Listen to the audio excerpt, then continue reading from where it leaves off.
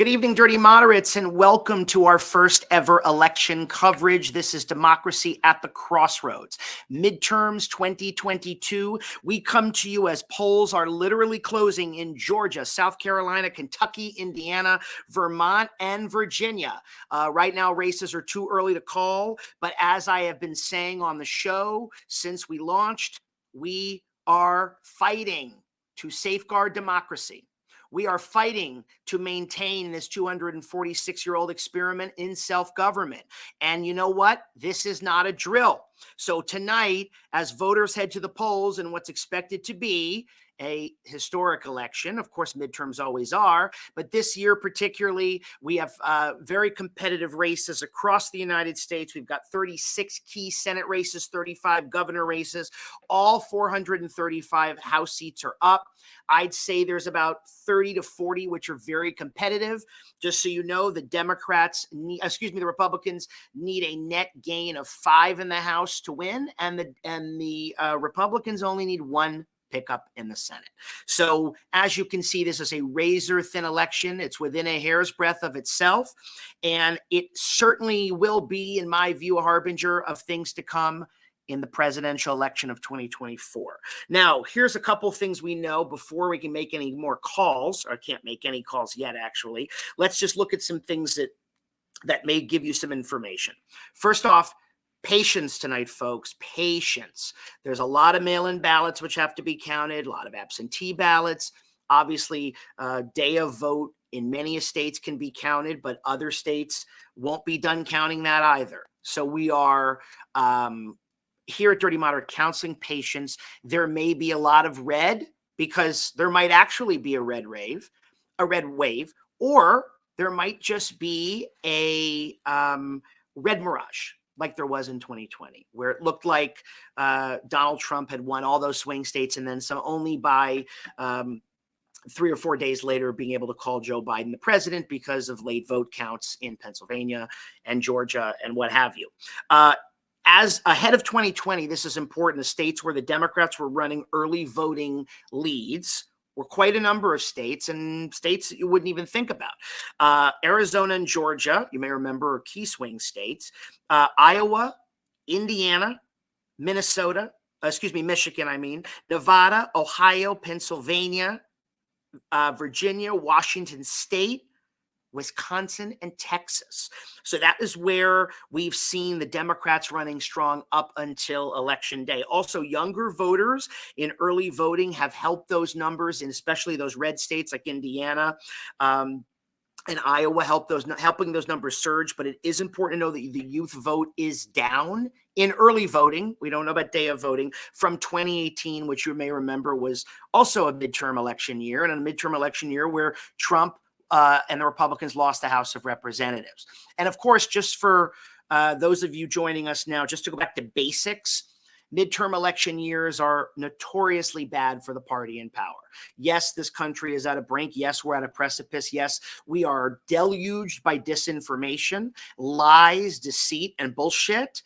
But the president's party in power is almost always punished, but for 2 or 3 times since the early 1900s. In recent times, 1998, Bill Clinton's second term, he actually gained seats. That was the same year he was impeached. And then in 2002, George W. Bush, during the War on Terror, increased the Republican majority. But you may remember brutal years, 1994 for Bill Clinton, where he lost the House and the Senate. And that was the first time the Republicans had taken control of Congress since the 1950s. And then, of course, Obama got shellacked, as he put it, in 2010, which was a very bad election. He also got shellacked in 2014. 2006, which was the second term of George W. Bush, the Democrats won big, sort of auguring what became a very big Democratic victory for Barack Obama and the Democrats in Congress by 2008.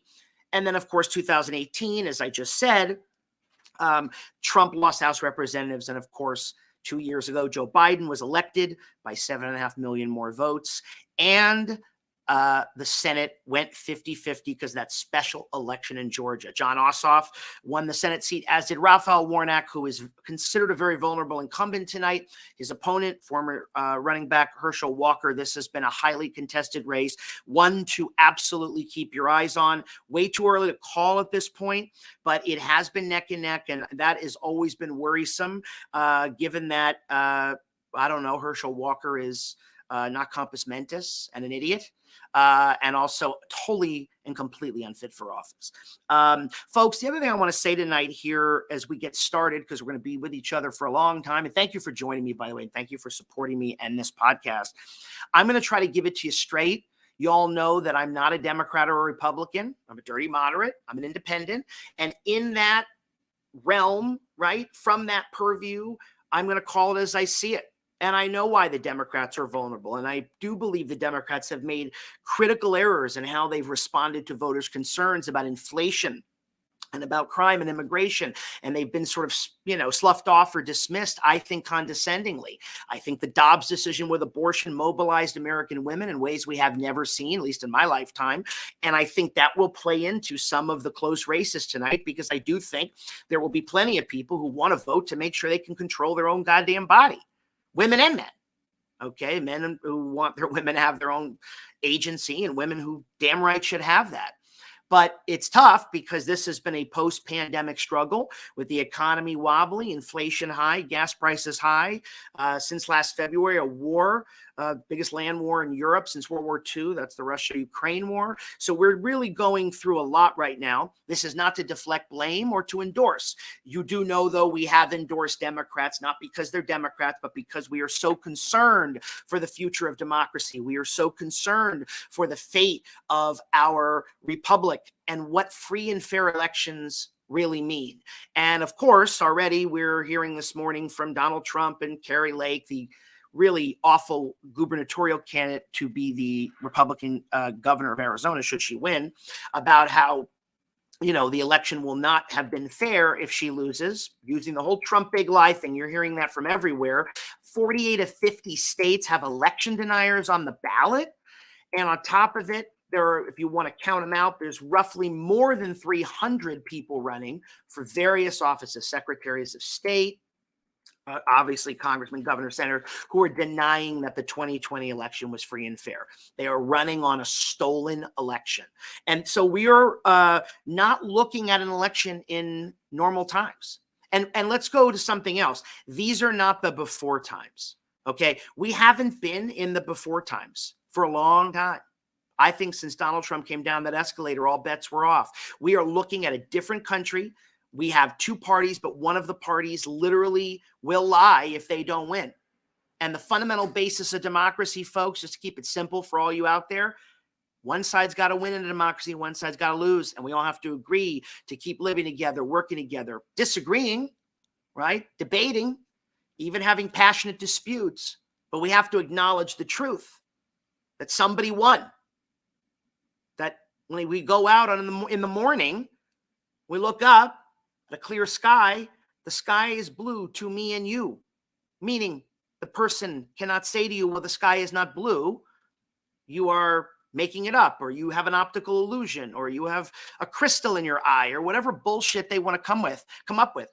The sky is blue and the sky is blue.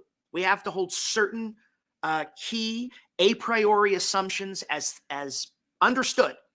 And one of the things that's imperiled our democracy is the collapse of trust and the collapse of consensus, which, though I have my problems with the far left, has not been their doing. It's been the far right, and namely MAGA-style Trumpism, that has sown the seeds of discord.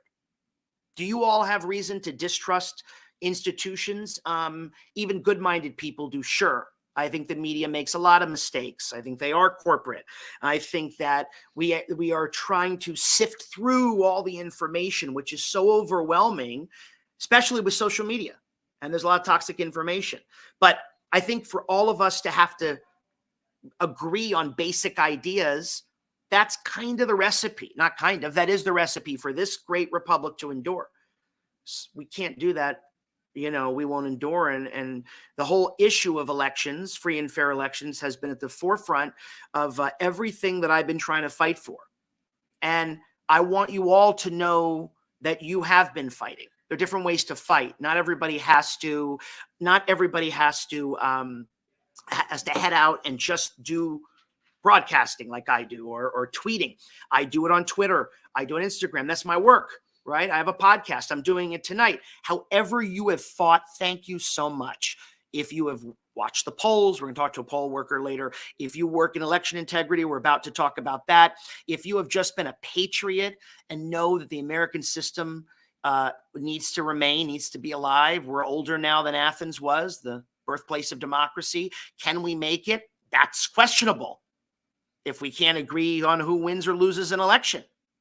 I mean, that's the place we are. And tonight, I'm very excited because we have a whole bunch of guests we're going to talk to. First off, Mike Madrid of the Lincoln Project. He is going to be joining us. Speaking of poll workers, a great fellow named Donald Sorokin. He's also an author of The Cipher Crisis. He's here. Son of the South himself, former state senator Joel Laurie will be joining us later in the program. You all may remember Nancy Thompson and the organization MAGA, the good MAGA, Mothers Against Greg Abbott, I mean.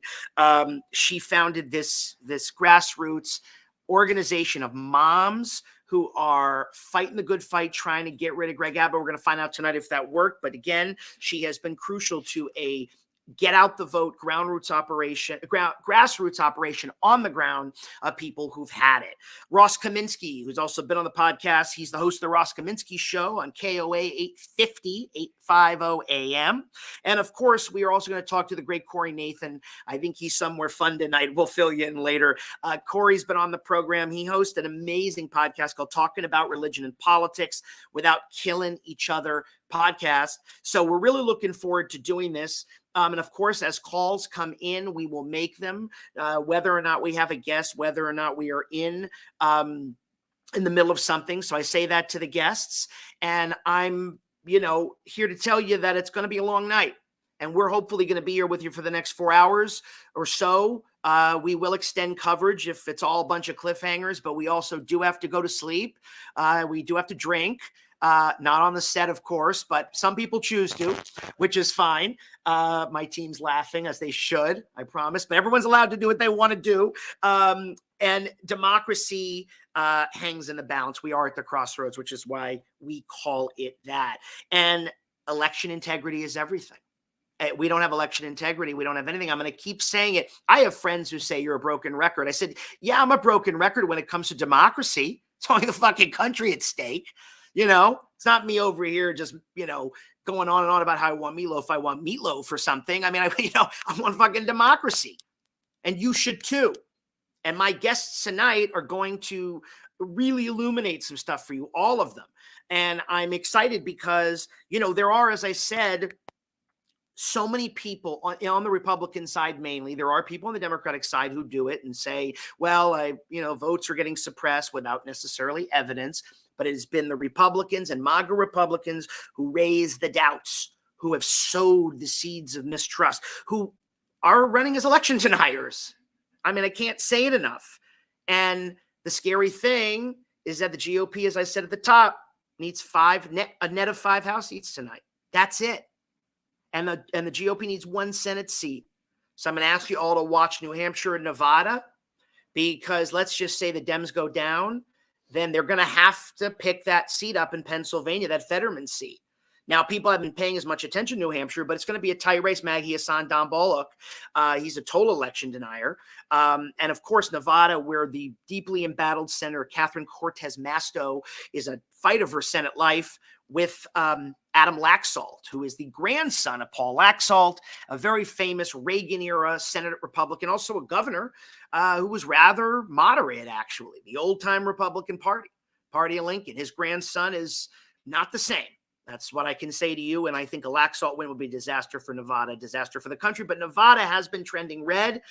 New Hampshire can always be something of a swing state, even though these are both states Biden carried and have trended blue now in recent years. That does not mean that anything is safe, because all bets are off.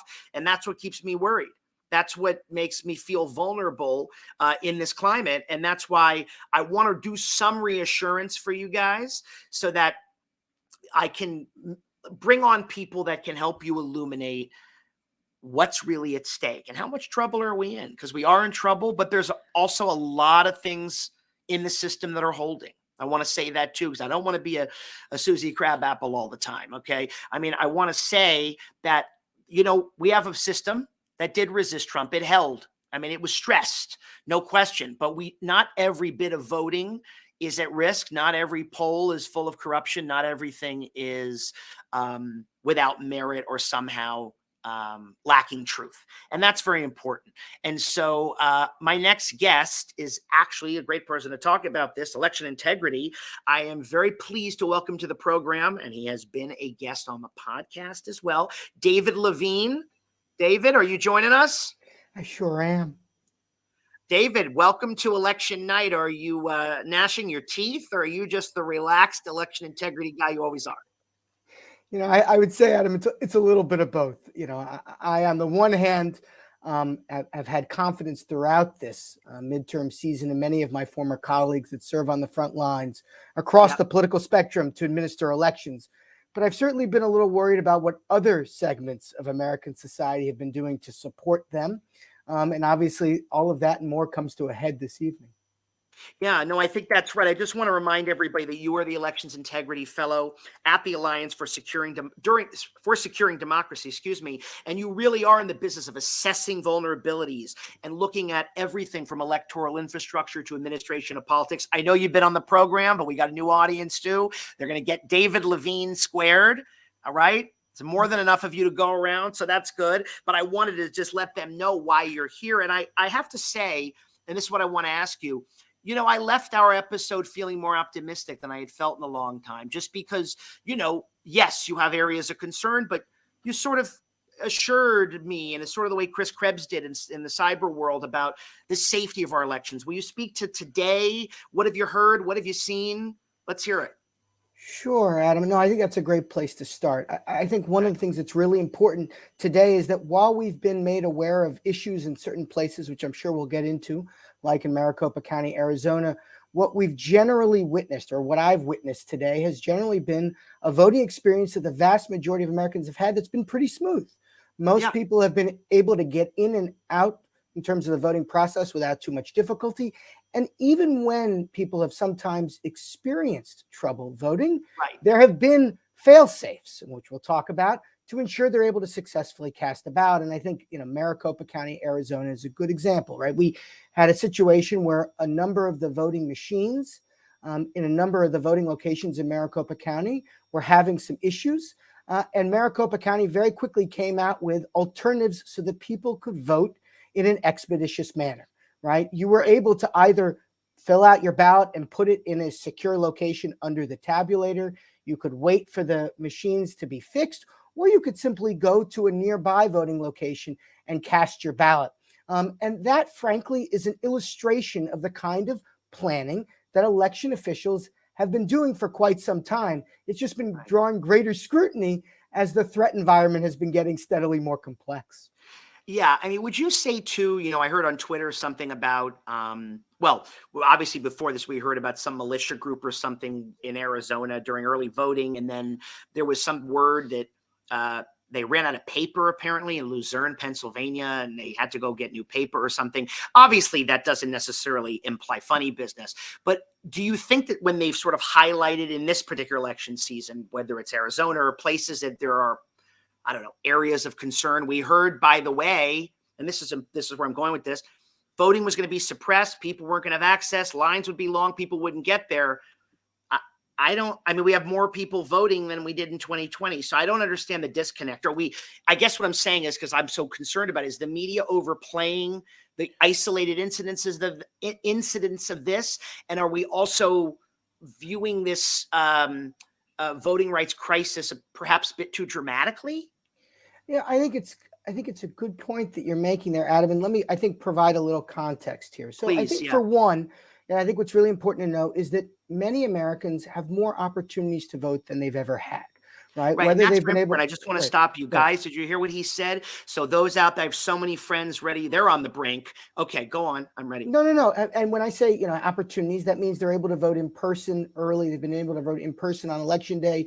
Perhaps they've been able to vote by mail or even utilize a secure drop box.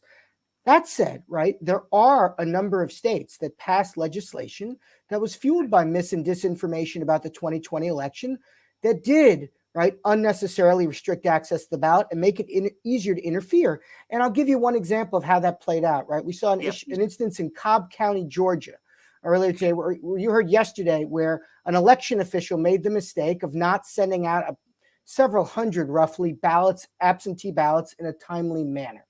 Right. Okay. That was an instance, right, where clearly this was an error made by an election official that they felt sick about. And Cobb County, we can talk about it, took a number of steps to try and make sure as many of those voters had a chance to vote as possible. But that issue raises a couple of questions with regards to SB 202, that Georgia law passed in the aftermath of 2020. Right. One of the things that was interesting about this is that Georgia officials had a much smaller period of time to receive and process and send out mail ballots than they had for 2020. And the question is, why? If the election went so well in Georgia, why would you reduce the absentee ballot period? Number one. Number two, Cobb County had a lot of its mail ballot or absentee ballot staff that turned over for the midterm elections. And I think one of the things that Georgia Secretary of State's office is going to do an investigation is, why were so many people leaving? And there could be things that are unique to elections, right? This is a field that's been known to work long hours and have low stress and low pay. But you'd have to be naive to believe that this has nothing to do with the threat environment that many election officials find themselves in. And of course, Georgia was ground zero for some of the biggest issues with elections in 2020 and continues to be dealing with stuff here in 2022. So I think there are instances, and you brought up the example of those vigilantes who were armed at ballot drop boxes in Maricopa County. There have been instances of behavior that is frankly head scratching and disturbing, but generally, right, most voters are able to vote safely and successfully. And in those isolated instances, it's important for folks to know what their options are and choose the option that's going to make them feel both most comfortable and most safe. That's great. Now, David, I ask you this because it was relational to the voting rights idea. There's two bills. There was the John Lewis Voting Rights Act, and then there was the other, not the Electoral Count Act, but the other voting rights bill. And obviously, when the Supreme Court gutted that section 5 of the original Voting Rights Act, the pre-clearance for Southern states, I think that was very disastrous because we saw this was back 2013. Right after that, a number of Southern states decided to have all these ID laws. And, I hate to go into it's Jim Crow, but it certainly stank. Right. And then we've had, these election laws change in states, like you mentioned in Georgia. Do you think that we need a federal Voting Rights Act, as the Democrats have proposed?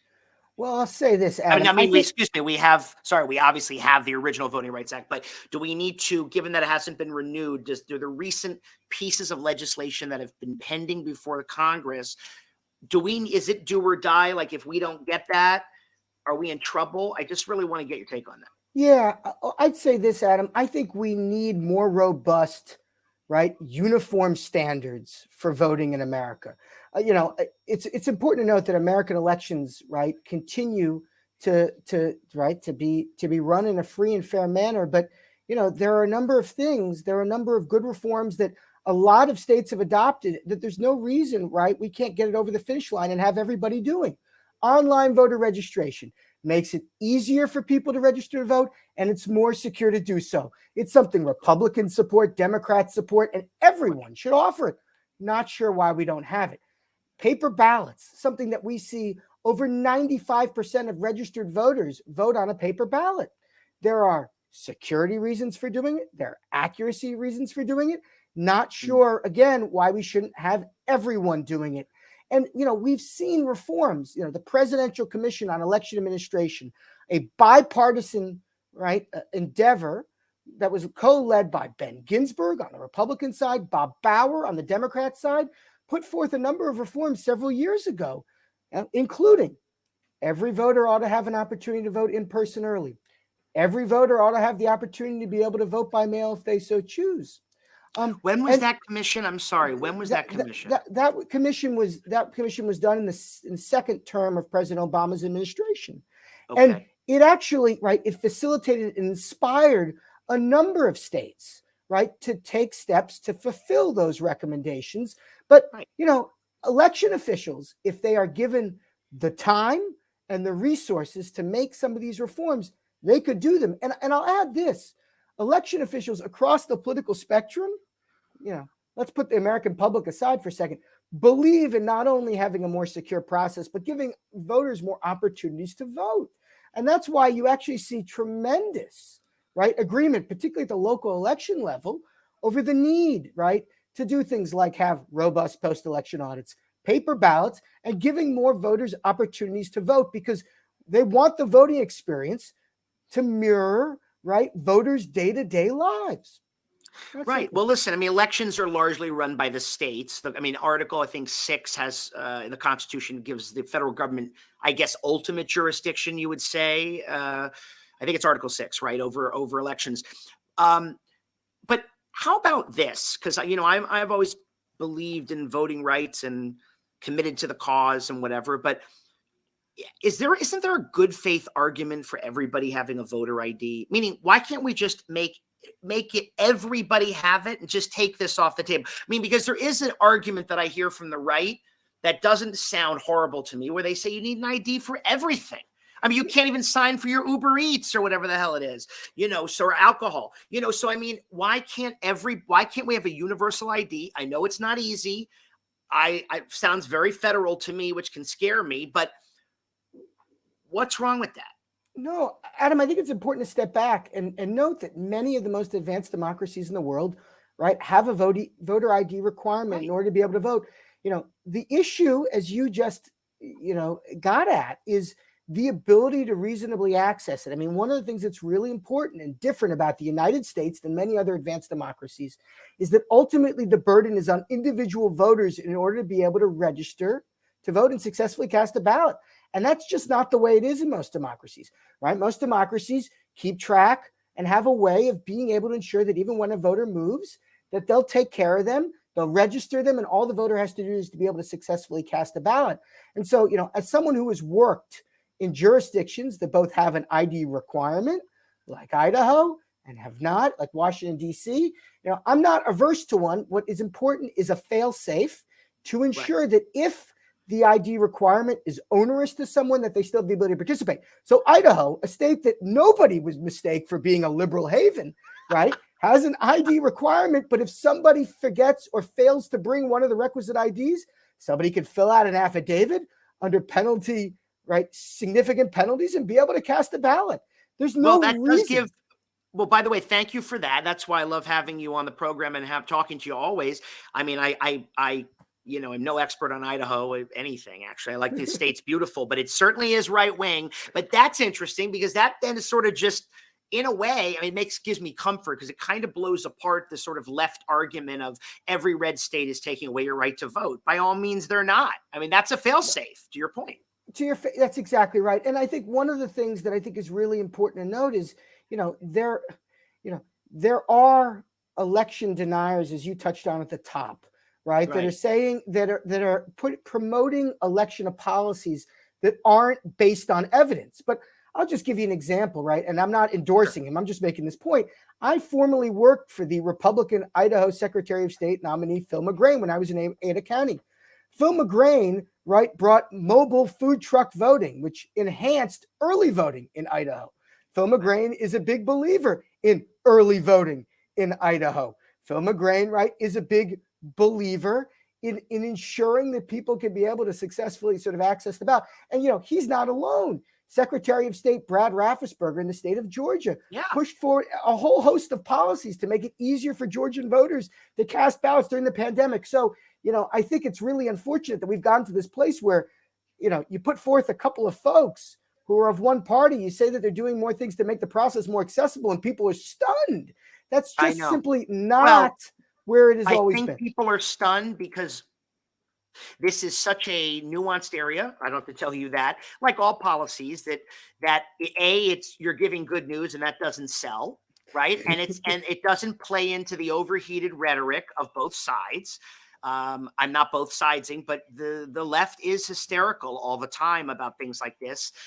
Everything's Jim Crow again, and I don't like that because we're not in Jim Crow. That's just horrible. You know what I mean? And there are challenges. And that's why I think your insight is so valuable. And actually, I want to say tonight, uh, in terms of elections and that are in the way they're administered and the way that they are handled, you've made me gnash my teeth a little bit less, because I'm encouraged to hear that by red states. And, state by state, case by case. Anyway, it's David. It has been great to have you, and having you on our first ever live election coverage as our first guest ever. I have to tell you, I am all the more honored. Adam, thanks for having me. And I know it'll only get better from here for you. Thank you so much. Come back and see us. All right, folks. Well, from election integrity to poll watching, you guys watch these videos all the time of a poll worker's perspective. I mentioned earlier when I went through the guests, I have a many-time poll worker here. Also, he's an author, great fellow named Donald Sorokin. But before we bring him on, I want to remind everybody what they saw in the January 6 hearings, right? That Ruby Freeman and her daughter, Shay Moss, you remember those searing testimonies. They testified before the January 6 committee. They were harassed by MAGA for just doing their civic duty as election officials, right? For simply processing votes in Fulton County. They were harassed on the phone, online, at their homes, threatened with violence, racial slurs. They're both Black women. They were accused of being part of this conspiracy to deny Trump an election victory, the whole big lie thing. Ruby Freeman, an elderly woman fearing for her life, literally said this, quote, "Do you know how it feels to have the president of the United States target you?" And folks, I watched that. We covered it. And, I'm encouraged by David's assessment of the free and fair election, but I know there are threats out there because there is Trumpism. And it's America or Trumpism. You can't have both. It's a scourge. And I am excited to talk to Donald about all this because he can speak to his own administration as a poll worker. Donald Sorokin, yes, there he is. Good to see you, Adam. Donald, thanks for joining. Let's go back to basics. When you were a poll worker, tell everybody when you were a poll worker and what exactly did you do? No rhetoric or language. Make it like layman's terms. Sure. So I from 2004 to 2009, I was one of those quote volunteers unquote who worked the polls for Broward County under Dr. Brenda Snipes. That was right after the whole Miriam Oliphant thing. I was working for Donald, them. excuse me for 1 second. We have a call. No surprise. Ronald Dion DeSantis, the very popular governor of Florida, has been reelected, according to CNN. Just want to say that. KIV easily reelected in Alabama for the governorship. Wasn't a swing race, but I know you're down in Florida. I need everybody to know. No surprise, but Ron gets a second term. I'm sorry. Go ahead. Not at all. That's, as expected here in Florida. Anyway, so from 04 to 09, I worked for Dr. Snipes. They called us technically volunteers, but we were paid and we were trained, and we had to recertify every year on security procedures and on ballot handling procedures, that sort of thing. So I worked early voting and election day, every election, midterms, primaries, everything. And I generally worked out of the Broward County Courthouse facility, and we handled voters. So we worked in pairs, either a Republican and a Democrat, or a Democrat and a Libertarian, or a Republican and a Libertarian, whatever the calculus was. We worked in pairs and we spoke to voters in pairs, so that if we had to explain something, there was no partisan bias in the explanations. And we were trained specifically how to discuss ballot measures without putting your thumb on the scale. And with the ballot measures in particular, it's hard because some of them are written in what I call negative language. So you What's might that? want What's negative so, language mean? so negative language is you want ballot measure 242 to go through, but Right. if you vote yes for it, you're actually defeating it. So Yes, some we have that in California. It, by the way, really confuses voters. Yeah, absolutely. And that is something that you have to work on and you have to do it exactly right. I remember even helping other poll workers in the pre-briefings, and one lady in particular kept telling me I was wrong. And I'm like, no, it's a negative language ballot. If you want this thing to pass, you have to vote no.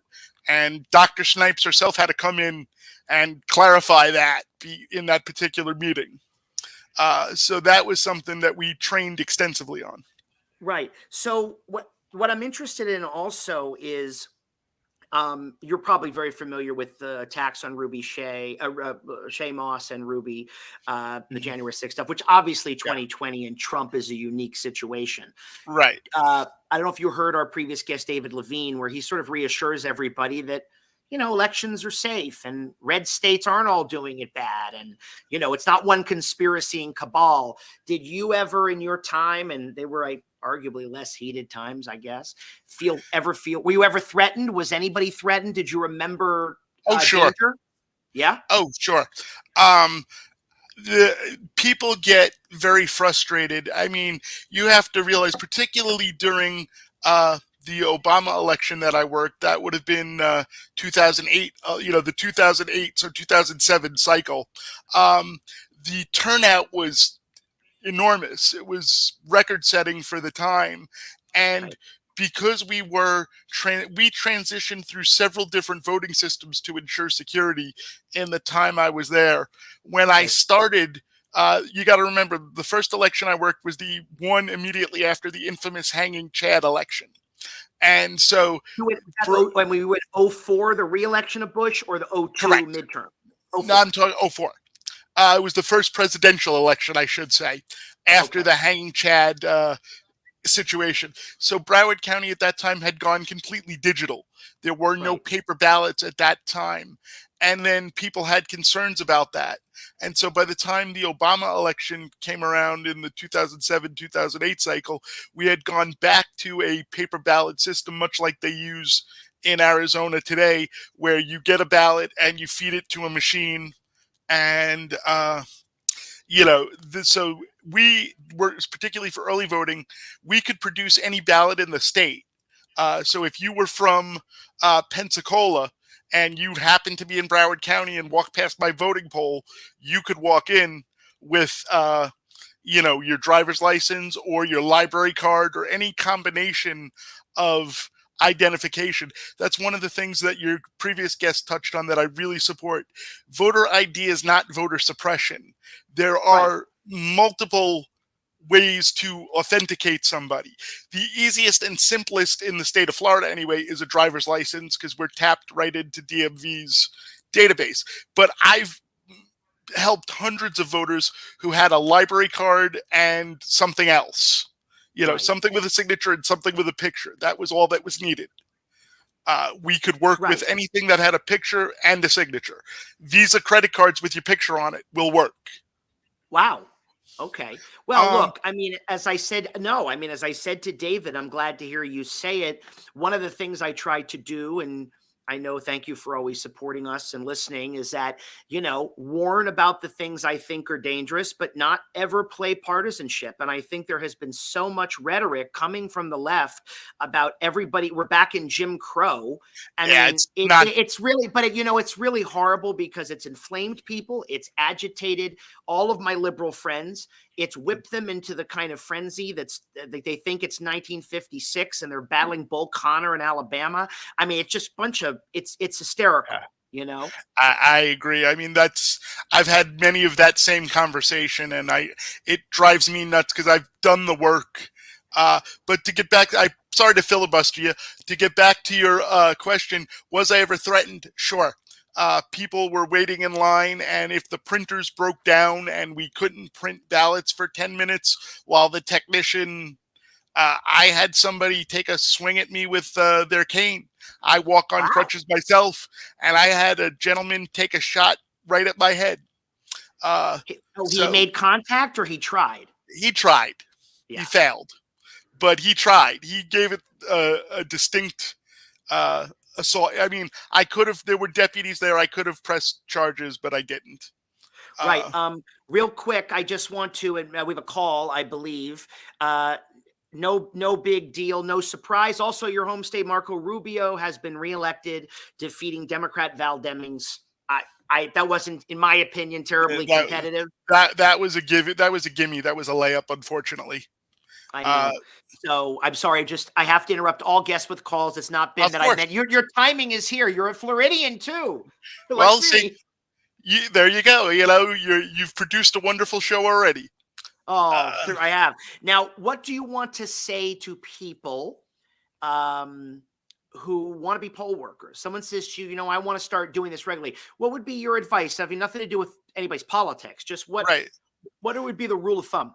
The rule of thumb would be, if you want to help this country and you want to be a poll worker, go do it. There is, I mean, yeah, there has always been violence. It is more public now than it is because of social media than it was when I was doing it. We Right. did not allow cell phones. That was a big fight even back when I was doing it. You're not allowed cell phones in the polling area.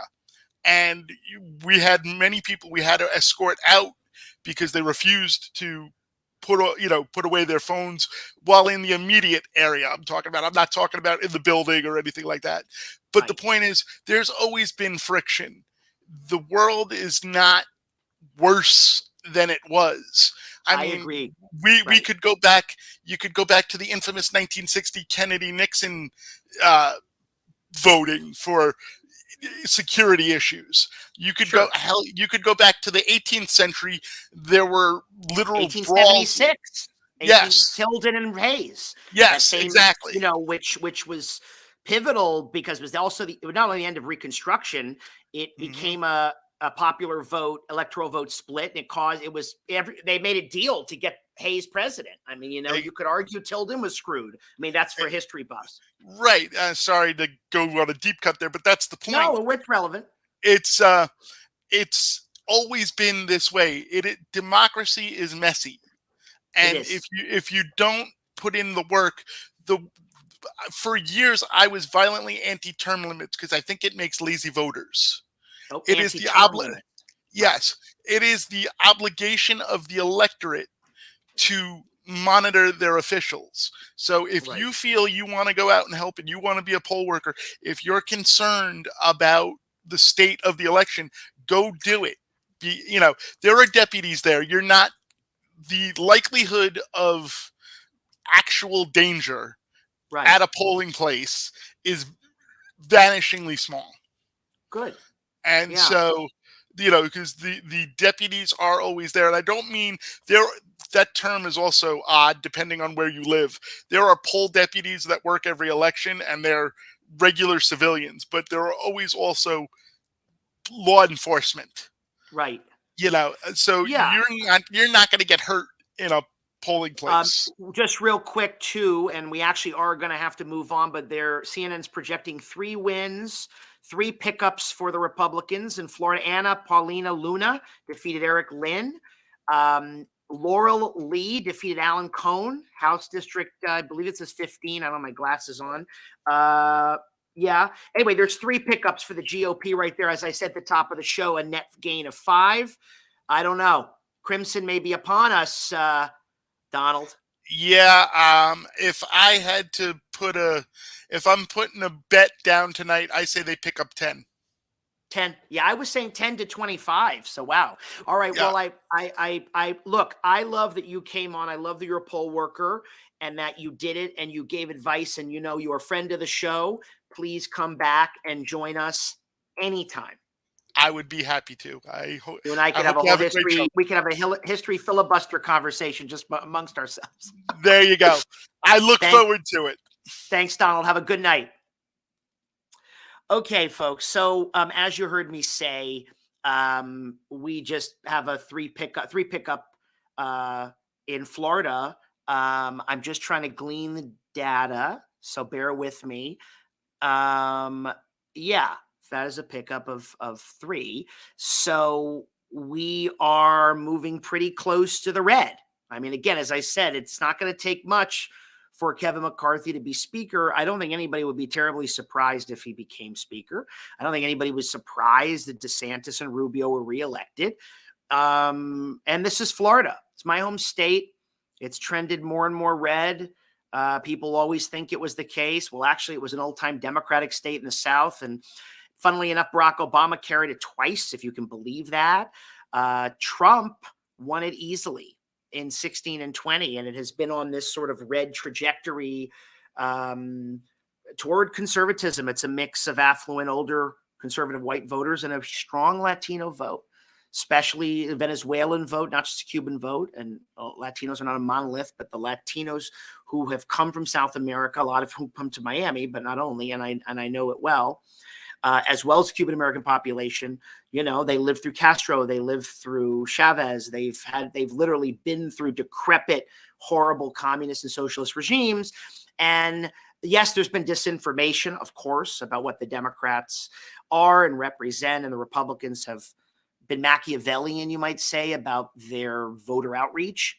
But, you know, one can understand that a party that promises less government, less taxes, a lot of small business owners who've been immigrants, it's a much more appealing message. You know, they have the trauma of the all too powerful state, the Leviathan coming down on them, bearing down on them hard.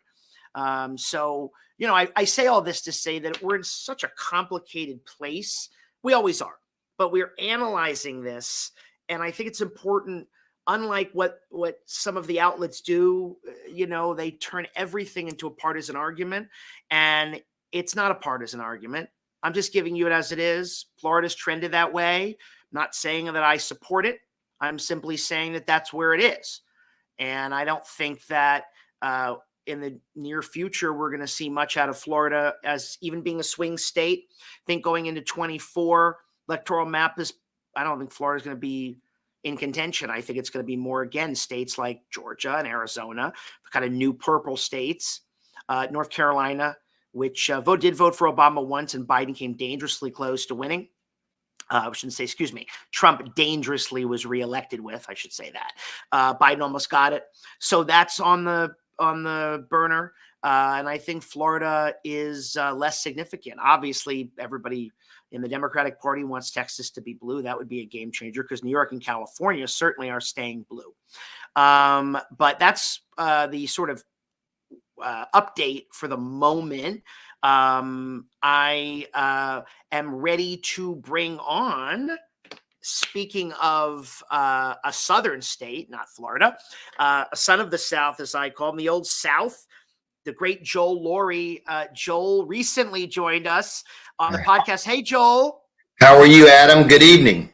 Thank you. Thank you for being with us. I know you're in Nashville right now. I understand you have a baby grandchild. Congratulations. Well, we're waiting on her right now, any day. Oh, you're waiting on her. Okay. Yeah, we came over Saturday, and we're staying in an apartment, and both our son and our daughter and son-in-law live here. So we're just kind of sitting here waiting for our baby granddaughter, who is taking her sweet little time, and she can wait. We'll wait as long as we have to.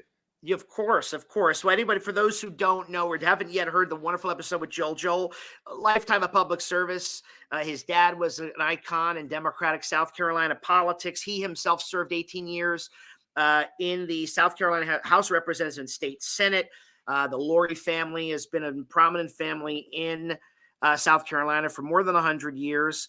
Your dad was in the legislature for what, 30 years? He was in the legislature for 28. 28. And then, he retired in 92, and then I was elected to the House in 98. So between the two of us, we represented the citizens of the metropolitan Columbia area for 46 out of 52 years. And it was a great honor and a blessing. It really was. Well, you know, I wanted to have you on tonight specifically because you are from a state that isn't really in contention. I mean, in 2020, people thought with all that outside money, Lindsey Graham was really going to be beaten. I didn't, but people did. I know there's a governor race. Incumbent Henry McMaster, Joe Cunningham, Democratic opponent. Is this the McMaster walk? Where are we with that? Yeah, I think so. And you know, Henry McMaster's the first Republican governor we've had since 2002 that is not running for another office. You know, Mark Sanford was destined to run for president until he had that little, let's just say, slip up down in the islands and excuse me, in Argentina. And then of course, Nikki Haley, we've talked about her on the show before. She continues to be part of the national conversation. So Henry is a likable guy. He grew up in Columbia, right around the corner from where I grew up. Joe's a young congressman. He served for 2 years. He got beat by Nancy Mace. My friends that have run the last 2 times as Democrats have lost by 8 to 10 points. I don't see this being any better for Joe. It could be worse, to be honest with you. He's being outspent significantly, 3-4 to 1. Right. And I think, as you told me on the program, and again, we have a lot of new listeners today, that Governor McMaster is kind of the, I don't know, older Southern gentleman that kind of everybody likes personally, right? He has this sort of genteel, amiable way about him. Is that right? Yeah, you know, he doesn't offend anybody. I mean, he's just he strikes you as a nice old Southern gentleman. He talks with a deep Southern accent. He doesn't offend anybody. He doesn't pick fights with the legislature. You know, he doesn't come up with any great sense of, he doesn't inspire you that much. So his support is somewhat an inch thick and a mile deep, a mile thick and an inch deep, but nevertheless, I just don't say we are not we're South Carolina Democrats, of course, are paying attention to this. We've got a fairly competitive congressional race down in the 1st, which is Mark Sanford's old district that Joe Cunningham lost in 2020. We've got a great doctor by the name of Annie Andrews. We've actually had on our podcast. She's running against Nancy Mace, who was one of the few Republicans that Trump tried to oust and was unsuccessful. Right. That could be a competitive race because it's in Charleston, it's in the Low Country. That's a very independent minded voter down there. But other than that, Adam, we're really kind of taking, me personally, great interest in what's happening in Georgia and in North Carolina, where there are 2 competitive U.S. Senate races, of course. Right. Neighboring Southern states. It's great. We had that great conversation about how South Carolina was once the solid South. Jimmy Carter carried it. Hasn't been Democratic since then, since 76. And what are you looking at in Georgia and North Carolina? Let's take them apart. Georgia, what do you see there? Yeah, well, so it's interesting. I got a lot of friends working on the ground down there, people that have been involved in Southern politics. And what they tell me is that, unfortunately, it doesn't look like that the Abrams race is as competitive as we once hoped. I hope I'm wrong, but I'm just kind of calling it like I see it. I think you're right. Senator Warnock's sort of potential victory is probably tied to how bad Stacey Abrams loses. Okay, that's exactly how a pretty prominent Politico said it to me last week, that if Abrams is beyond 8 points, it could be bad news for Reverend Warnock. And I'll tell you what concerns me, Adam. This group, Trafalgar Polling, which is actually started by a friend of mine, Robert Cahaley, from a little small town, Anderson, South Carolina. And they're a conservative polling outfit, right? Absolutely. But you may recall, if you go back to 2016, Cahaley was really the one that got the Trump numbers right. He was like one of the few polls in America that got that right. I remember. And I follow Trafalgar for that reason. I didn't know they were from South Carolina. You knew them. Yes, it's a young guy named Robert Cahaley. I've known him 25, 30 years. What's he saying about Georgia and all these places? Well, here's what I'm going to tell you is that his last poll for the first time put a candidate, and it wasn't Reverend Warnock, it was Herschel Walker, and it was 50 to 47. And so, we're all thinking that this race could go to a runoff, and I hope he's wrong. I hope I'm wrong, but that the momentum has really shifted. They've come out with as much negative news about Herschel Walker as one could get, and it doesn't seem, to me, Adam, Georgia is the litmus test for how America feels right now. I mean, people are going in completely with blinders on, and they're pulling straight party levers. And I think that's an unfortunate state of our democracy and of our country. Do you think Georgia is like the new Ohio? Ohio was always such a swing state.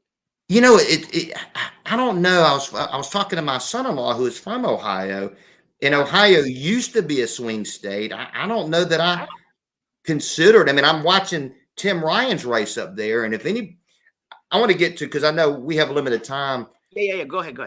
But where we fail as a party, and I'm gonna answer your question real quick, and then just make a comment or two. Sure. I think Georgia is a swing state. I think North Carolina is moving to be a swing state. Some of my friends working on the ground there tell me that Sherry Beasley's race could be a sleeper. You know, she's 4 or 5 points down, but considerably large turnout amongst young and African American voters up there today. I hope so. But Adam, your whole podcast and your whole premise is about how, you know, it's hard to be a moderate anymore. And it is. And I look at our party leadership right now, and I think unfortunately we have failed miserably in our messaging this election cycle. Horrible. Well, and I think, Joel, and I only know you from our brief time together, but I always just say, and I don't know why people don't understand this. You were a politician for a long time. Senator, I'm really concerned about inflation. Would you ever in a million years say, well, inflation's global? I mean, how does that answer a voter's genuine concern? You see what I mean? And those were genuine concerns for voters going to the polls today. We're not going to fight inflation, the cost of a loaf of bread, a gallon of milk, or a gallon of gas with abortion. Okay. I know. I mean, the abortion issue is a very important issue and one that fires a lot of people like you and me up. But we've got to be able to talk kitchen table issues. Who was it that said, the great James Carville, what was his campaign theme in 1992? The economy's stupid. 30 years ago, Bill Clinton. Well, as we talked about, I don't see a lot of Bill Clintons around. There were Bill Clintons around. The Democrats he did a little campaigning and he summed up the message in 18 seconds. But you're right. But guess what I'm saying is, yeah, there's a lot of truth to why oil is what it is and why inflation is. But someone's asking, how will you help me? Not inflation is high in the Netherlands. Actually, who gives a shit? That's right. Mean, I don't mean to, it's, people are dealing with real stuff, brass tacks. I tell you when I knew we were going to get screwed this election cycle, Adam, is I was watching, and you asked me on the last podcast, do I think Joe Biden should run again? And as you know, I kind of hedged like any politician would and said that's Joe Biden's decision. But because Joe Biden, I think, saved the country 2 years ago. I do too. Oh, I was proud as a independent former Democrat to vote for him. I'm never Trumper movement. We were right there. Right. But when I was listening to him speak, he was somewhere, it may have been in his hometown of Scranton, Pennsylvania, somewhere in one of these competitive states. And he says, I know things are tough. I know it's hard, but at least you have a job and have health insurance. And I'm thinking, shit, if that's all we've got, we don't have a lot to run off of, right? I mean, I'm not sure what that even means. Who has what health insurance? What job? I don't know. Well, I guess unemployment is low, but you know what? Here's the thing too, bread and butter. And I mean, I know we have limited time, but you know this. How come no one went out there and said inflation is just a tax? It's a regressive tax on working people. So you might, when eggs are up a third and milk is up 25%, it's just no different than having to pay more of a tax. That's how I see it. Well, it's hard to be a Monday morning quarterback here, and yet we still got to count the votes. But I'm not real optimistic that I'm certain we don't hold the House, and I'm probably pretty pessimistic that we keep the Senate at this point. I hope I'm wrong. Listen, I would love to be wrong, but there were ways months ago when they could have been really going after oil companies who were making record profits on the backs of the people that drive on the highways. I mean, they just had some flawed messaging from the beginning, and I think it's sorry, that's my girlfriend over there barking. So I'm just joking. That's my grand dog. But I think we've got to really take a hard look at ourselves. I mean, we've let them. Remember Bill Clinton? When he ran for re-election in 96, he ran on, I put 100,000 more cops on the street. I remember. And what do? We're losing on crime. We want to defund the police. So, you know, I'm in a little bit of a pissy mood tonight, and I guess you can tell why. I could tell, but you know what? You're no less scintillating and revelatory in your analyses because you're honest. You're a Democrat who is honest, and that's why I like having you on. And because, look, I have a long history with the Democratic Party, but I'm no longer one. But I love that you don't come on and just hawk for them. You know, you're calling it like you see it. We have to go, unfortunately. I know you probably do too. I say hang in there. I am rooting blue tonight, but listen, I'll root blue till I go into my grave, but I'm also a realist. Adam, look forward to catching up with you soon, buddy. Thanks for this great podcast. Really enjoying it. Thank you so much. Have a great Thank night. you. All right. Good night. Okay, folks. So we had a really special guest, Nancy Thompson. Now, Nancy Thompson has been on the podcast. You may remember she, as I mentioned early on in the program, she started MAGA. No, not that MAGA, but Mothers Against Greg Abbott. She was mobilized by the tragedy in Uvalde. She was sick of living in a state with a failing grid and open handgun policies, and also especially putting bounty on people's heads if women got abortions, you know, sort of a snitch policy. So she's been horrified. She's a great interview. She was a Republican at one time. She's a mom, and she's sick of the nonsense. Real quick, I just want to make a call. This wasn't a huge swing race, but Chris Sununu, was reelected governor of New Hampshire. Just want everybody to know that. He's the son of John Sununu, one-time H.W. Bush chief of staff. Actually, Henry McMaster just defeated Joe Cunningham. I say that because Joel Laurie just left us. Easy win. In Tennessee, Republican win again. Bill Lee beats Jason Martin. None of these are surprises. But I just want to call them out. But actually, New Hampshire, all eyes on that Senate race. That's the swing race where people are worried about incumbent Maggie Hassan. But Nancy Thompson stopped by. She is the great opponent of Greg Abbott, a person devoted to hoping to see Beto O'Rourke win tonight. And you ask the question, is this the year of the mom? So we're going to show you our sit down with Nancy. She was here earlier.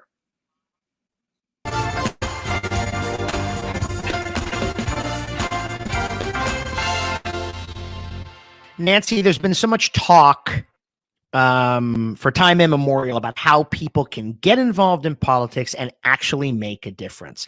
And what I mean by that is, you know, we're so civically challenged in this country in the sense we don't understand. The majority of the country doesn't understand civics. I don't think they know how the government works. But one of the things that we've lost sight of that I think is so profoundly important to democracy and always has been so desperately American, I mean that as a compliment, is civic virtue of creating something from scratch and building it for the purposes of a movement. And that is exactly what you've done, you know, to get us to this point in Texas. What do you think was the most important thing you learned through this process? If you had to choose, there could be one or two things. It could be one or two things. Oh my goodness. I guess one of the thhave that looking back now, I wish that I would have like done fundraising a little bit earlier than I did. I got it. Yeah. Because you felt that this came to you, the whole MAGA thing, as you told me on the episode we taped, and you ran with it and everybody ran with you. I mean, do you feel like at this juncture, do you think this was worth it? I absolutely think it was worth it. I don't think that we would be getting people to the polls as much as we've been able to get people to the polls if it wasn't for Mothers Against Greg Abbott. So I think that we were definitely part of the momentum that led this year as far as like looking forward to the election and fighting back against Greg Abbott. And then also we had this huge impact with parents all over the entire country. And so I definitely think it was worth it because now parents know that, by all of us working together and pitching in, $25 or $5 at a time, we can be part of something that is a good movement that represents us, the people, and that we could fight back against a lot of corporate greed by just working together. So we need to have a better vision of what we want for our families and for our children. And if it means we have to fight for it, then we certainly will. So. Yeah. Right. And beyond Texas, beyond 2022, which has been is so pivotal for the entire country, are you building on 2024? Are you restructuring for that? Are you planning that? Because that is going to be, and I know they keep saying it, I keep saying it, another existential election. Yeah, absolutely. We are moving forward into 2024 as far as I can see right now. So we will be rolling out into hopefully a national super PAC and going into 2024 and hopefully bringing on a bunch of mothers across the country and really zoning in and focusing on getting some really bad congressmen out of office. Yeah. So as of this recording, I really try to limit my exposure to polls because they're so fluid and they fluctuate and the methodologies differ. All the things we know we've learned through 2016, 2020. There's been a lot of not all bad polling, but there's been some misconceived polling. I've yet to see, and this is as of yesterday, The Hill has Abbott up by 6. We're a week out from the elections here. Abbott and the Houston Chronicle's up by 13. I haven't seen any polls where Beto is ahead. How has that impacted you? Have you guys been wrestling with that? Has that changed any of your calculi? Not really. We're just still staying focused and keeping focus. I don't know about you, but how many times have you been polled? Like ever? Well, that's often, honestly, never. And that's why I always say, like, who are they polling? Right. Yeah, same. And the thing is, though, they might say like, oh, they poll voters. Well, I vote every single election and I've never been polled. Me neither. So I don't know. This part of me is like, how much of this is really true and factual and how much of this is just a bunch of baloney because they don't have a large enough polling sample. But almost everyone I know has never been polled. Mm-hmm. So I don't know how seriously to take it. That's great. I mean, and listen, in 2016, when polls were showing Hillary, basically holding a lead in almost every poll, and also they had her at like 5 points up in some cases, more some cases as the election got closer, it narrowed. But if people would say, we're driving through rural Wisconsin, or, we were out in the suburbs of Detroit and they would see Trump signs everywhere. And they felt that there was a disconnect between what the national media was portraying and what they saw on the ground. And there, God willing, could be some credence to that, that you see sort of Abbott out in the lead, but there are a lot of Texas counties. I know that Beto has visited all of them. I know that you've tracked that, who are and intending to vote differently, right? I mean, so that was 2016 was the first year where, people were scaring me saying, oh boy, you should see what's going on the ground. I don't feel any groundswell for Hillary. It's anecdotal. Feeling is not polling, but you can tell with your on the ground efforts, and that's what you're doing, grassroots work, what might really be going on, don't you think? I think so, definitely. I will tell you what I'm seeing on the ground, and then we'll kind of just play around and kind of see what you're hearing as well. So this is what we're seeing on the ground. We're seeing Republicans choosing, instead of voting for Beto, they're choosing not to vote at all. They're choosing not to vote. Why? Because they're so angry at their own party, So they're just like, we're just going to sit this one out. They're so angry at the Democratic Party. They're so angry at the Republicans. Like, I'm sorry, did I say Republicans or did I say Democrats? I'm getting confused. No, no. You said Beto. So you're saying people won't vote for Abbott is what I think you meant. Right? Yeah. I think I kind of messed up there. So what I was trying to say is that right now in rural Texas, which is primarily red, what is happening is that we are seeing a lot of people in the reddest parts of Texas decide not to vote at Just all. right, because they can't. Okay, so they're mad at the Republican Party, as rightfully so. You know, everyone who watches this, listens to me, knows I'm non-affiliated. I'm an independent, dirty moderate. But they can't bring themselves, like I'm doing, to vote for a Democrat who I might disagree with. See, I do that. I'm not. I don't agree with several of the Democrats I voted for here, but I didn't think the Republican alternative was viable. These people can't do that. Yeah, they can't. Some of them can't do that, so they're just going to sit this election out, and we're seeing that because their early record, the early voting records for the Republicans are also quite low. So it isn't just the Democrats that are showing up in low numbers; it is currently the Republicans that are also quite low. So there's some things that are kind of concerning.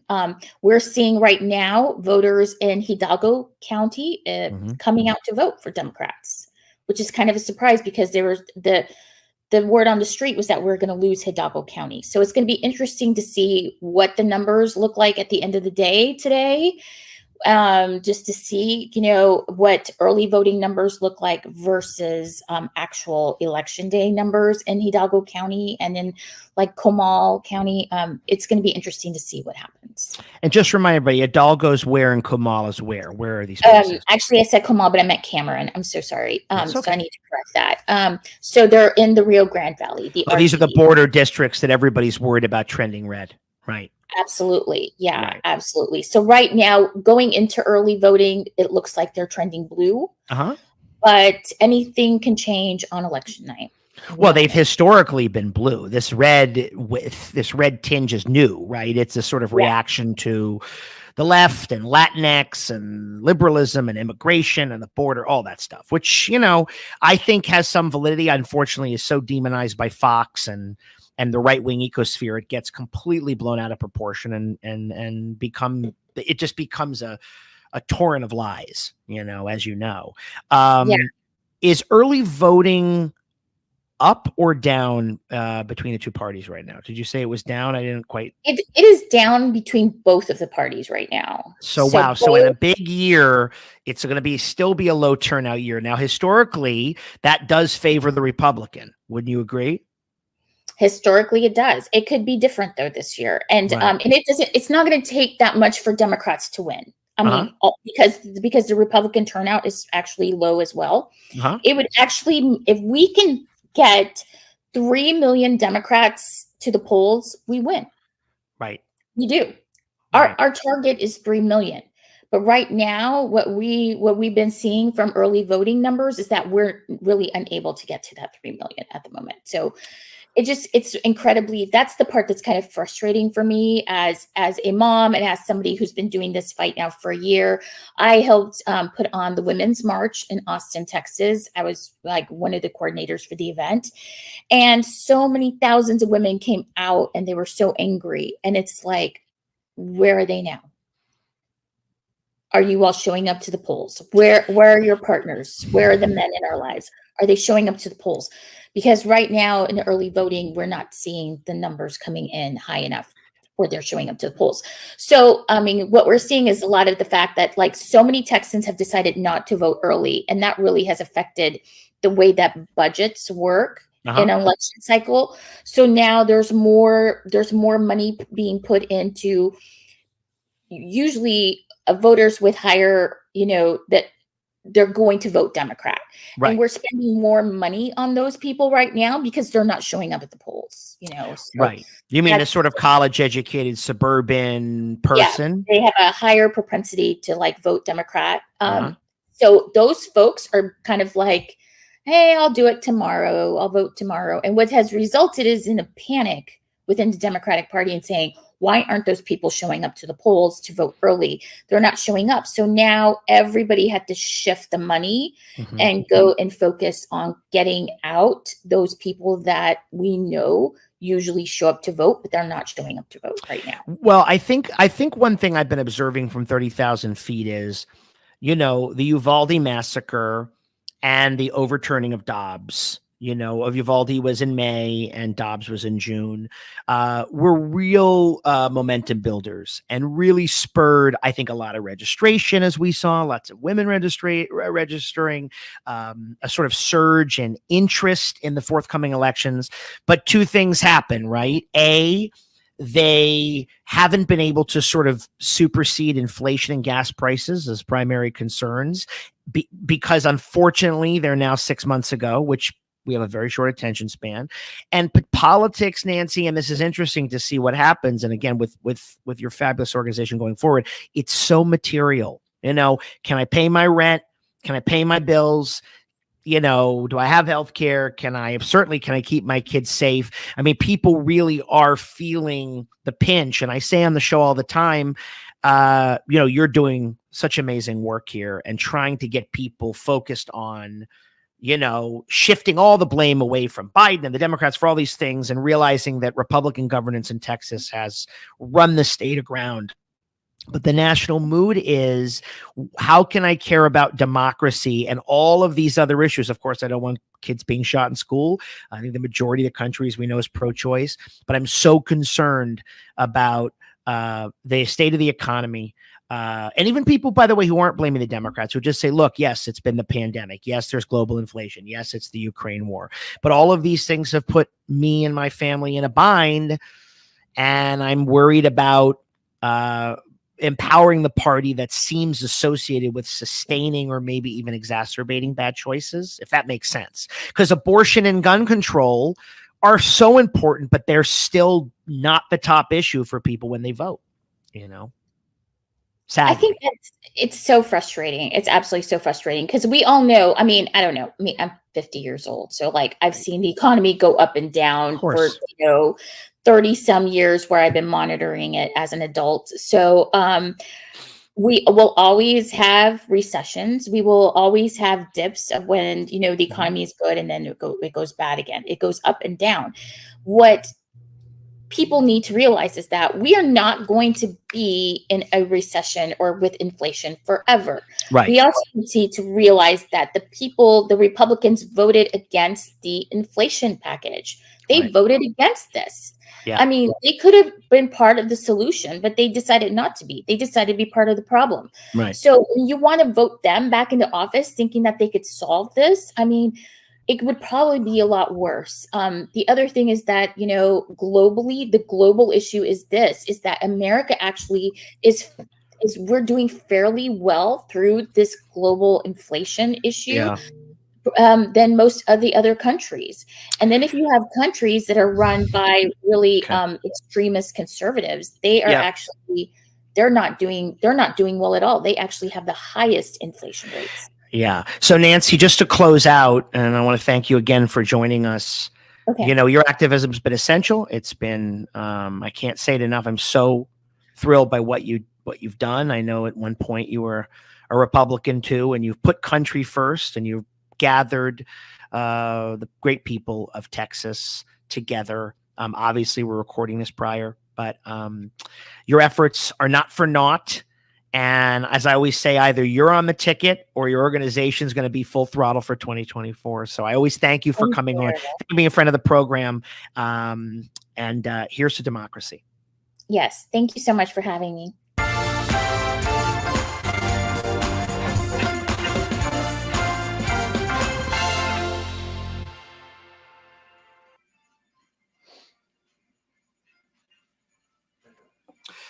Hey folks, welcome back.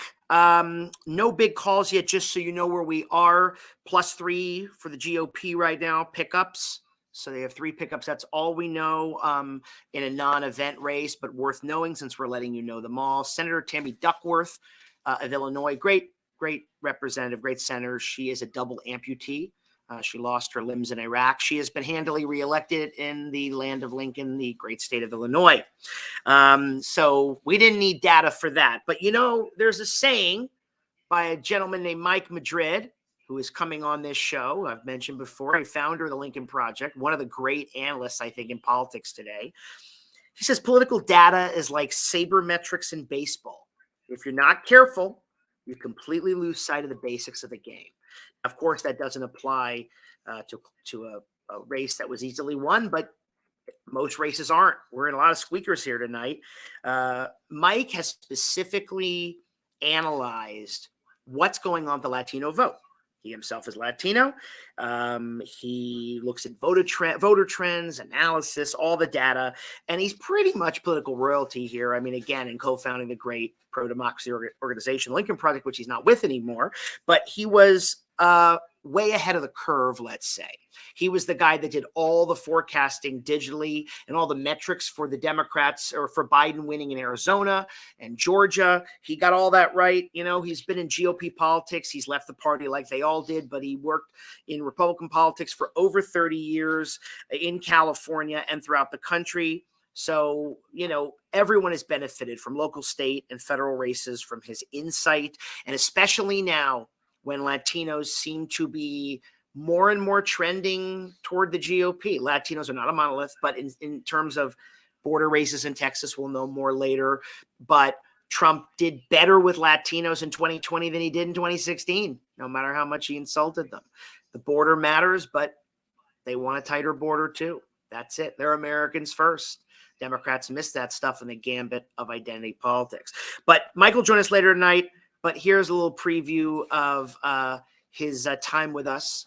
And the episode is dropping actually tonight. You're getting a sneak preview of it. Here he is.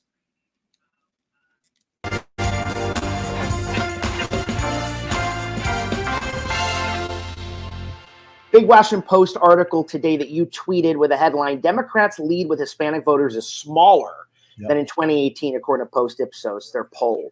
Let's go into that a little bit. I want to start with this. I remember George W. Bush running for governor, but then when he ran for president, you know, being fluent in Spanish, really reaching out.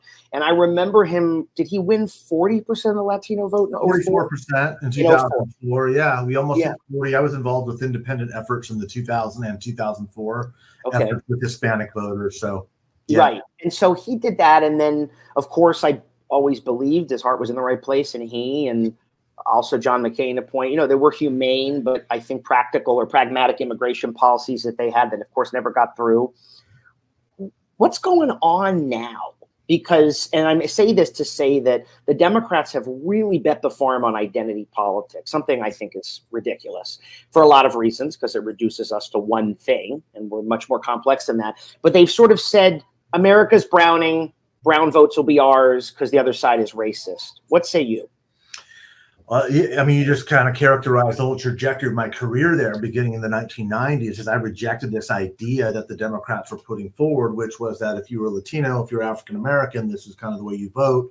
This is really trying to meld a racial and ethnic identity to a political belief. To me, that's just, it's un-American. It's anathema to kind of who I am as a person and as a culture. And so I got involved in Republican politics, not exclusively for that, but that was certainly a big part of it. And at the time, Republicans, were kind of promulgating this idea that, all of us were endowed by our creator with certain inalienable rights. There was this message of universality. Of course, 30 years later, as the white share of the population is shrinking, the Republican Party is as big or bigger a practitioner of identity politics than the left. It's just white identity politics, so they don't see it that way because they've been operating that way for so long. In states like California, which is 35% white, the Republican Party is 80% white. So you can't say that there isn't a correlation. There's a strong correlation, and I would argue the strongest correlation. But having said that, yeah, there's no question that Hispanics, because we are a mixed race people. We're literally what we call a mestizo race. We are indigenous and we are European. That's literally what we are. There was this promise, there was this hope that maybe we could redefine or get out of this old black and white struggle, which has defined the country since our original sin of slavery hundreds of years ago. This trap that we have been in and been unable to come out of. And that's being tested actually right now. But the biggest point, I think, Adam, to what you're saying is we're not witnessing really a transformation or realignment as much as what we're seeing is Latinos taking on the overall characteristics of the dominant society as it becomes the dominant society. So it shouldn't surprise us that there are more Republicans. The truth is, with Hispanics, that's the ethnicity with the fastest growing no party preference. It's the fastest growing segment of saying neither of these parties work. And that's really the story of the Latino political trajectory, is to say the Democrats don't get it, neither do the Republicans, and I'll vote for the lesser of two evils like you and I have for so many years. Yeah. It's really not sustainable as a model, I don't think, going forward. But for the moment, that's just kind of where we're stuck with. Yeah, I mean, in this Washington Post article, and you know, you crunch the numbers all the time. Clearly, the Democrats still have, what is it, 63% with Latinos or something to that effect. So obviously, that's whatever, you know, almost roughly 2/3. What did it used to be 80%? I mean, when they talk about this shrinking margin. I mean, you know this. It kind of reminds me of the Steve Bannon line of the Lincoln Project. You just have to get enough of that. You have to carve out that crevice of that percent to win. You know what I mean? Or do you think that this is?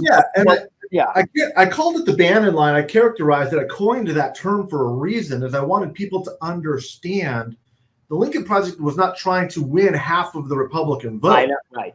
The goal is you have to win enough on the margins in order to be successful in a country that is highly polarized like ours are. And I say that because when we talk about the Latino vote, there's nobody who studies or looks at this vote and says Republicans are going to win a majority.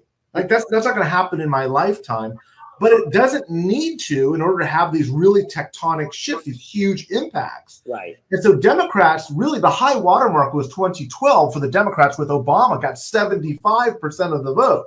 Right. This was 10 years ago. Keep that in mind, because a lot of people are saying, oh, this just started in 2020. Is it real or not? Because Trump got these numbers. It may have been shocking that Trump got these numbers, and it is. But this trajectory began a decade ago. Like, this is not news. It's just people are paying attention to it because the math is getting so big that it's now unavoidable. Obama got 75%. Hillary gets 67%. Joe Biden gets 59%. So this trajectory has been going down. It's just now at a 5 alarm level where most of the Democrats are saying, oh my gosh, what's happening? We never expected that this would happen. How do we solve this problem and how do we get out of it? But a lot of us have been raising the alarm bells. You saw the documentary. I was trying to get the Democrats organized as a Republican, saying, get it together. You got a Latino problem. Well, one of my things, and I've, now that I'm fully in political media, but I worked on the Hill in the 90s. And one of my things in and around the politics, the landscape, of course, is admittedly different, is that I find that my liberal friends or my Democratic friends have a very hard time, and this speaks to your data, of believing there is a swing voter or there is an independent voter like you or me. They think, you know what? It's really going to be, you're going to vote for the Democrat or Republican. There's not much there. People would say to me, you're promoting the Lincoln Project. This before my podcast, but I was doing other social media stuff, and I'd been a commentator on Fox News, believe it or not. I was a liberal, though I'm not a liberal because to them, I'm a communist. But it's really interesting. But they would say, you're never going to change MAGA? I said, we're not.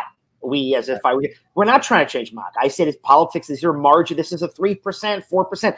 That's all. If Biden flips Erie, Pennsylvania, whatever it was, Grand Rapids, Michigan, those places that would be purple or had trended red, or that could be up for grabs. And they go, I said, no one's trying to no one thinks realistically they're going to convince the cult, but there are all these disillusioned voters. This is the hard part for liberals that don't like you either. So They don't want Trumpism. They don't want democracy to collapse. They don't want Marjorie Taylor Greene or Matt Gaetz to be Speaker of the House, but they really, really do have, I believe, because I do, substantial policy disagreements on what the government should or shouldn't do and at what size, on energy, taxes, inflation, that, they don't feel they have anywhere to go. I would say the patriotic thing to have done the last few elections is just to vote Hillary and vote Biden, because I'm not in a swing state, neither you were in California. But I think it's that thing of people I think the Democrats fall into the trap of they get coastal and they get non-data oriented and they get, like everybody, tribal and think, we're having a great time here in DC or in San Francisco. And how could brown people vote for the Republicans? It's like, it's so much more complicated than that. And it speaks to the fracture in our political system, but it also speaks to what I think is the identity politics gambit on the part of the Democrats that is slipping away from them and proving to be a loser of an investment. Yeah, well spoken. Look, I wrote a piece for the New York Times about the problem with the language of Latinx, right? Oh, yeah. Oh, it's ridiculous. I don't even know what is that. I don't even know what it is. It's really, I'm not too sure either. 97% of Latinos don't use the term, but what it really is it's sort of a white progressives attempt, and I think it's a genuine attempt. Yeah. Oh yeah. To try to right wrongs and to reconcile and do some penance, I suppose, but that's not the way that you should be doing it. You're literally speaking a different language than the people you're trying to communicate with. And that's the Democrats' real problem in America right now, is it's not that people are anti-Democrat as much as there's a relatability issue, is the challenges of a Democratic demographic, which is rapidly consolidating college-educated, white, coastal, urban voters, yeah, and it's losing blue-collar, working-class, brown and black voters. Absolutely, because there's a cultural divide, which is correlate to the education divide, which also has racial connotations in America.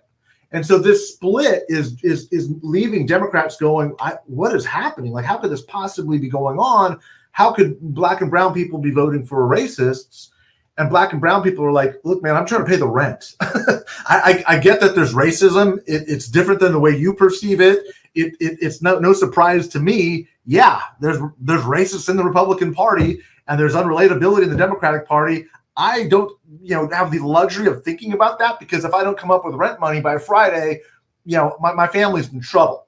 And that dichotomy is really, I think, a problem the Democratic Party has, is it still thinks it's the working man's party, and it's not. And that's not Mike Madrid saying that. That's the working men and women of America saying, we're moving to the Republican Party. Yeah. And that's why the established Republicans like myself were vanquished from the Republican Party. It's like, when I became a Republican back in the 80s and 90s, say what you will about it, there was an intellectual, ideological basis for conservatism to make the world a better place. Oh, for sure. It was a party of ideas. It was the party of ideas. Now it's like Diamond and Silk and Charlie Kirk and all the madness that Steve Bannon. It's a clown show, really. It's only a clown show. Yeah, it's just become performative. Yeah. And as a result, you've got all these people saying, I don't want any of this. Like, this is nonsense. And so it's very important that what you're saying and articulating what the moderate is and what the size of it is. Even if it's 7, 8, 9%, it is the critical constituency that determines the outcomes of elections. Right. It is the voter that puts Glenn Youngkin in office in Virginia as governor and Joe Biden in the White House in 2020. And in the same year puts Republicans in the majority, pick up 20 seats in the Congress. That's never happened before, because people are becoming more discerning, and what they're saying loud and clear is, I don't trust either of these parties. Right. And it doesn't have to be 50% of voters out there. It doesn't have to even create a whole new party. If even 5 or 6% of the electorate is that discerning, and they are, that's the critical constituency. That's literally the fulcrum that will determine history. That determines the outcome of races. This history and elections are made and won on the margins, and those margins may be small, but they are the entire ballgame.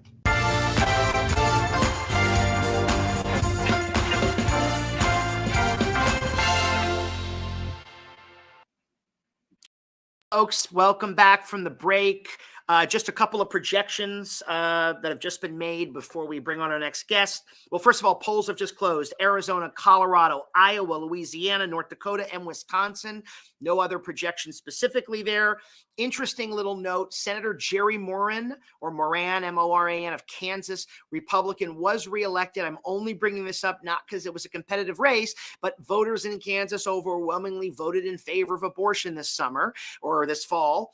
And this guy is an anti-choice lawmaker, so go figure. He won handily. The other projection to make is Bill Clinton's old state, his home state of Arkansas, and now has a governor you'll all know, Sarah Huckabee Sanders. Yeah, I know. We'll start wearing black, but that's no surprise. She is the daughter of Mike Huckabee, who was also governor, and she became best known as Trump's second press secretary after Sean Spicer. So that's what we got. But that does not mean that all things conservative are bad. There are a lot of good things about libertarianism and conservatism. I've explored that here as a dirty moderate. I love the idea of don't tread on me and get the government off my back, abortion and the business world. So joining me is one of my favorites. I also did a fabulous episode with him, Ross Kaminsky. Ross, how are you? Hey, it's good to see you. And last time we talked, I told you what I wanted to do this time. So I am. Ross, did you see that I tweeted? I responded to your tweet about your bourbon. You might not have seen it. I missed it. What'd you say? I just said you wrote you're gonna have bourbon. Whatever you tweeted, and I just quote tweeted, "Bring on the bourbon." I thought you would. Well, so let's we'll have go. to do that when I'm next. We'll do that in Colorado in person next time I'm there. But I just want to tell everybody that you are the host of KOA 8:50 a.m. in Colorado. So before we get into these other races, what's going on in Colorado tonight? I'm not hearing anything. I know it's way too blue for you out there, but what's going on? So the polls just closed a few minutes ago. We don't have any results yet. Colorado does tend to count pretty fast. So we are essentially 100% mail-in voting and dropping off your ballot. There is almost no in-person voting here. And we do something that I don't know why Pennsylvania doesn't do it. But as the votes come in, they go into a machine, but they're not counted anywhere where anybody can see anything. But they've been scanned in. So once the polls close, then somebody can hit a button and all those hundreds and hundreds of thousands of ballots are counted like that. And then it's only the ballots that were still in the ballot boxes, maybe for most of today, that have to now get sorted and added. And I still think there's a thing going on where a lot of Republicans want to vote late for whatever crazy reasons. So I suspect there will be a small bump for Republicans in the late counting ballot, whereas in a place like Pennsylvania, I think you'll get the Republican count early, and then over the course of the night, you'll get more and more Democratic votes. So we'll see. It's a very blue state in a red wave year, and I don't really have predictions. No, that's right. I was going to say outside of Colorado, the fact that they don't do what you just described in terms of your voting process is insane. One thing that I think sows mistrust, and it's not because anything's been done, is this era we're in now where votes aren't counted till days on end. I mean, it just seems in a first world country in 2022, we should know the results tonight, I think. So I like that Colorado has a process whereby early votes are received, accepted, and then applied. So you have a result that evening. I mean, it just seems to make sense to me. I'm not an election worker, but I don't quite understand it. But tonight, and I follow you on Twitter and I loved having you on the show. So you want the Republicans to take back both chambers, right? Well, yeah, I guess I do. I mean, Joe Biden's still going to be president. I frequently like divided government, but if you were to put a gun to my head, I'd much rather have Republican control than Democratic control. Look at what Democrats have given us in the past couple of years. And it probably sounds like a little bit trite, but I've got 2 teenage kids, and my voting is very much based on what I think will give them the best opportunity to have a better quality of life than I have. And mine isn't bad, but I'd like to see every generation be able to do better than their parents. And with Democrats in control, that's not going to happen. And I want to push back against that. I thought of you the other day and other people on the libertarian side, because I feel you here. The national debt is exceeded 30 trillion. Neither party gives a shit about the debt. And I know you and I talked about this. I mean, Republicans spend like drunken sailors. Yeah. Is that when you say the legacy or the what you want to bequeath, I guess, through your own life to your kids? Are you thinking about this credit card bill we can't pay? Or are you thinking about bad energy policies? Or what informs your, I want to leave, what are you thinking about that you want your kids to enjoy? Well, I guess unsurprisingly, those were 2 very good suppositions on your part, because those are probably 1 and 2, right? So the national debt and deficit was the lack of caring about that stuff was Donald Trump's single worst failing on domestic policy, right? We're going to put aside all the personality stuff and make foreign policy a separate bucket. On domestic policy, that was his worst thing. He didn't care. And other Republicans who for many years pretended to care, hid behind his skirt and, well, if Trump doesn't care, I'm going to vote for all this stuff. And I don't use the word sin lightly because I'm not a religious person, but in a political sense, that's a sin, doing that to our kids. And yeah, energy policy.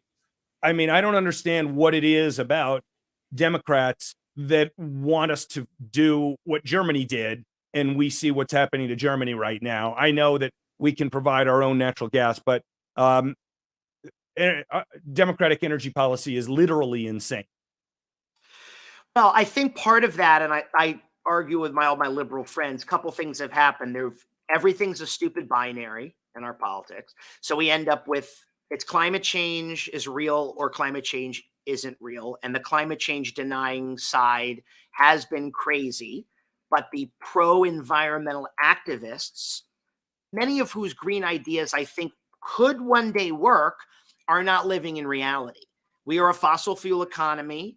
California, thank God that governor of ours, Gavin Newsom, is going to use nuclear power because his energy policies are terrible. I know he wants everybody to own a Tesla in the state. I mean, it's ridiculous. But I think part of it is that there's an ambition. Some of it's well-intended. Other parts of it, I think, are radical, to think that we're living in this green economy when we are not there yet. And I think good faith people, make bad decisions because of that. Right.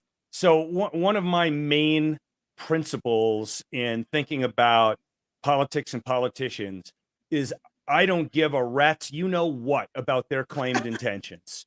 And people on the left in particular, politicians on the left in particular, always demand to be judged based on their intentions, regardless of the outcome of their policies. And I'm not having it. And if Republicans do that, I'll call them out on it too. But Democrats do it more. They demand to be judged based on their claims that they are good people. And you're right about that. You're right about that there can be craziness on, quote unquote, both sides of the energy thing. But I just want to throw one other thing out there. You don't have to be a full on, quote unquote, climate denier to be against everything that AOC wants to do. I can say, humans probably have some impact. I'm against everything AOC wants to do. I think she's awful. Yeah. Right. So, yeah, you can be in the middle there, first right? Of all, oh, sorry. Go ahead. I'm sorry. No, I was going to say, I can say humans almost certainly have some impact on climate, and maybe human activity is warming the climate a little bit, but that is not enough to say that we have to do everything we can to stop it. First of all, nobody has actually demonstrated that net it's bad. Nobody ever talks about this. This is like heresy here. But there certainly are places in the world where a little bit of global warming, and we can't call it that anymore, but where a little bit of global warming is a great thing. Look how much more food Canada is growing than they used to since the climate warmed, 1 degree centigrade. It's not bad everywhere. And second of all, the cost of the stuff that the left wants to do in energy is so massively destructive of, back to our first principles here, my kids' future standard of living. So to me, though, you nailed my two biggest issues. Yeah, I mean, I care about some sense of fiscal rectitude, which has gone out the window because I think people have no understanding of how money works. I think people are economically illiterate, right? And I think, to your point, there's a sanctimony on the left of, well, how could you be against the bill? It's anti-inflation, for example. I said, well, first of all, it does nothing for inflation. Okay. That was a terrible bill loaded with a bunch of leftist priorities that I thought were going to ultimately do a lot of harm. So I was against it, for example, and I voted for Biden. I've supported the infrastructure bill and some of his agenda, but I thought that was a mistake. Also, the money isn't even the money in that bill will not even be spent until 2025. So the idea that passing that bill was going to affect inflation and to a lesser extent the results of this election is just it's gobbledygook. Yeah. So I have an understanding of that, and though I don't exactly know where we line up exactly on every climate change policy, I don't understand why we can't play it as it lays, right? And rely on our domestic oil production. So we're not relying on foreign oil, why we don't tap nuclear power. And I always say this, and Fetterman has to run on it, whether or not you like fracking or not, quite frankly, if you eliminate that industry, let's say in Pennsylvania, you're just going to throw people out of jobs and say, well, sorry, we're green. That's not an answer. What's the plan to transition them to a better way of life? That's my issue with it. You know, thinking things through. I know that sounds all nuanced and boring, but our debates generate more heat than light. Well, first of all, you said the word nuclear. That's the main answer for our Right. electrical generation issues. And you hear people all the time, especially on the Republican side, who are trying to pander to moderates and say, I'm for an all of the above energy policy. I want natural gas, maybe coal if we have to. I want wind and I want solar and I want nuclear. And I say that's nonsense. There is no legitimate place for utility scale wind and solar. And it's all part of this ridiculous green religion. They are incredibly non-energy dense. We've spent our entire life as a species, right? Thousands and thousands and thousands of years going to more and more energy dense stuff, as we should. And now these people want to take a step back and go to wind and solar. It's ridiculous. And to all these people who are pandering by saying, I want an all of the above, just call these lunatics out for their stupid policies. Right. I mean, I don't listen. I think you and I mean, I'm not sure that they're, like I said, I don't know they're lunatics, but I'll tell you this, and we have to go. I think that shutting down debate on this is also its own religion. Call them moderates, call them liberals, whatever it is. Everybody's trying to be all things to all people. We have high prices on gasoline. We have an issue with it. We have a number of ways that we could be productive in this country with our energy policy. And the fact that we can't debate it, as I started the conversation with, because you're either on the right or left, it's ridiculous. You know, I know. I got a quick consider question for yourself a you, though, libertarian. before we go. Can I ask you a quick Yeah. question? If you're a betting man, how many Republicans will there be in the next House of Representatives? There's 212 today. Okay, so they need a net gain of 5. I think they're at 3. For the last few weeks, I've believed that it was not going to be the kind of 2010 or 2014 numbers, that like 63 seats or whatever. I think between 10 and 25.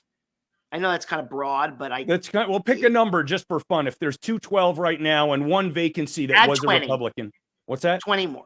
20. 20 more, 232. Okay. I'll say a little more than that, but Okay. it'll be fun to watch. It will. Listen, I love that you joined me. Enjoy your bourbon. Thank I'm you. going to definitely have you back on the podcast. I love for all my liberal listeners. I've got listeners from all sides. Hear you, and you know you're a proud voice of limited government, and I can jive with that. I appreciate it. Folks want to check me out, you can go on your iHeartRadio app and just tune into KOA 9 a.m. to noon Mountain Time. Absolutely, do check him out, Ross. Thanks so much. Thanks for. Have a good night. Okay, guys. We don't have any projections at the moment that are. I can tell you that right now Brian Kemp is roughly 90,000 votes ahead of Stacey Abrams with what percent reporting was it? 64% reporting. So I think by all accounts, Brian Kemp's going to be reelected. I think Stacey Abrams. I think this party's over for her. I hope that the Democrats find a different candidate. She's not won anything on this larger state level. I'm afraid Beto is going to be in the same boat. And you got to find other messengers. You can't make stars out of people that don't win elections. Bill Clinton became president. He was governor of Arkansas for 12 years. Barack Obama was elected to the Senate. I'm not making a value judgment. I'm just calling it for the sort of reality of politics. And politics itself isn't so quaint anymore, sadly. We are in a different time. I believe that, the place I take issue with people on the right is that there are too many of them denying democracy. There are too many of them playing down the threat of authoritarianism. As I said earlier in the program, these are not the before times. And first and foremost, before anything, I'm country over party because I care about this experiment, the oldest experiment in self-government the world's ever known, we the people. And we had a fabulous expert who you probably have seen, Ruth Ben-Ghiat. She's a professor at NYU. She's an expert and a historian on authoritarianism. Her latest book, if you haven't read it, she was on the program, by the way. We're going to give you a preview of it right now. Strongmen from Mussolini to the Present.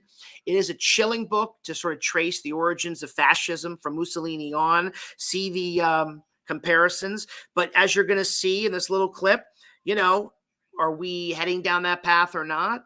Will we heed Ruth's warnings? I don't know. Anyway, here's Ruth Ben-Ghiat, folks.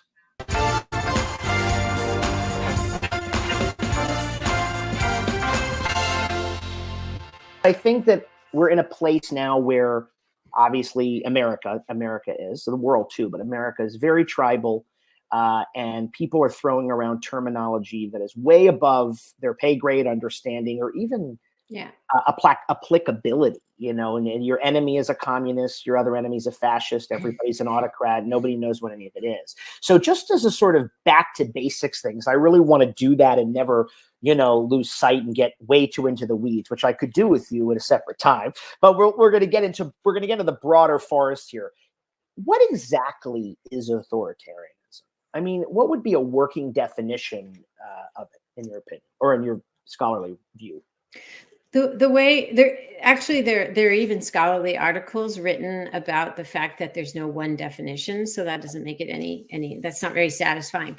But I'm using it, and I use it in my book as a kind of form of government that's illiberal, where the executive branch overwhelms the others, and so democratic freedoms are taken away. Right. And it can have many outcomes and many forms. So, you know, you had one-party dictatorships, more common in the 20th century, at fascism. You had like military coups. And today, authoritarianism looks a bit different because you still have coups sometimes, but mostly people have to come to office through elections. And then they still hold elections, but they have to manipulate those elections to stay there. Or, for example, it's not like you still have one-party states like North Korea and China, but now you keep some opposition going, but then you really take all their power away. Or you do what Putin does in Russia. If there's anybody very viable as a rival, like Alexei Navalny, the anti-corruption crusader, you put him in jail. So you kind of game the system. So the book it kind of looks at how authoritarianism has evolved from these like one-party dictatorships up to what we live with today. Yeah, and I also think that it's important because you do a great job in explaining Mussolini and the origins, and then how his playbook ended up being used by both Franco in Spain, and of course Hitler. What exactly though? I'd put it under the heading of authoritarianism. What exactly is the definition of fascism?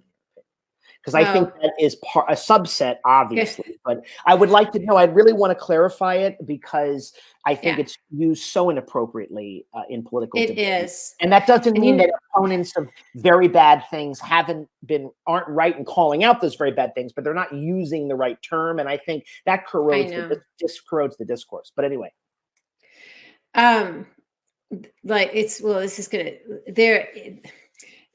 Ambiguity and like vagueness is kind of built into fascism. Right. So there are traits it's classically a one-party state, a dictatorship with a leader cult. It's imperialistic. So, Francisco Franco in Spain didn't invade other countries, but Hitler and Mussolini certainly did. So it's expansionist. Hyper-nationalist. So when you say a one-party state, it shuts down all democratic freedoms. But Mussolini had a really good definition where he said it was a revolution of reaction, which is a bit of a contradiction in terms. But so fascists wanted to really get rid of the established democratic order, both inside their countries and also the whole international system. And so they were revolutionaries, and Mussolini had been a socialist. So what he did is he kept a lot of the language of socialism like revolution, but it's a revolution of reaction, because instead of emancipating workers and women, people of color, it shut it down. And so fascism came after World War I, and it was a reaction to all this progress and emancipation that had been made for so many groups of people, and the first like stirrings of anti-colonial sentiments. And it wanted to kind of shut all of that down. So that's the reaction part.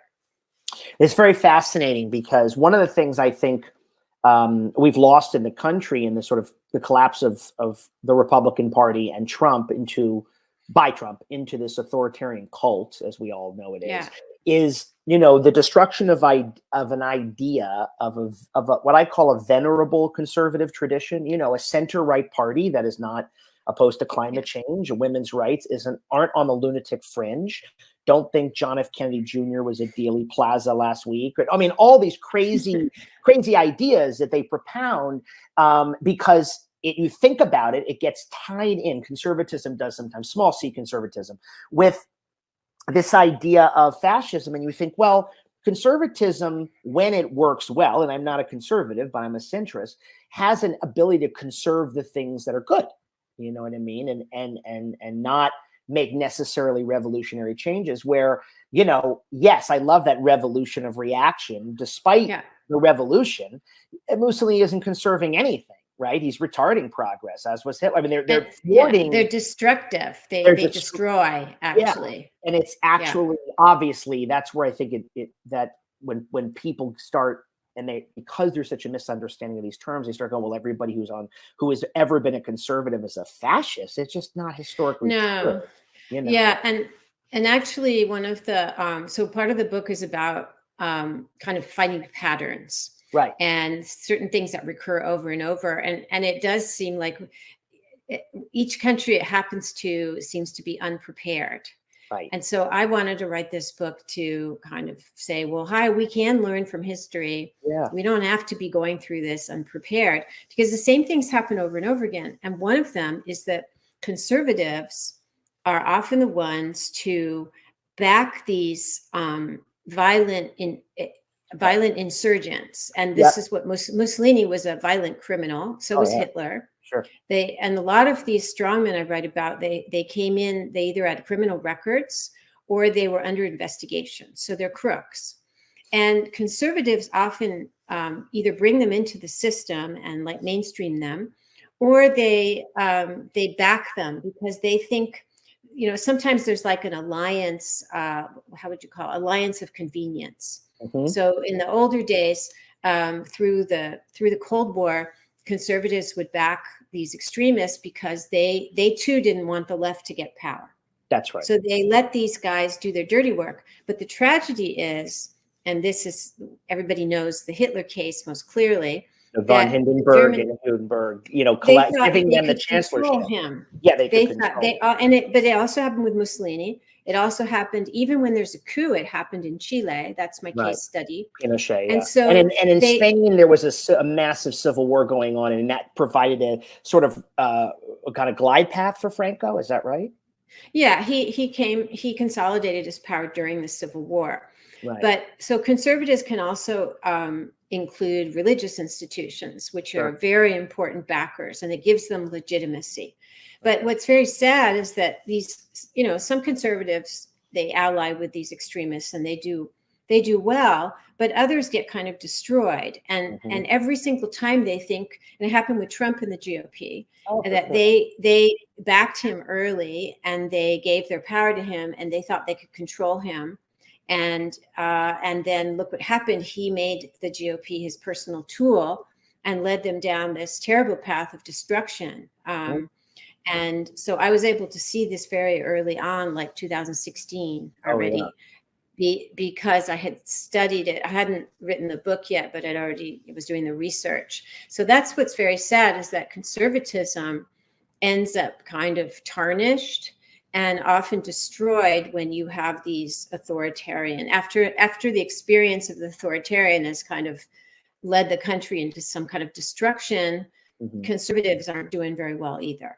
Yeah, so they are sort of I guess in some cases witting, but also unwitting accomplices to it, right? They have been in the past. In the past. Well, you know what's interesting about that in our current moment too is, especially, and speaking of Trump in particular, as a result of that Faustian bargain, the GOP and Trump, you now have, and it's just rampant, a red meat group of believers who are really spawns of this kind of thinking, meaning that it really is this. It is so much about owning the libs, as the saying goes, destroying the Democratic Party, thwarting anybody who doesn't ally themselves with Trump, to the point of, doing the Kremlin's bidding, thinking Putin win, rooting against America and everything about it, tearing down John McCain.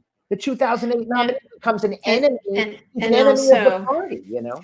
And that's another part of the tragic part is that when you follow these guys who are highly destructive, narcissistic and transactional individuals, amoral, they're really amoral, and that's what Trump is. Yeah. It forces the party into more and more extreme positions. Who would have thought that the GOP would go along with somebody who insults veterans? And I actually put aside a book on POWs to write Strongman, because it was an academic book. But I feel I was very angry about that, because I studied in many archives and read what POWs like McCain go through. And Trump's just insulting him. But when a party gets fused to this leader cult, there's nothing they won't put up with, even insulting a veteran. So it's really sad. Yeah, no, it really, really is sad. And it's always this, like we said, it's this sort of, although Trump himself is a symptom of it, this kind of move toward a society that brooks no dissent, that actually creates a hegemonic kind of narrative where opposition to it, you're in many ways an enemy of the state, right? In that sense. And you know what's so incredible is that basically the whole story of the GOP and Trump, everything that's going on, including shutting down dissent within the party, people who voted to impeach Trump the second time particularly had to get body armor because they were getting death threats. Look what happened to Mike Pence. The loyal poker face for 4 years. None of that credit. He didn't have any credit with Trump, because the minute you cross them. But all of these are all authoritarian dynamics that have been going on around the world. But what's so sad is that all of this took place in a democracy. So it's not like if you're in Saddam Hussein's Iraq and you would go to prison or you'd be killed. But what's going to happen to the people? In the past, when they could have easily broken away or said no, and they are in a democracy and they didn't do it. So it's even more shocking, because they had the freedom to say no to Trump, and yet they didn't, and they all submitted, just like happened with Mussolini, Hitler, etc. It's shocking. I'm not shocked by it, because I expected it, but it is morally and all other ways atrocious. Yeah, I mean, one of the things that one of the great joys of my undergraduate education at NYU, where you are, was learning and studying Hannah Arendt, the famous German philosopher. And she writes this, one of my favorite, The Origins of Totalitarianism, right, which is a famous work of hers. And in that work, obviously, basically, people don't know, basically she analyzes what she refers to kind of as the twin evils of the 20th century, communism and fascism, and how they represented this totalitarian onslaught, that destroyed, societies, murdered millions of people, et cetera, et cetera. Do you think, and you don't hear that word as much, do you think that, and I think she would differentiate, do you think that we're on a road to totalitarianism, or is this just because authoritarianism, by many people's accounts, isn't necessarily totalitarianism? No. What do you think about it? You don't hear that as much, and that was such a, it was a motif you'd hear invoked so much, especially during the Cold War. Yeah, I don't use it because I really the way that she used it was for these two states that were extreme in, because all of authoritarianism is a continuum, right? And And it's true that Nazism and Stalinism were more extreme in terms of, genocides and mass killing than some other regimes, which still had genocide. Mussolini's Italy, they committed genocide, but in Libya. But these are not as well known.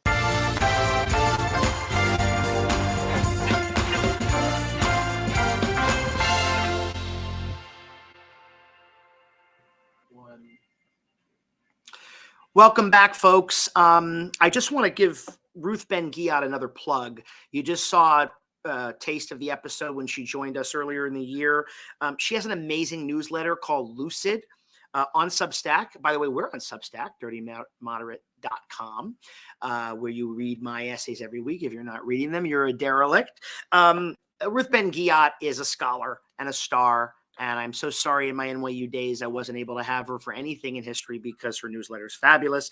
It's all about big democracy ideas, threats to the world. And that brings me to something. We don't really have any new news. I think you want to watch out for, as the Republicans move toward, I think, what will be a victory in the House of Representatives. And we don't know what's happening in the Senate. We are tracking the data here. Early vote clearly favoring Democrats in places like Pennsylvania and Georgia. Day of vote favoring Republicans. Now, I'm not going to give you a county by county breakdown. John King couldn't make it tonight. But I will tell you that it shows that these are squeaker elections, that it represents the country being polarized, but also that there is a lot of passion on both sides.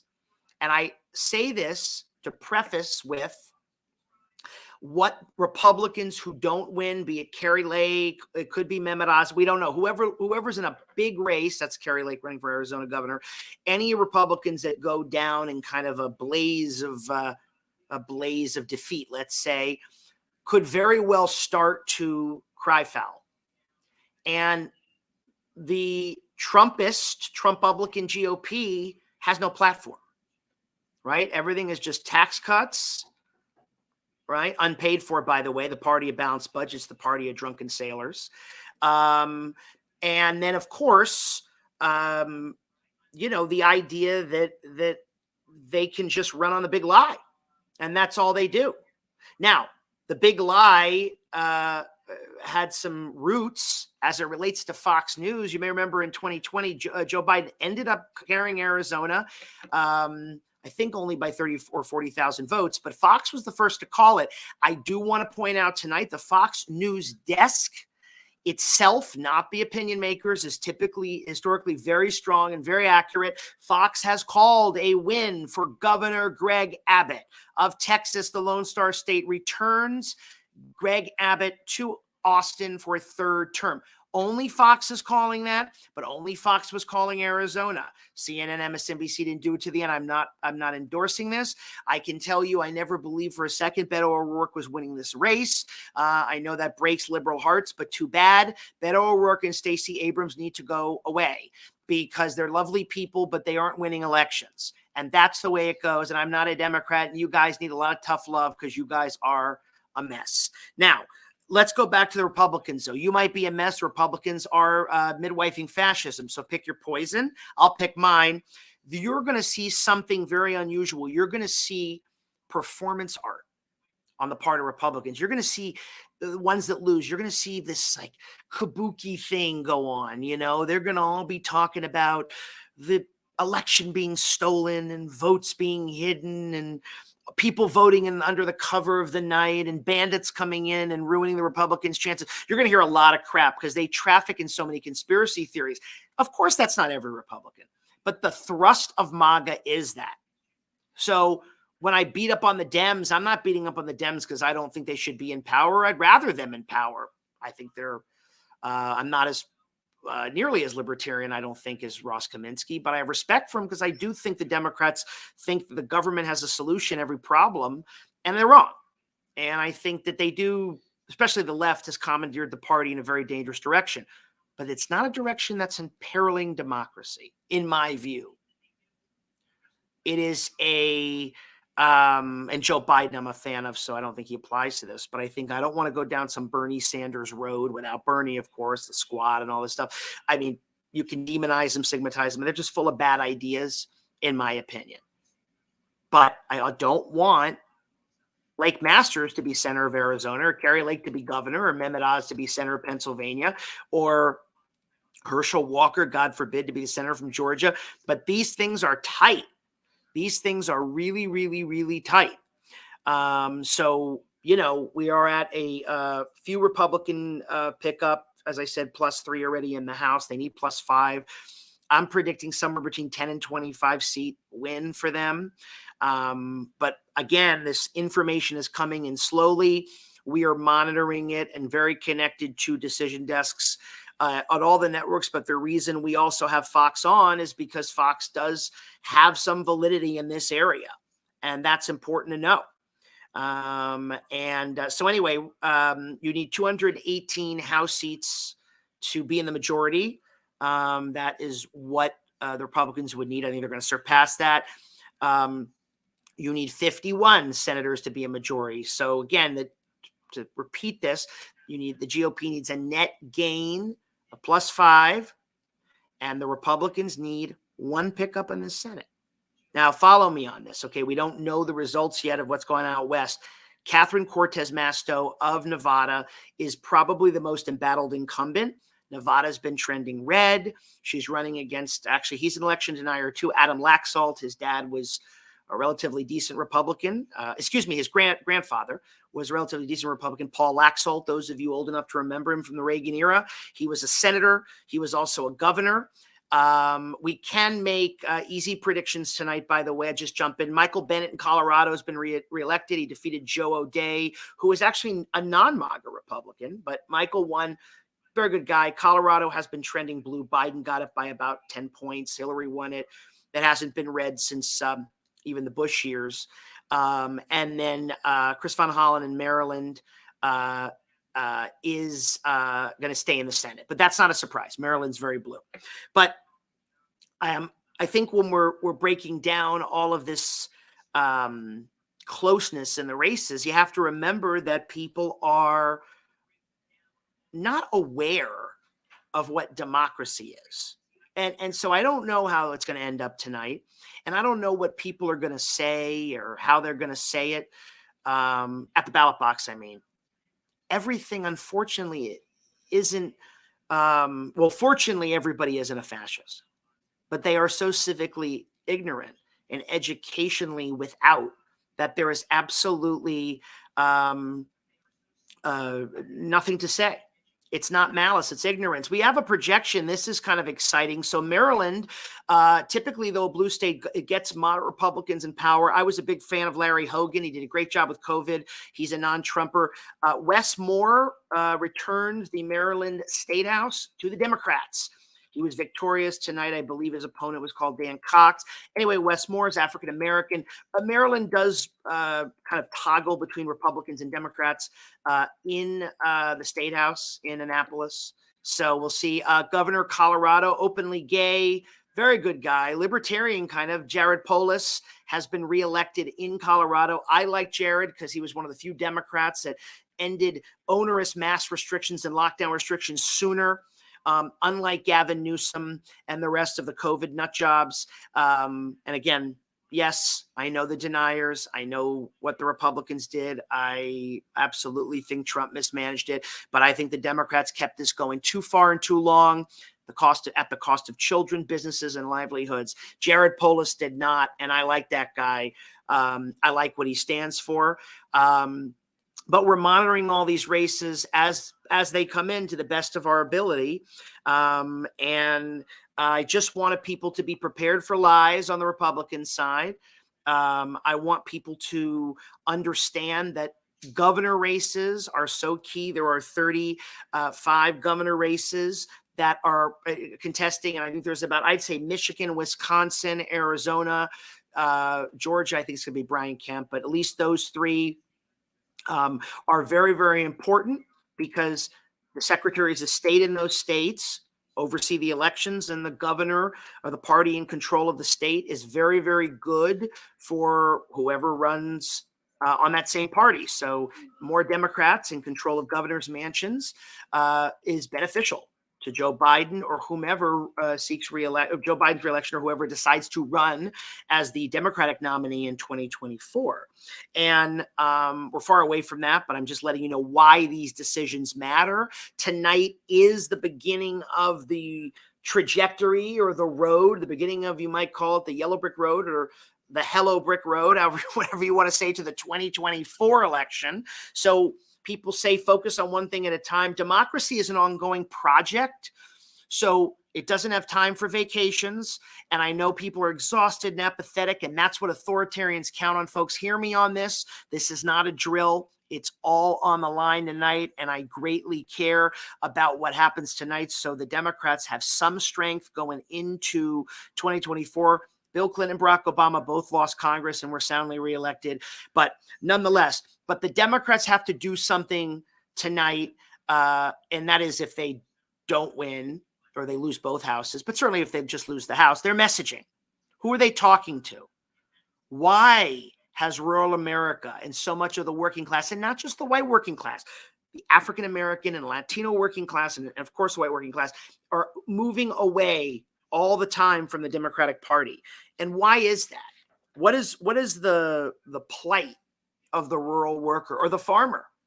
Well, Dirty Moderate is very proud, and I'm proud personally, but our whole team is proud, and they've done an amazing job on this to provide a platform for the American farmer. You heard me right. I was not a farmer. I'm not from an agricultural state. Do you know what they do? Do they matter? They make your food. They grow it. Farm to table. You sit at the table. What do you know about the farm? If I hear that expression, I went to a farm to table restaurant. I love this. Okay, well, what about the farm? I mean, you know what I mean? I want to hear about your damn chicken breast. Anyway, Farm Aid, founded by Willie Nelson, forever the unofficial mayor of Austin, Texas. I'm in Austin right now. I hope I said that at the beginning.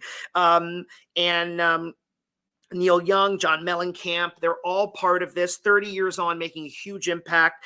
What is Farm Aid's mission? And I'm here to, I'm plugging them because I want people who listen to this podcast and are watching tonight to understand that you're losing that vote, you're losing America, and they count too. And enough with everybody's racist and everybody's a hayseed and everybody's a rube. Cut it out. We're either in this together or we're not. And Farm Aid's mission, let's go through it. Tell me why you wouldn't be for this. Keep family farmers on the land. You know, America was an agrarian society before the Industrial Revolution.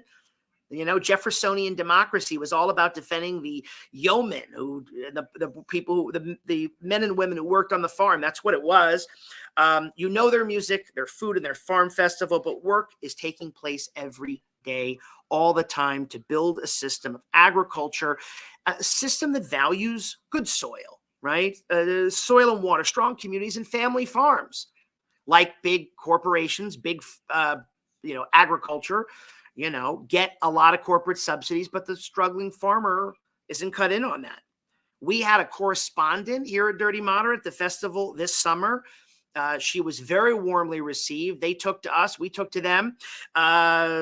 She learned a lot about how to celebrate farmers, how to advocate for them, how often we overlook them because we're not, but people are in partisan silos. And, that red state out there, they're just a bunch of farmers and hicks, and they're not, right?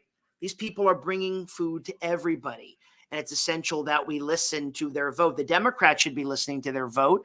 They should be vying for their vote. They once used to win those votes, and they're not anymore. So something's wrong.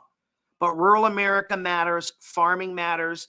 This may not be the sexiest topic to all you city slickers out there, but you know what? It's a very important one.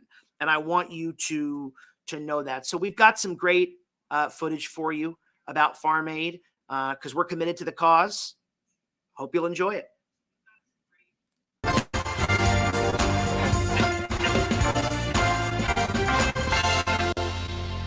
If you eat, and if you're concerned about your own job, then you should be concerned about helping the first citizen out there, the guy who's growing our food, the farmer.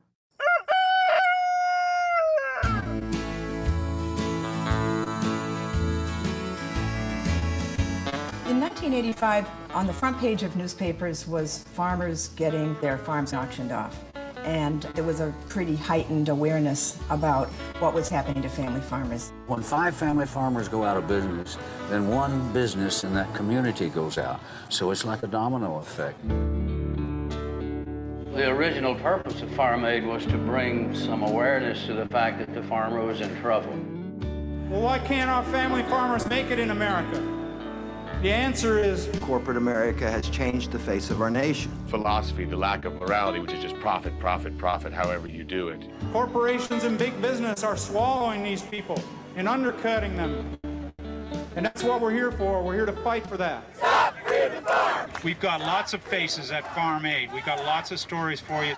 Farm Aid represents those farmers that are struggling to get enough to survive the next year. We're going to either try and help them directly or try and connect them with organizations that will help them to work together. We're losing ground every day to corporations and ag business. And somebody needs to be out there in a national spotlight, you know, shining their lights on the small family farms to keep them alive and keep them relevant. They don't care about the normal guy, the small family farmer. Get big or get out. We should be interested in knowing where our food comes from. If it comes from the soil that is organic, that are grown by our family farmers, we know it's more healthy than the food grown by the big corporations who saturate the soil with chemicals and pesticides. You know, this is what it's all about. It's living and breathing. Farmers are really the grassroots economic engine of our whole society, and it's been taken away from us over the years. This revolution of farming, that is like the farmer's market. This is the example of where the future of farming is at. We need to cut out the giant middleman that is crushing everybody. Farm Aid is helping us develop sustainable markets, local markets. Farm Aid is doing things that the government is afraid to address. Farm Aid has given all family farmers the ability to have a voice. The farmer's share of that was 3.5 cents. Now, is it any wonder that corn farmers and wheat farmers are going broke? In 1986, John Mellencamp came to Chillicothe, Missouri and stood up with family farmers, thousands of them, who were being foreclosed on by the government. Willie Nelson came and stood up with family farmers in Northeast Missouri who were fighting against industrial livestock operations coming into their community. And that was before everybody knew factory farms were bad news. It's corporate America against small America. So, I mean, how can you not support that? Factory farms are not my favorite thing. Look at that. Go family farms. We're dedicated to standing with you as long as it takes. You have to fight back against the people who are causing this problem. What we see is that corporate domination and that corporate control is what is running farmers into the ground.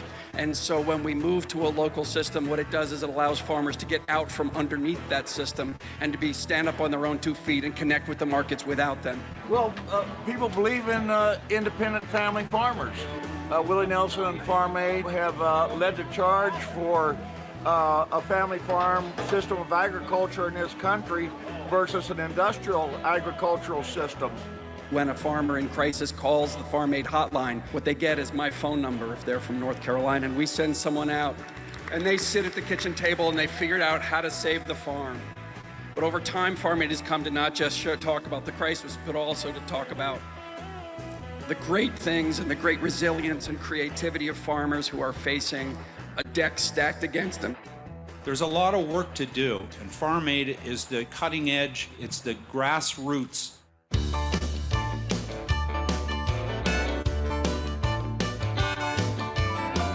Such an incredibly important mission is doing even bigger work, creating the good food movement and these new kinds of chains that they're running, from the field to the table, and teaching people about what that can look like more sustainably, reducing carbon outputs, traveling less, knowing your farmer, supporting local economies. These are all really important things.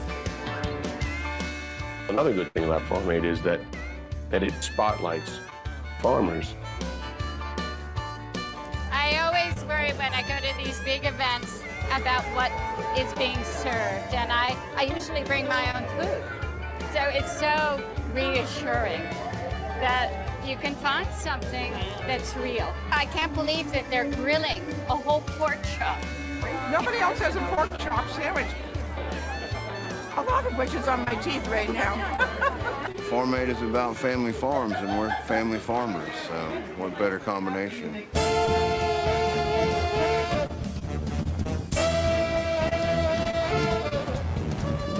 It's become more than just a concert. Now it is a festival.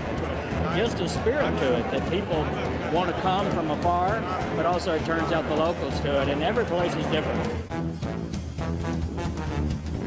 The support of the local communities and just being able to interact with the other farmers has been a really eye-opening experience for everybody involved. It's all about keeping family farmers on the land because they are our only guarantee that we're going to have a food production system that produces this incredibly good quality food. It's not a glamorous life. It's not even a job. It's just more of a lifestyle.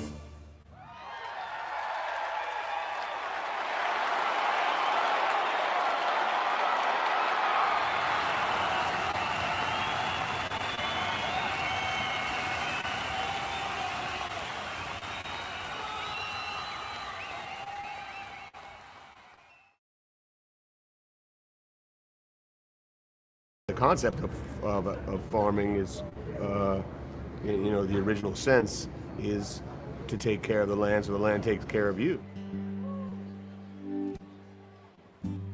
We have to be looking forward and backwards. We can't only be defending small farmers. We have to also be, you know, pushing the envelope of trying to bring new farmers to the land and improve the possibility of small farmers and family farmers of staying on the land.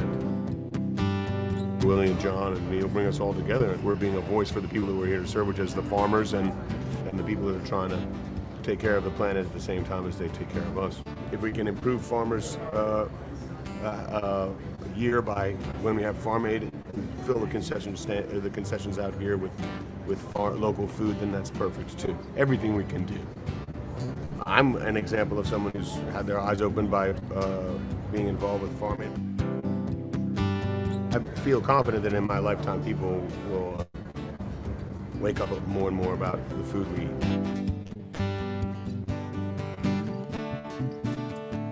Riding my bike down the old dirt hill.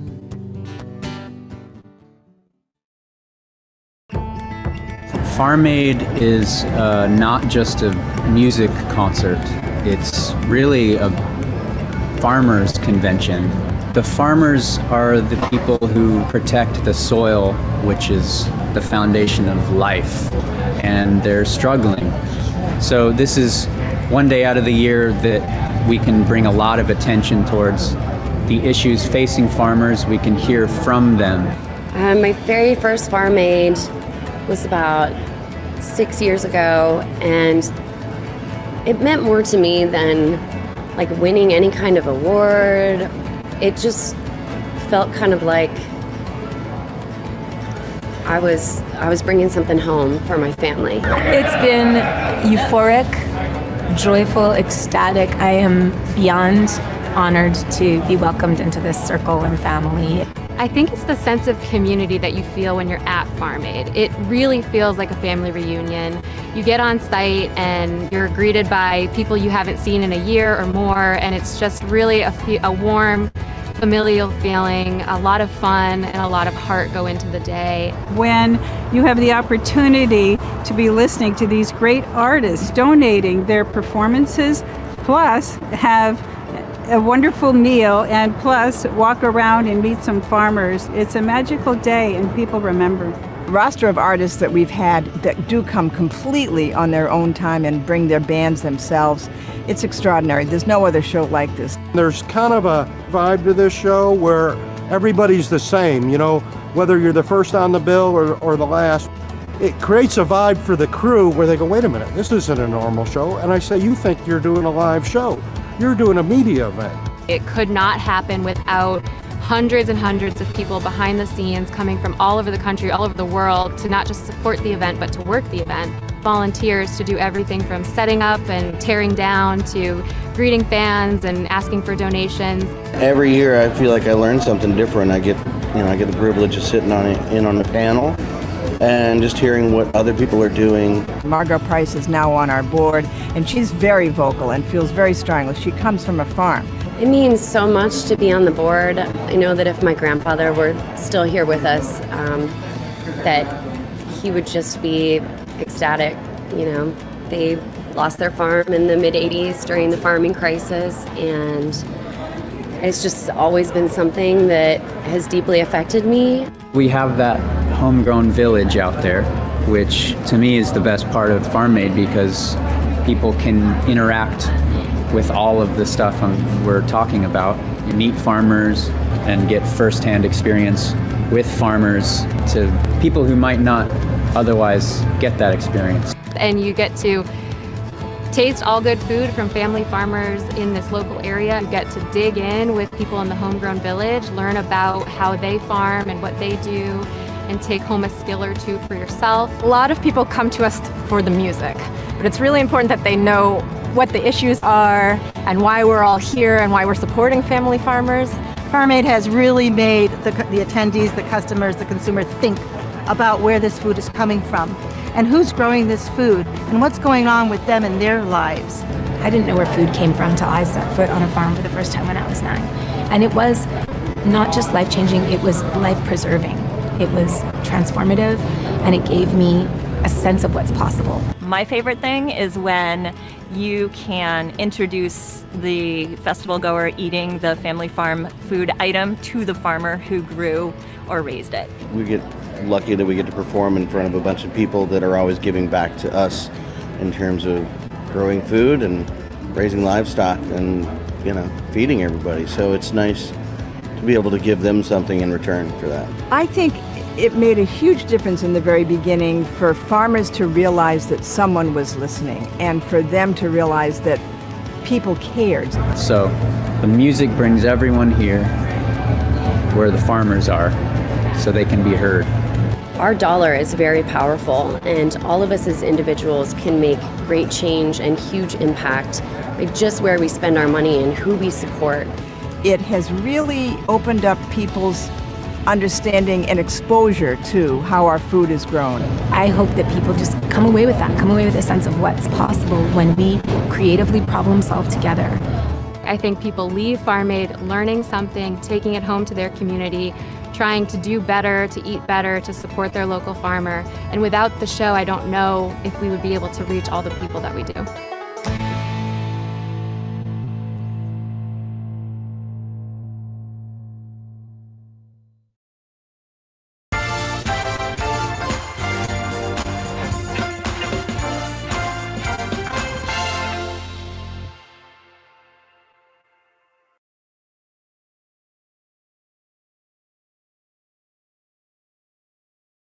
Folks, welcome back.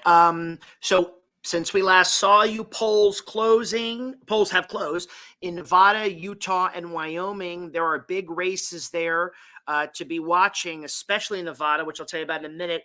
Too early to call the two key races. Number one, I can't emphasize it enough, all eyes on Nevada. Nevada has a very, very key race. So Pennsylvania and Georgia have gotten a lot of the attention, as they should. But Catherine Cortez Masto, the incumbent Democrat, first term, she elected in 2016. She is in a very, very tough race with the grandson of Paul Laxalt, Adam Laxalt. Political observers will remember Paul Laxalt from the Reagan era. He was governor of Nevada, senator of Nevada, and what have you. Now, Wyoming is not in play, unfortunately, by 30 points. They dumped out their great patriot Liz Cheney, so screw them. Sorry, I don't mean to say that, but I can't help it. Utah is really got an interesting race, and we at Dirty Moderate covered it, but it also kind of gets lost in, and here's the history there.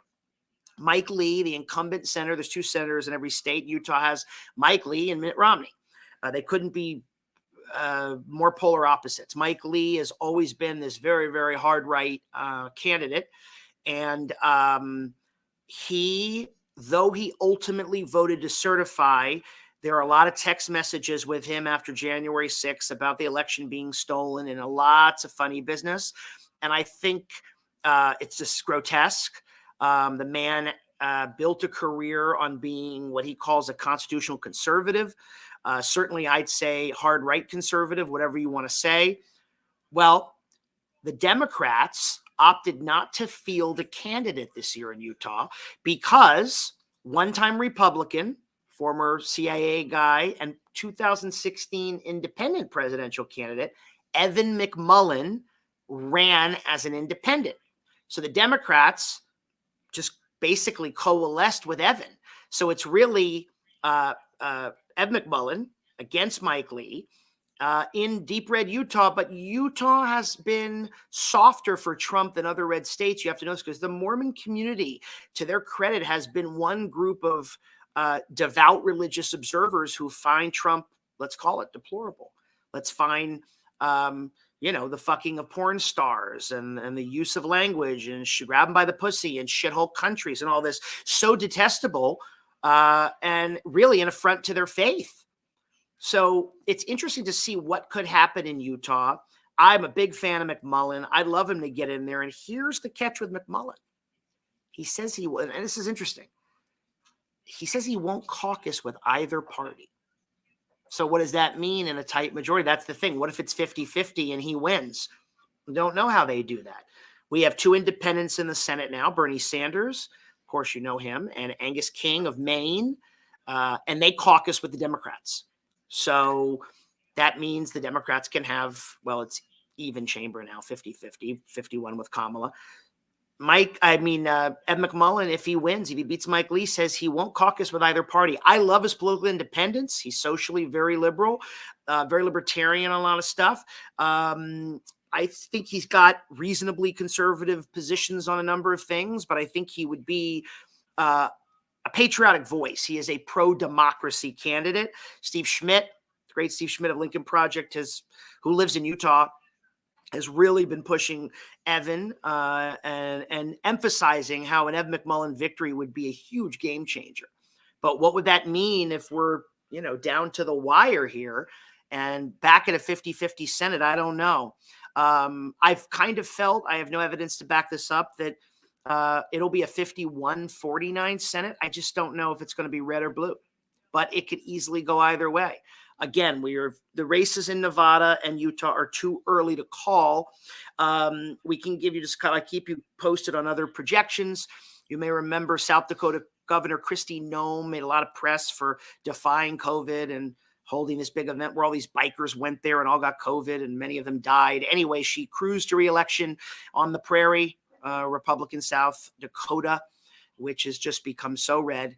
So that's no surprise, but I think she has a national future in the GOP. So I wanted to point that out because, like Kari Lake and Nikki Haley, these are the Republican women that you're going to want to watch and look out for as running mates for Trump, DeSantis, and we go on and so on and so forth. They're very appealing, smart politicians. I find their positions mainly abhorrent, but they're going to be players. They're going to be contenders. Just some other news in Arizona. We're not going to have 100% or 99% of the ballots in Maricopa County. And that's all that matters in Arizona because outside of that, there's very, very sparse population. Maricopa's Phoenix, greater Phoenix area, Scottsdale. Won't by Friday, by the latest, 99% of the ballots will be counted. So it's like, we may not even know things tonight anyway. We can only make calls as we see them. And as of now, the news is slow. And there's the 3 pickups for Republicans in the House. They need a net pickup of 5. But I want to give you that news about Arizona. Also, the governor there, Doug Ducey, had wanted to extend voting because of this voting machine issue they had today where there were problems. But anyway, they've been fixed by technicians, not illegal problems, and a judge denied the voting period to be extended. They're not going to be able to vote any later than they were originally supposed to. So that's important to know. A lot of focus on the West. We're monitoring all the numbers here in Pennsylvania and Georgia. There are very competitive House races in Virginia Abigail Spanberger is in a very tight race, but she's pulled slightly ahead of her opponent, Elaine Luria, who is on the January 6th committee. She's locked in a tight race. Also in Virginia, she's a Virginia Beach congresswoman, and Virginia, though, has been voting blue in national elections, elected Glenn Youngkin, you may remember, to be governor last year, and is proving itself something of a I guess, being a little more simpatico with national patterns as it relates to this year's congressional races. So right now, at the current moment, Spanberger is at 49% and her opponent's at 51%. I believe that's with 46% of the vote in, so that doesn't give us much, but just give you an idea how tight it is. This Wisconsin Senate race has 42% in. Mandela Barnes, the challenger to Ron Johnson, the incumbent, the awful Ron Johnson, another MAGA loon. Mandela Barnes, the Democrat, is currently slightly ahead, but it's only 42% in. I think at the end of the day, people are predicting that Ron Johnson will survive and be reelected in Wisconsin, which has proved pivotal. It's a state that Hillary Clinton lost. I always say she never visited Wisconsin, or she visited enough. It was Biden's weakest state in the blue firewall, which is important because Wisconsin for the longest time had been solidly blue. Mike Dukakis carried it in 88. Bill Clinton got it twice. Wisconsin voted both for Al Gore and John Kerry, both in years that the Democrats lost the presidency. Obama carried them very, very handily. And Hillary Clinton lost it very narrowly. I think it was maybe 30 or 40,000 votes that year. Or it might have been a bit more than that, actually. But still, so Ron Johnson, it probably would have been defeated in a different Wisconsin. Wisconsin maybe of 10 years ago, but Wisconsin, for history buffs, always been interesting. It was the state of the great progressive reformer Robert La Follette, if you remember your progressive history, and the state of the notorious scumbag Joe McCarthy, the have-you-knows-decency, sir, red-baiting disgrace, who caused a lot of people a lot of pain with his paranoia. You could say he might have been a MAGA forerunner with his conspiracy theories and his lies. So anyway, Wisconsin has always had something of a split personality, but I expect Ron Johnson to hold on. If he doesn't hold on, that's a pickup for the Democrats. Also, please note that if Fetterman wins in Pennsylvania, it is a pickup because this Republican running if Fetterman wins, that's a pickup. Pat Toomey, the incumbent, chose not to run, Republican incumbent. So John Fetterman, that would be a pickup. But if Masto loses in Nevada, it's a wash. So all eyes there. We don't know Georgia. If Warnock loses in Georgia, that's a pickup for the GOP. Keep your eyes on that. As I said, Utah's hot. Arizona, I expect Mark Kelly to win.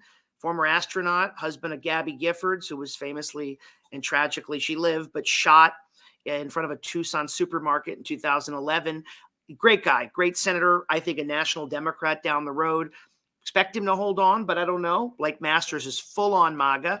And of course, in Arizona, the governor's race is closely watched because local newscaster from that state, former local newscaster Carrie Lake, has proven herself to be an absolute nutbag. Katie Hobbs, the Democrat, who I'm certainly rooting for, has run a terrible campaign. And Carrie Lake is, like I said, a comer in the party.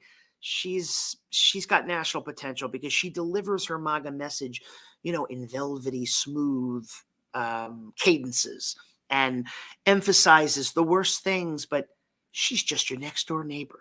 She's the woman you'd watch every night in the news, but she's dangerous and she's a liar. And the New York Times reported this week, she's apparently a liberal. So she's also a bullshit artist. None of this stuff she's saying is true. Again, there's a huge grift on the right. That's the other problem. All the people that whisper to Liz Cheney and Adam Kinzinger about you're right, but we don't have the courage to say it.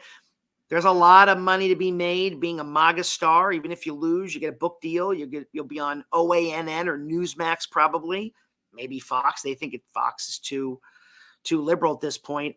But anyway, big projection. Abigail Spanberger hangs on in Virginia's House District, House 7. That was an endangered seat it remains blue. Good for her. She's a great rep.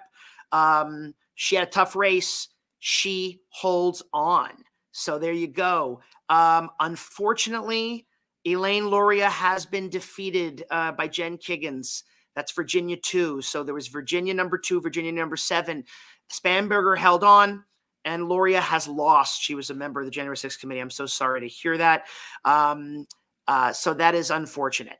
But we have the man of data to talk about, to bring on. We've teased him to you tonight, founder of the Lincoln Project. He's going to crunch some numbers. He's really probably one of the greats that has ever done it. One of my favorite people in politics, Mike Madrid. Mike. So good to be with you, man. You're making me blush a little bit. I think you're giving me a little bit too much credit. Come on. You're the avatar. I'm just an old man who's been doing this a long time. That's all. Well, you've been doing a long time, but also you were a long-time Republican, and that matters because you're not going to come through a lens of liberalism or certainly bias, and you're a fighter for democracy. Yeah. And that's meant a lot. So we get you at a good time. So you just heard Spanberger held on in Virginia. Yeah. Luria lost. It kind of sounds like that could go on all night. I wanted to get your take on, is this going to be like, we're going to hear a red win and a blue win sort of across the board? Where are we right now? Because these numbers are coming in slow. Can you give us a little enlightenment? Yeah. And look, they're going to creep in, and look, for once, the polling looks like it was really accurate, maybe outside of Florida, which is good news in the fact that we're getting good public data. The tough part is it's going to take a long time to slog through all of this. But historically, when we're talking about numbers here, Adam, and trend lines, which I'm a big believer in fundamentals in politics and campaigns, this cycle is really, really an ahistorical event, at least at this point in the game, where the Democrats are very, very much in this. The Spanberger race in Virginia 7 should not be where she should not be holding on right now. Liz Cheney came out and endorsed her. This is a Democrat who's going to hold on to a tough seat in a year with historically difficult headwinds. That's the real bellwether we were all looking at for these House seats to see what Democratic performance was going to look like. It's getting really hard to believe that this is going to be any sort of a red wave. And wow. I think it's probably a little bit early to suggest that it's going to be, much tighter in the House than we thought. I was predicting last time I was on your show in mid-high 20 pickup seat for the Republicans. Still very early to back off of that entirely, but I think it might be mitigated considerably. I think it might be more in the teens or mid-teens, which by the way, would cause significant trouble for Kevin McCarthy to be speaker. How so? Explain that. Why? Because it'd be too narrow a majority? That's exactly right. Not meeting expectations is the most important thing. What's really keeping him in this race right now is Donald Trump. But those members that are going to come in are going to be a little bit more Trumpier. And I think that he's already got a challenge on his right flank. He's from the establishment wing of the party, which is the smallest wing of the party now. He's already not popular with the Freedom Caucus. He's really unpopular with the Tucker Carlsons of the world. He's even more unpopular with the Matt Gaetzes and Marjorie Taylor Greenes and Lauren Boebert. So he's got a real tough row to hoe here. I think he was really, really hoping that he would have, a 30, 35 plus, maybe even bigger seat night. They were talking about that. It doesn't look like there's any evidence that that's going to be happening. It still might, but it's highly unlikely. Yeah. I mean, just by following you and following some of the numbers gurus, I said earlier, between 10 and 25, I sort of predicted maybe 20 seats, but you're right. Right now, there's 5 pickups, it says, but that's not, is that right? I'm just looking at this thing. But it's going to be a red house, but it's going to be a slimmer red house, I will still say. Wouldn't you agree with that? I think that's probably right at this point. Yeah. That's okay. Very fair to and say. Here to your coming out of Republican politics, how much danger is McCarthy in of actually not being speaker? Is it possible there's some kind of wacko who would ascend to the speakership, or do we think they're going to kind of respect that norm, though they'll go crazy and impeach Joe Biden and all that shit? No, and I don't think we've talked about this enough. Kevin is in very real danger of not becoming speaker. He is. Okay, I want to know that. Yeah. I think it's Jim Jordan is probably the heir apparent. If Because and the reason why is because Trump is a big Jim Jordan fan and supporter. He was one of those guys he gave the Presidential Medal of Freedom to in a secret meeting on the way out. Trump is certainly no loyalist to anybody. He's really backed Kevin McCarthy's play. Kevin has said some bad stuff about him. The Trump faction does not trust Kevin McCarthy. The Freedom Caucus does not trust Kevin McCarthy. John Boehner couldn't keep the coalition together, nor could Paul Ryan. It's even more fractured and more difficult, and Kevin couldn't put the votes together when Paul Ryan became the compromise candidate. So this is not going to be fun. I mean, even if he does ascend to the speakership, and I would guess he probably will, I don't think it's going to be a long-lived speakership at all, in large part, Adam, because what they are going to do is you are going to see Hunter Biden investigations. You're going to see the impeachment of Joe Biden. You're going to see the crazy come out. And with the small margin, it's going to be extraordinarily difficult to keep on top of this caucus, especially if and when Donald Trump announces in the near future and defending him when he's probably going to be under investigation by Thanksgiving. It's a mess. It's a mess. It's a mess, of course, as you, I think, have long said, and I think the Lincoln Project itself, but you separate from that, I've been saying Trump's definitely running and is going to be the nominee. I mean, he clears the field. I mean, people are living in denial about that. And by the way, to the loons, right, which is why you're not a member of what was the party of Lincoln, in my view, it's in a way his indictment, his theoretical indictment is good, right? That doesn't hurt him.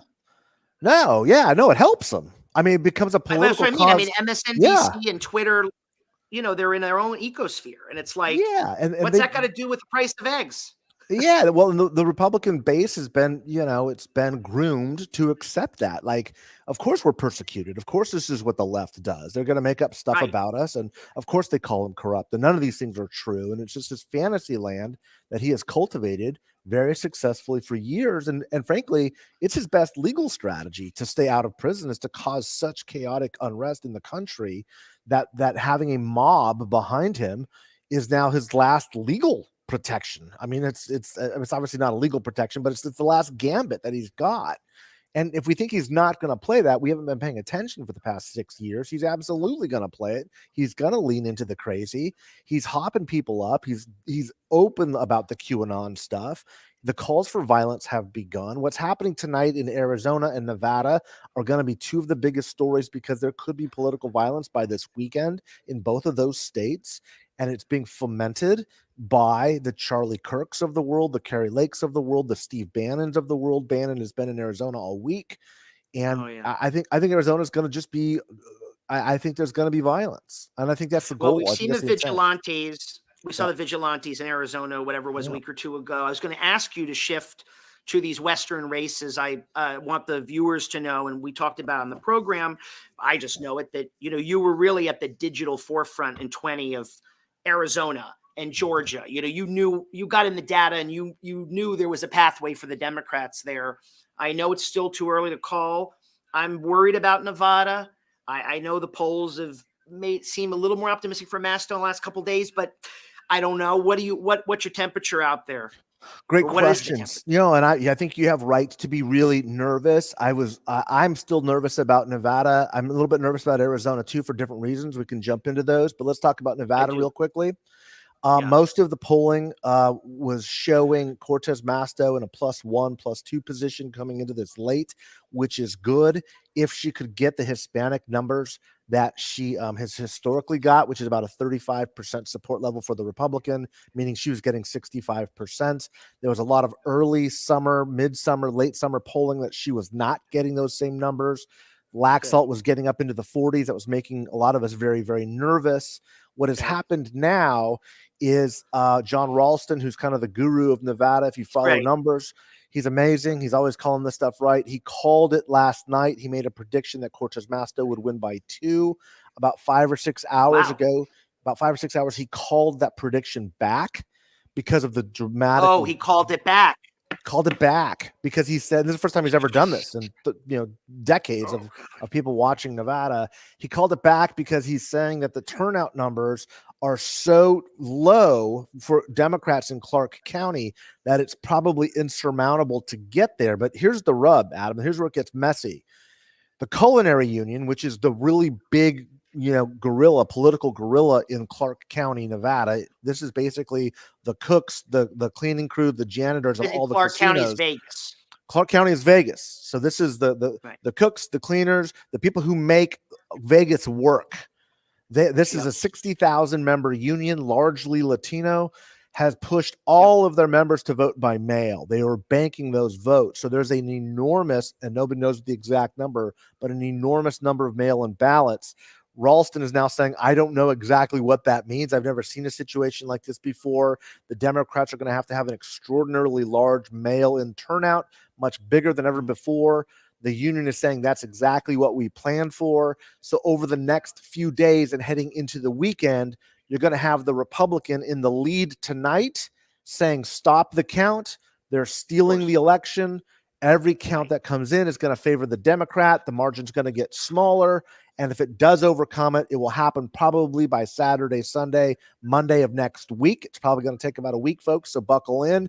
Every day will get more loud, get more crazy, get more violent. They'll be trying to shut down the counts.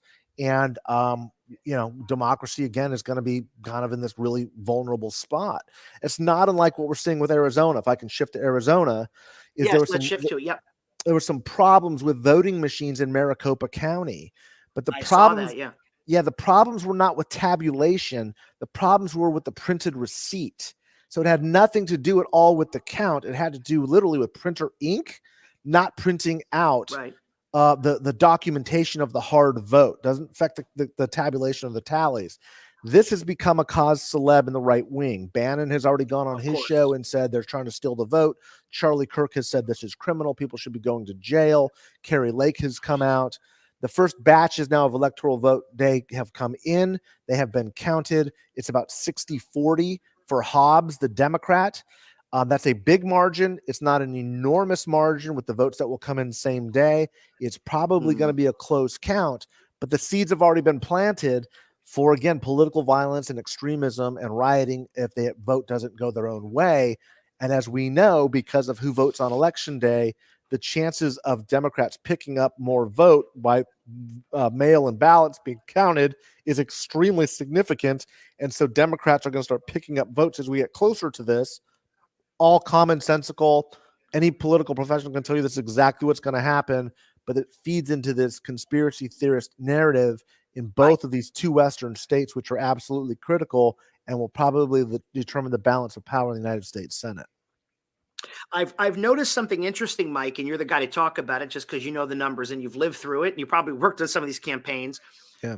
Arizona, but for Bill Clinton in 96 and Joe Biden in 20, hadn't voted for Democrats since Truman in 48. Right. But actually seems to be arguably pretty purple, right? Yeah, it is. Now Nevada, because I've really been looking into this because of for a number of reasons. If you go back to Obama, 08, 12, right? Hillary 16 and 20, you have all the Democrats win. Obama twice, Hillary wins it, Biden wins it, but their margins get smaller and smaller. Right. And while I know that it seems like Nevada used to be a red state. I mean, that was Paul Laxalt, whose grandson is Adam running against Masto. It seems to be getting redder, but what I can't understand isn't the majority of Nevada, Reno, and Vegas? I mean, I thought the rural vote is sort of nominal. So what's going on there? Great question. If you can tell, because it just seems like it's been flipped. Yeah, Arizona, and Nevada. Great questions. Let me tell you the difference between those two, and you're asking brilliant questions here. The real difference is, both of them have significant Latino populations, which are becoming determinative. Right. And that's really what Clark County in Nevada was, Vegas. That's really what the Latino vote was the working essential workforce of Vegas. Harry Reid was able to build a machine that was turning out that vote that moved it into a stronger Democrat position over the years. So you're exactly right. The challenge is with COVID, a lot of that employment simply went away. When the casinos were shut down, a lot of those workers left. So you weren't getting that margin in 20 that you had expected. And now the question is going to be, is that really going to exist there or not? The other thing is this, there's a lot less of a high-tech workforce in Nevada, the way that there is in the Maricopa County, Scottsdale area of Arizona. Why is that important? It's important because Arizona has a higher percentage of white college-educated voters, and those white college-educated voters are moving dramatically to the Democratic Party. So what you have is a largely non-college educated workforce in Nevada, whether it's Hispanic in the culinary union and in the unions in Clark County, or whether it's in just kind of more red rural parts of the state. It's not attracting, the Amgens of the world, the Cisco Systems, the Microsofts. They're not in Nevada. Right. They're in Maricopa County, Arizona. They're in Scottsdale, Arizona, for sure. They're in Mesa, Arizona. They're in Tempe all day long. And that's what is moving Arizona into a more purple position. And it's why Nevada is bouncing back and forth a little bit more, because Nevada's fortunes are a little bit more reliant on the strength and number of the culinary union. And depending on what's affecting the turnout there, it changes whether or not it goes red or whether it goes blue. Arizona's on a longer term demographic trajectory to a more purple position than its historical red, independent, fiercely independent, kind of libertarian type of stereotype. Which, Mike, is interesting because that kind of tracks the overall trend that I know you tweet about and everybody's been observing. Yeah. The college educated, suburban or not, or professional, has been trending toward the Democrats and in cities. And then the more rural, non-college educated person, not just white, black and brown too, have trended toward the Republicans. So it's almost like you're seeing maybe Arizona and Nevada seem like little microcosms, maybe, right? That's why they're purple states. That's why they're battlegrounds. Adam, you don't need me on the show. I mean, you understand this better than anybody. I mean, you're saying exactly right. That's exactly what's going on here. And that's why I need you. You're the guru. Come on, you taught me well. That's why these two states are as in a tight contention as they are, right? Is exactly those dynamics. Is the biggest divide in American politics today is the divide between college educated and non-college educated voters. And what has kind of caught the Democrats a little flat-footed is it doesn't matter whether they're white, brown, black, Asian. If they're non-college educated voters, they're moving towards the Republican Party to different degrees, but they are moving. And that is what has caught them a little bit off guard, is they're saying, well, wait a second, if they're not white voters, they're going to be our voters. And it's like, yeah, but not the margins that you need anymore. But at the same time, these higher tech, new economy, college educated workers that live in places like Austin, Texas, that live in places like Charlotte, North Carolina. By the way, North Carolina is close right now. If you're watching this Senate race, we were saying this too. Beasley's in contention. Now, I don't know that she gets there, but North Carolina has exactly that same combination as in Arizona does. It has a third African-American voter, a third college-educated white, a third non-college educated white. And so when college-educated white voters start to vote more like they do,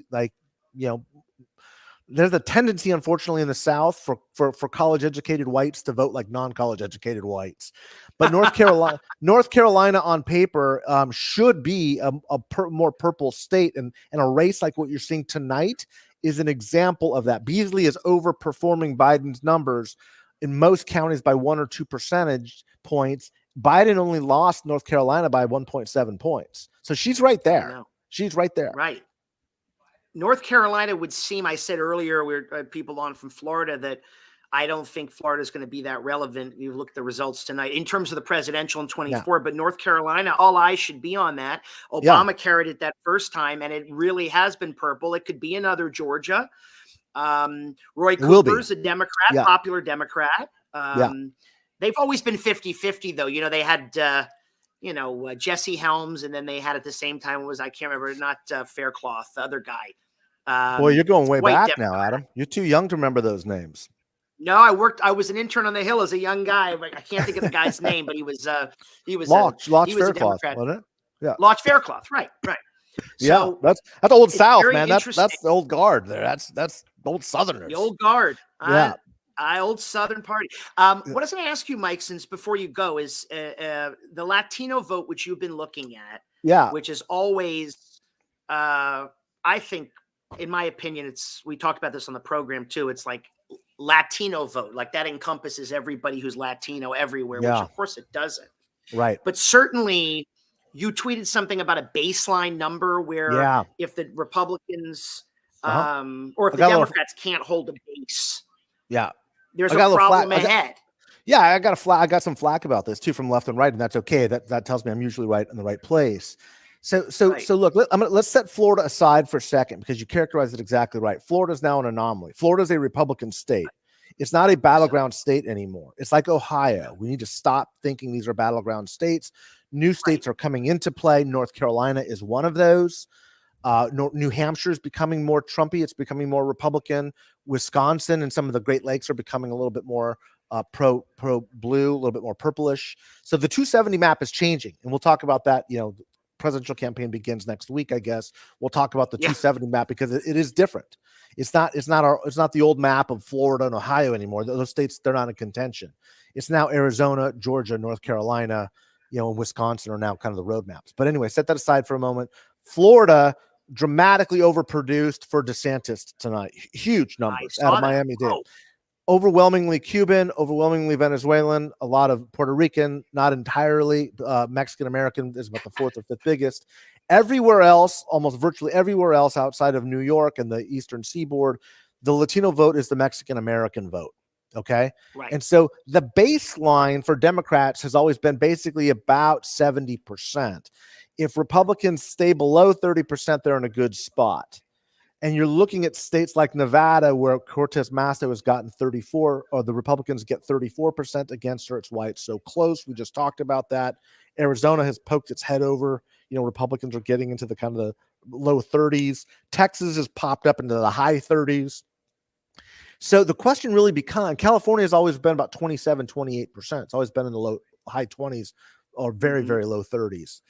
Sorry about the nerdiness here, but it's really important. No, it's great. I mean, it's right here. Yeah, but it's important because that 70-30 split is really, in my mind, the 30-year baseline. That's the trend. And what I predicted earlier today was saying I thought it would revert back to that mean. In other words, there's been a lot of hype, and I've been talking about it a lot, this rightward shift that is happening. It is happening in the long arc and trajectory of the community. But I said in that tweet that you're talking about, I believe in this election cycle that it's going to revert back to that 70-30 model in California, Arizona, Nevada, which is important for those two states. That's good for Democrats. Okay. Yeah. And I said in Texas, New Mexico, you're going to see it probably sit in the mid-high 30s. That's a different 65-35 trend line. Texas is more conservative. New Mexico is more conservative. They've been there longer generationally. The Hispanics in those two states tend to be more Republican by about 5 to 8 points. I was saying, I think this election cycle, it's going to revert back to the mean. It's not going to get any more Republican than it was. Democrats have said, well, see, whatever happened to this big Hispanic shift you were talking about? And I was like, it's still happening. It just happens over a 25-year realignment. It's going to happen 1 or 2 points at a time. And so, I think so far, I mean, I feel really good about that prediction. I think it's probably going to be dead on. We'll have to wait and see. I mean, there's going to have to be a lot of post-election stuff that comes out. But for the most part, that's what I was talking about. This 30% number with Hispanics and Republicans breaking through that is a really important indicator. Right. Well, I think I'm with all the eyes on Pennsylvania and Georgia. I did want to get one more thing from you. I haven't heard anything really about New Hampshire, and I know that Maggie Hassan isn't exactly in a great place, but I guess looks like she might edge out Bullock. I think she's going to be fine. No, I think she's going to be fine. The numbers look pretty strong unless he produces really big numbers from some of these smaller conservative hamlets, like small little villages down in the South, and really comes roaring back. He's underperforming Trump by about 4 points. So he doesn't look like he's going to get there. Thank God, he's a wacko. But I think New Hampshire is a more conservative state than we're paying attention to, and it's only important because every electoral vote matters now, and of course the Senate seats do. He should not be as close as he is, but he's close enough to be worried about. But I think she's going to be fine. The Democrats will be fine in that state. That's great. Yeah. See, another reference for the state of the Warren Rudman. It's your reference for you. Look at you, man. Look at you, guys. I was always a political geek. Yeah. But live free or die in New Hampshire. Live free or die. Mike, live free or die. Live free or die. But Mike, as always, thank you for being a friend of the show and joining us. Love the show. Love what you do. Night like this, which is happy amazing to. because we're watching this in real time. And I hope, I'm with you guys. We just hope we can keep sanity not have a red wave, or at least hold back some of this onslaught. I mean, they'll spin it and lie about it, like you said, get violent, but if they don't actually have the reins of power yet, the better off America is. I mean, look, here's where it's at right now, and it's still a little bit early, but there's enough data to start making some projections. This is not going to be the big night that Republicans were expecting. Are they going to pick up some seats? Yeah, here and there they probably will. But by and large, we're not going to see anything like the historical trend line would suggest that it is. And I think that's extremely good for the country. Let me say one quick thing, Adam, if I could. Of course. One of the fundamentals that I've been really pushing people to look at, we look at the generic ballot, we look at the presidential approval ratings, we look at the polling averages. The one, and I think we talked about this last time, the one measurement that people are not paying enough attention to is which party is viewed as the most extreme. And by that measurement, the Republicans by a +8 are viewed as the most extreme party. Well, they are. They are. Well, there's no question they are. Yeah. But the reason why it's important is because you don't ever hear the pundits talk about this, but this idea of negative partisanship where people vote against things, not for things, is it really explains the way and the reason why we have Congress bouncing back and forth so often. For guys like you and me, we remember 1994 because it was the first time in 40 years that the Republicans changed hands. The Democrats had control of the House for 40 years before that. Now it seems like every 2 years it bounces back and forth. The reason to that is negative partisanship. And when you're in power, when you have the White House and when you have control of Congress, 99 times out of 100, you're viewed as the most extreme because you're defending all of your positions. That's not what's happening tonight. What's happening is the voters are saying inflation is high. It's costing me a lot. I'm feeling a lot of economic anxiety. But don't think for a second I don't realize what's at stake here, which is our democracy and our basic constitutional rights. And they're still voting for pro-democracy candidates, or at least in a marginal way where the country can at least move forward. So I'm grateful for that. But I am too. And amen to that, because all we heard from the pundit class is democracy didn't rank as an issue tonight. Nobody cared. I just cared about it. And for guys like you and me, never Trumpers to our core, that's what we want. We want people to know, even if they don't, not all of them are going to understand what it is, but they're going to say this republic needs to continue. We the people matters. This experiment self-government has more than currency. It's the oldest the world's ever known. Let's keep this going. So thank you, brother. so Let's much. Keep it going. Thank you for having me. It's always a pleasure. However I can be helpful to the show, you know that I'm here for you. I know. I appreciate it. Thanks again, Mike. Have a good night. All right, man. Take care. All right, folks. That was great, Mike Madrid. That was your master class for tonight. That's why I had him on.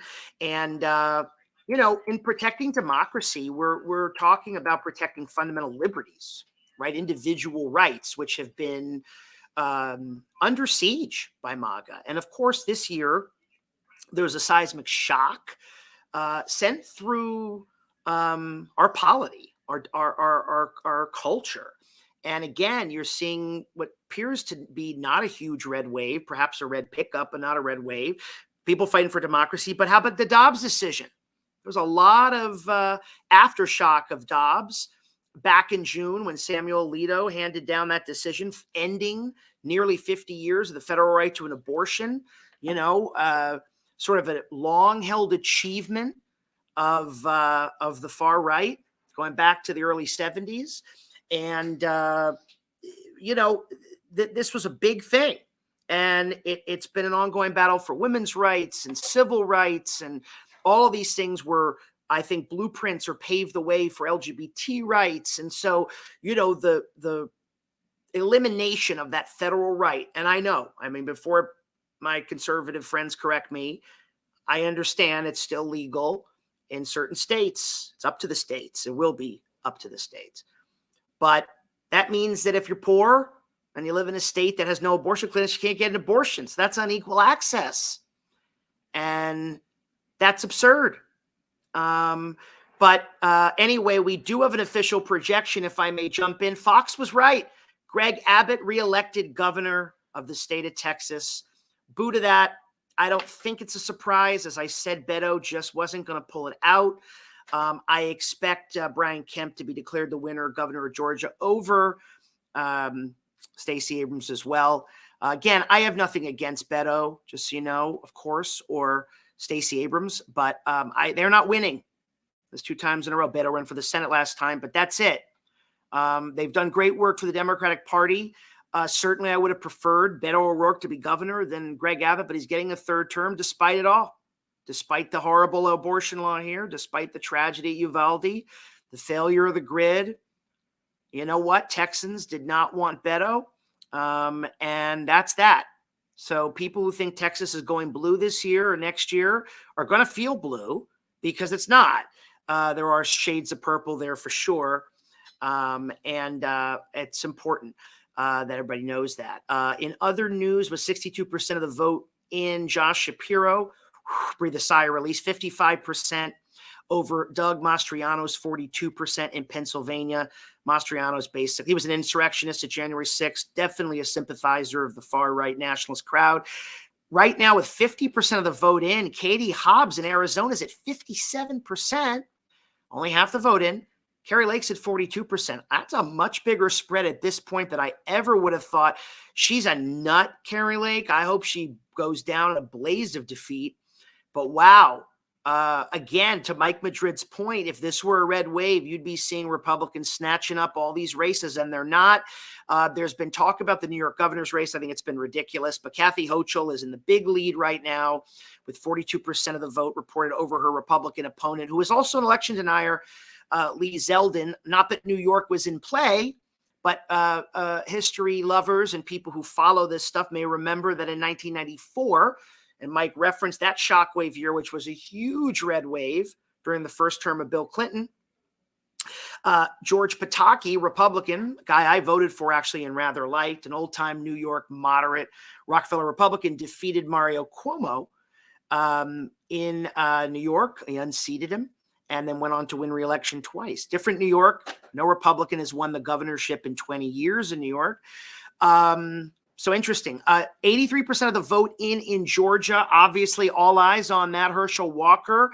Whoops, I don't have that data anymore. I'm sorry. Oh, yes, I do. 49.6% for Herschel Walker. 48.5% for Raphael Warnock. That's with 83% of the vote in. So Herschel is in the lead. That doesn't surprise me, folks. Brace yourself for impact. Anything can happen. Mandela Barnes is a bit ahead of Ron Johnson in Wisconsin, 52% of the vote in. I don't think he's going to pull it out. It's teeth gnasher or nail biter, Fetterman and Oz, 49% right now for Fetterman, 47.7% for Oz with 64% of the vote. So that's about almost a little less than 2/3 of the vote in. More to come.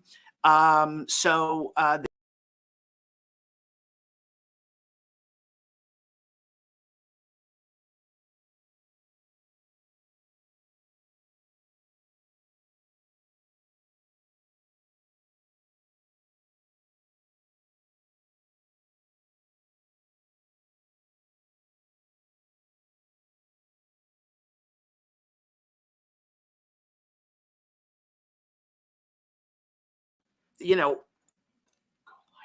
we're going to actually go live right now. Yeah, we have a great guest, friend of the program, Corey Nathan. You know, election night's crazy, guys. Bear with us, but thank you for joining us. He is the host of the Talking About Religion and Politics Without Killing Each Other. I think you're at a party, Corey. What are you doing? I am. I stepped out. I told Selena, the candidate that I'm supporting, that I got to step out and talk to my pal. I got to talk to the dirty moderate. Get dirty. You got to talk. He is dirty. That's right. Now, Corey, what's going to happen in, what is it, California 25? What's the Garcia district you're in? It used to be California 25. It's California 27 now. A lot of folks are saying that that Mike's going to hold his seat. I don't think so. I like our chances. The last couple polls were trending in Christie's favor. And as you know, I'm a conservative, but I'm strongly supporting the Democrat in this race. So it's a little different for me, but you know, as we've discussed, listen, democracy's on the ballot, and no matter how many fiscal policies Christie and I disagree on, we agree on the importance of our democratic institutions and affirming our democratic institutions. So she polled. It was a Mellman poll back in August. It was she was up by 2. The most recent one, she was up by 6. The Decision Desk HQ is giving her about a 42 plus or minus % chance of winning. No, that's not 42. That's not a poll. It's a projection, like 538. So they were giving her about a 42. Right. I like it's like better than Ty Cobb's batting average, that she has a chance, of him getting a hit, that she can win this thing. So I like our chances. Well, as you know, my brother lives in Santa Clarita, and I always marvel at it being much redder than the rest of LA, obviously. Yeah. But LA is so blue to its fault. I don't think that's good either, but so interesting. Corey, what is your take on I had Mike Madrid on. I don't know if you heard him, but he's, it's not looking like it's going to be a gigantic red wave. It looks like the Republicans will sort of edge out in the House here just because of clear numbers. The Senate races are all close. 50% of the vote is in, and Kari Lake is getting clobbered in Arizona. I don't know that I would predict that. Now, again, we still got a lot of time, but because you and I always, do this. So I was going to pick your brain. I was going to pick your brain. So how do they count in Arizona? Do they count the absentees and the mail-ins first, or how does that go? That I don't know. All I can tell you is that 99% of the ballots will be counted by Friday in Maricopa County. That's what they're assuring everybody. I mean, that's an important one. No, it is. Because she's I don't know. Can I curse, by the way? Of course. Curse away. So I don't know if she's batshit crazy, but she finds that acting like she's batshit crazy is a virtue, and I just don't think that's good for our democracy. So, that's another one where I'm not rooting for the Republican. But listen, so I'm probably going to sound like a lot of pundits. I really do feel that there are too many headwinds for Democrats in the House. But I think it's going to be closer than what 538 and what Decision Desk HQ are projecting. I think it's going to be a thinner majority, which in a lot of ways is going to be even more problematic for Kevin McCarthy, because it gives more power to the crazy wing of his party, the Paul Gosars and the Marjorie Taylor Greens and the Lauren Boeberts and the Matt Gaetz. They have the kind of voice in a closely held chamber the way that West Virginia Joe Manchin has. But Joe Manchin is a legislator. He's serious. So, when somebody like that has, so I think that it's going to be a thin majority for the Republicans in the House. I think that just because it is the way our elections go, I think that the Senate isn't going to be decided until the middle of December, because I really think the Georgia Senate race is going to a runoff. And that's going to be, I think that they're not, Walker's edging ahead of Warnock, but they're not at 50. So, yeah. So if nobody hits 50, it goes to a runoff. I was surprised that I thought it was going to be the other way, where Warnock was going to be at about 49 and, Walker was going to be at 47, but he has name ID, so, and he's a Georgia legend, and nobody cares what his lack of, virtue is. Nobody cares about his terrible record, what a terrible person he's been to numerous, lovers and children, and, nobody cares. He just has an R before his name, and he's Herschel Walker, and he was a running back for the Bulldogs, and that's all they care about. So that one's disappointing, but it's indicative of our politics nowadays. So. Yeah. Now, Corey, you and I share this foxhole now because you do talking religion and politics without killing each other, and I do Dirty Moderate and bring people on from all different sides. Given that I know you've been on the program, and of course you and I now are friends, but tell everybody who is listening, because we've done a lot of prognostications tonight, why you feel uncomfortable with the conservative movement right now. Was it Trump? Was it I want the viewers, a lot of new people here tonight, to hear your story. Yeah, so the thing is, I think the Republican Party is very distinct from the conservative movement. I think that there are a lot of true conservatives that frankly don't have a home right now. And it's unfortunate. I think that the Republican Party and the ecosystem around today's Republican Party, so that including, the media ecosystem, Fox News and Newsmax and Breitbart. It isn't about conservative principles the way we would think of philosophically conservative principles of like Edmund Burke, or more recent history, William F. Buckley, or he's still alive today, a guy like Thomas Sowell. Those are real thinkers, Oh, for but sure. but they wouldn't be included in guys like that would be considered rhinos in today's Republican Party. So today's Republican Party is corporately ad hominem type politics. And what I mean by that is whatever those guys are doing, I know I hate those guys, so I'm going to do the opposite. And every day I'm going to wake up and I'm going to tweet to try to own those guys. Own the libs. Own the libs. That's it. It's an own the lib governing philosophy. And that's no governing or leadership philosophy at all. So I do think that there does need to be a healthy back and forth between progressives and liberals and real conservatives. But those conversations are like the ones that I had when I was on Christy Smith's business committee when she was in the state assembly. And it's, listen, I'm a small business fiscal conservative. Thank you for having me on your committee.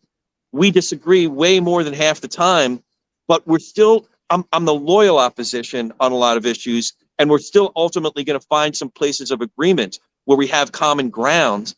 And as my representative, when she was in the state assembly, she found ways to work ideas that I had as a fiscal conservative into legislation that she was supporting. We still disagreed, but we found common cause across our disagreements. And that's the way it's supposed to go. The way it's not supposed to go is the guy that she's now running against for U.S. House in California 27 is for him to vote to overturn a fair election of Arizona, fair election of Pennsylvania. So that's how it's not supposed to go. So that's what I'm caught up in now. Folks like us need a place.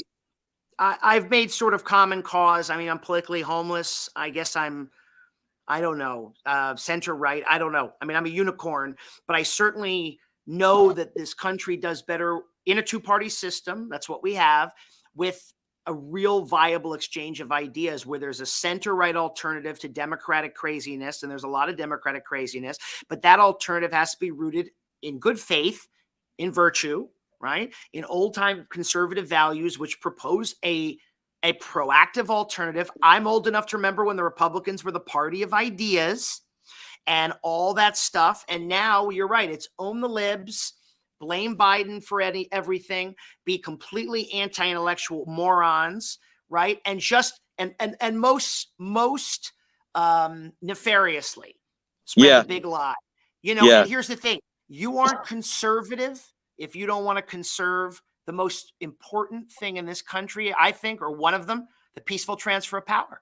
If you don't believe in that, you are not a fighter for democracy. Yeah. So I can't abide that. And I know you can't either. And Mike Madrid and the Lincoln Project, we're all in that world going, we're kind of at sea, but we are not getting in bed with these lunatics.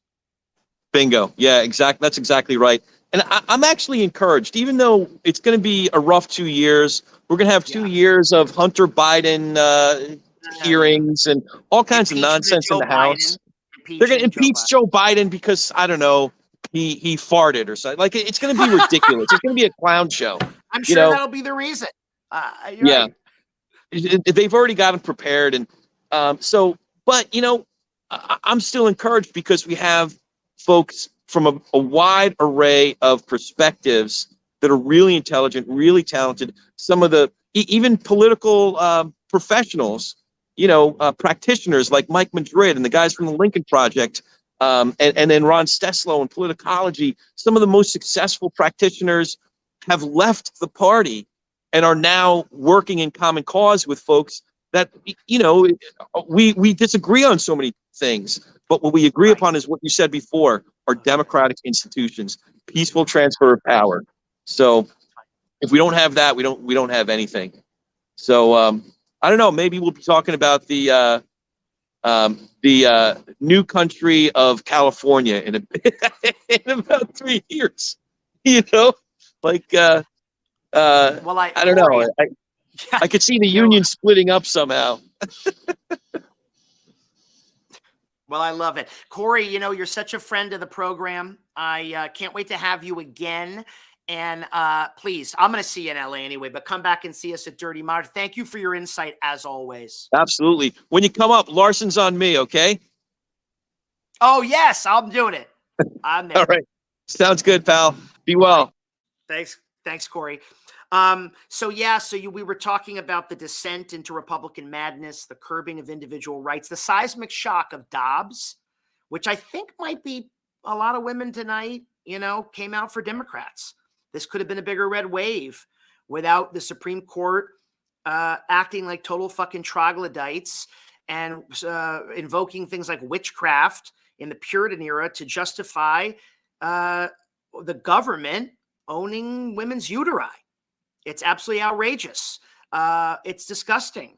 One of the things that makes me, I think, pretty consistent is though I think government's too big with spending and taxes, you better believe it better get out of my bedroom and out of women's lives. Abortion might not be the primary issue tonight, but I think it has been a winning issue in an ongoing battle for so long. And we were lucky here at Dirty Moderate because we honor people who have fought the fight, democracy, and all of that means individual rights, liberty, freedoms, women's rights, and in this case, abortion rights. Merle Hoffman was on the show. If you don't know her, you're going to get a clip of the episode now. You're going to listen to the whole episode. She has an organization called Choices. It's celebrating its 50th anniversary. It's based out of New York, and she has been at the front line of facilitating safe, compassionate, confidential reproductive health care. She works here and abroad. She is the spokesperson for a woman's right to choose and a woman's right to dignity. She proves essential in this own era, and I couldn't have been happier to have had her as a guest. Here's a taste of the great Merle Hoffman.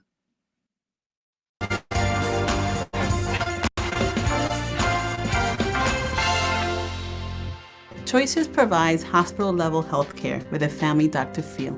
But now I know that more information means power, means that you get to choose. So Choices provides that for me. My biggest worry coming to Choices was the fear that I would be judged because abortion isn't necessarily something that everyone is okay with. They made sure that I knew my options. There are many options. I could have kept the baby.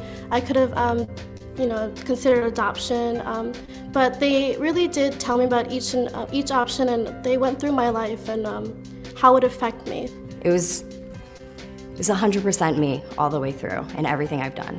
To know is important. That gives you power, and you need your options. To make an appointment at Choices is actually fairly easy. They accept walk-ins, and I don't have to wait not even a day or two to come in and get my gynecological needs, so it's actually pretty convenient. We take most types of health insurances and fast-track your eligibility for Medicaid and other government programs. Throughout the whole time, they were actually one of them was holding my hand. They were really comforting me.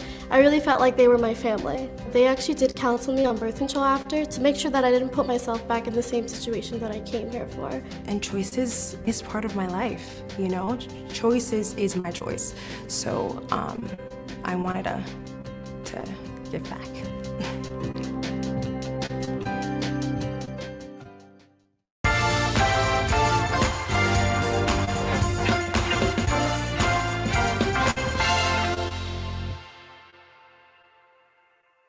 Dirty Moderates, those of you who follow and listen to me, and I always thank you, know that I believe freedom means freedom for everybody. And I believe certainly we should be free from state coercion, from government intrusion. Certainly, I believe that in many ways fiscally, which puts me at odds with some of you. But you better believe I believe it personally, socially, and bodily.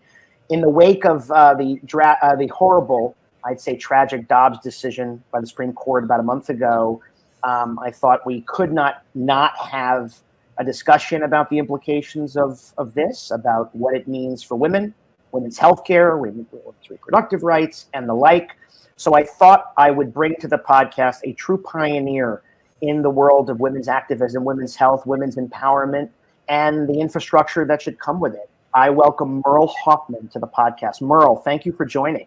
It's a pleasure to be with you. Real quick, Merle does quite a lot. She does a lot, but she heads Choices Global Institute of Healing and Education. She also has there's also Choices Women's Health Medical Center in Jamaica, Queens, New York. She also is the author of a fabulous book, which you all must read, Intimate Wars, The Life and Times of the Woman Who Brought Abortion from the Back Alley to the Boardroom. That is available on Amazon.com.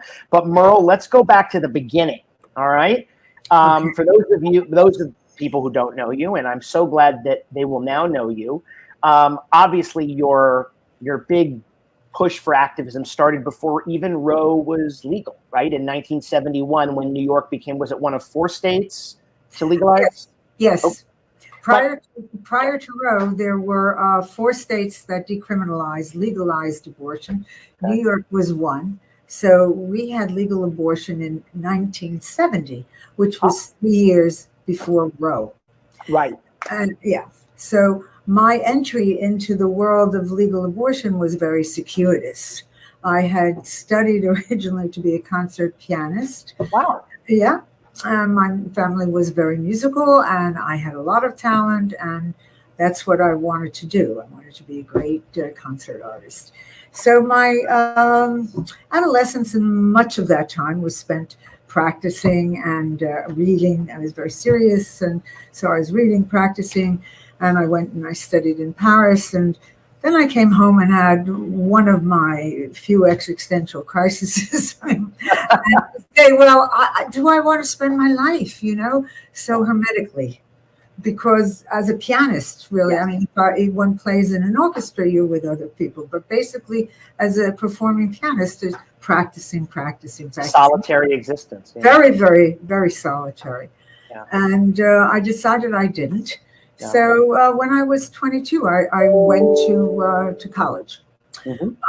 And I decided to be a psychologist, and eventually got most of my work in a doctorate in social psychology. Okay. But to put myself through school, okay, I had 3 jobs, and one of them was with a doctor, part-time jobs, medical assistant. And when the law was passed, the legal abortion, New York law, the New York law. By the way, was it Nelson Rockefeller governor then? Who was governor? I believe so. Yeah, that's 70. Yeah. Yes. And this physician, when he was a resident, worked at Bellevue Hospital, and he had very, very strong memories of women coming in at night and what they called the Midnight Express. Wow. And what was the Midnight Express? Okay. These were women who had tried to self-abort, with household objects or whatever unfortunate thing that they used, and were bleeding. Some were in sepsis, or some were in deep trouble. But they came in, and what the physicians would do is they basically do a D&C, which was an abortion, but they call it a D&C, so it was at that point legal. And now that abortion was legal in New York, he was extremely committed to not seeing that ever happen again. So he asked me if I wanted to start with him or get involved a small program with the health insurance plan known as HIP at that time, to service HIP patients, for abortion. And, I was not reading any feminist literature. I knew that there were marches. I was totally apolitical. Wow. But I was reading, I have love of psychology, philosophy, that's okay.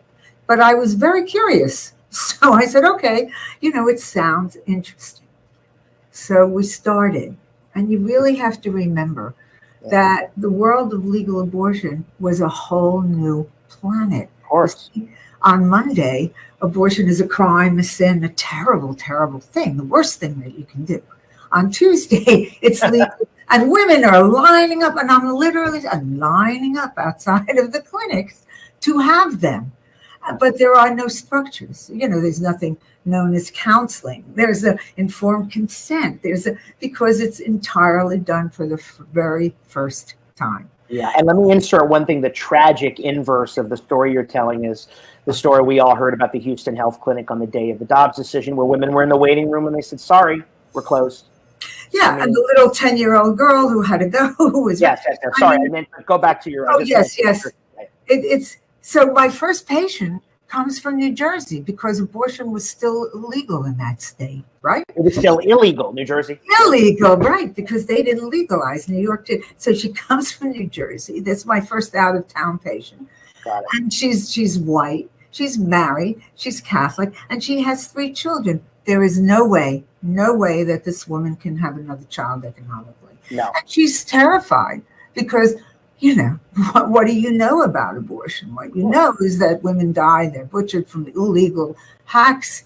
And, so the doctor said. And it had been couched in sin in the political rhetoric to the detriment of this, not only society, but specifically women's health.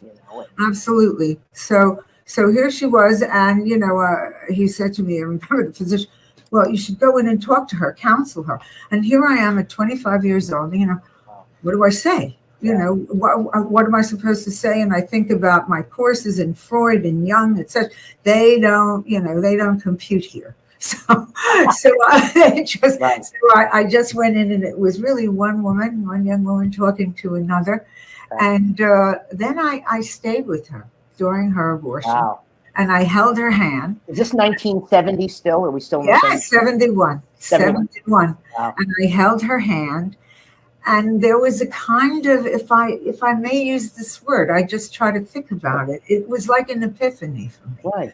I mean, it was something where here is this woman making this really major decision. And it's a decision, am I bringing this growing life, this potential life into this world, into my world, now. She's terrified. She's religious. She's confused. Right. She's worried about her financial well-being. And there you are to comfort her. What a wonderful thing. Right. There I am. Help her. Right. To help her in this journey, in this, what I would call the most powerful, yet the most vulnerable position that you can be. It's the power of that choice. Yep. And it's the vulnerability, because abortion is an embedded right. It's in your body. I mean, when you vote, or the right to religion, you don't need another person. You don't need a doctor. It's just, but with this, it was an extremely powerful moment. And then it just grew with me. And I realized slowly that this was what I wanted to do, had to do. And then I got political in 1976. With the Hyde Amendment. With the Hyde Amendment. Okay, so the Hyde Amendment is the named after Henry Hyde, the Illinois congressman, right, who instituted or pushed for a law that got passed to ban Medicaid funding of abortions, essentially federal funding, right? Very good. Just left out the word Republican. Yes, he was a Republican. Yes. Let me say one thing about that, though, and I'm not here to. I'm unaffiliated and I'm an independent. There have been, I think, of Betty Ford.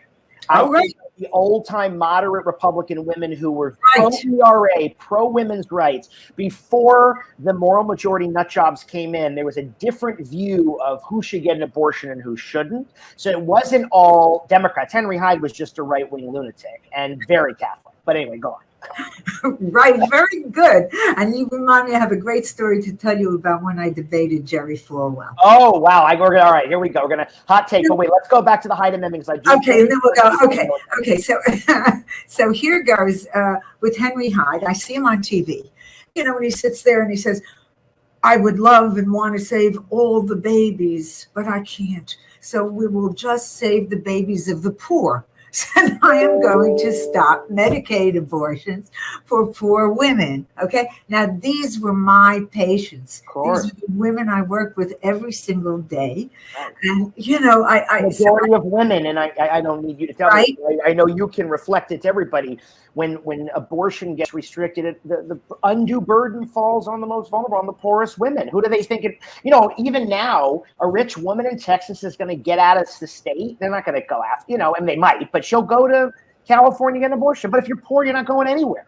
Jackson, the clinic that was the center of the Dodge in Mississippi, was the only place left that a woman could get an abortion, is vanished. So where is a poor woman from Hattiesburg, Mississippi, going to go to get an abortion? I mean, they're going to Louisiana and Alabama. What are they going to go fly to Chicago? I mean, the whole thing is, anyway, go ahead.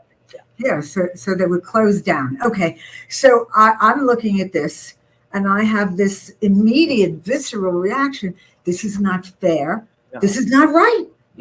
what can I do? So here are my rescue fantasies and my creativity and everything. So I sit down and I write my first one-page polemic, right? And you know, women's rights are an emergent, and I make a lot of copies of it, and I go over to Queens College, which the clinic at that time was close to Queens, where I had done some undergraduate work, and I start handing out these pieces of paper.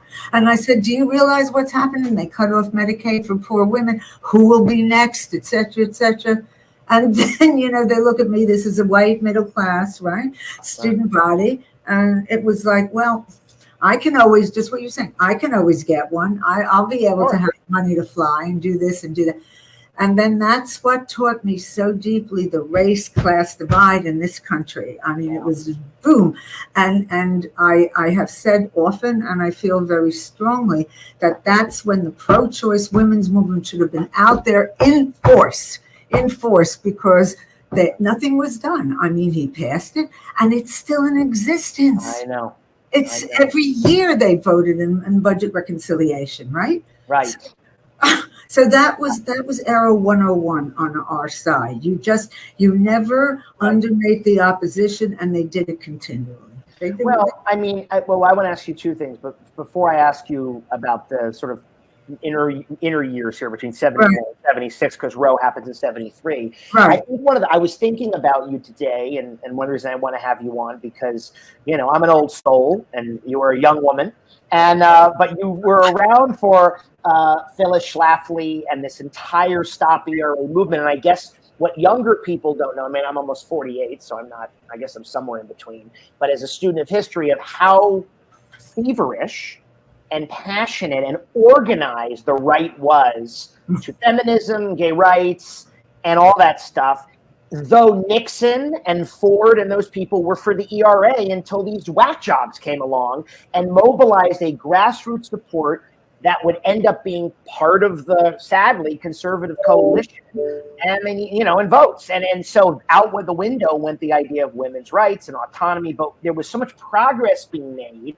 But you have Schlafly moving in, fall of more majority, and then you get Reagan, you know, and there starts to just be a real sea change.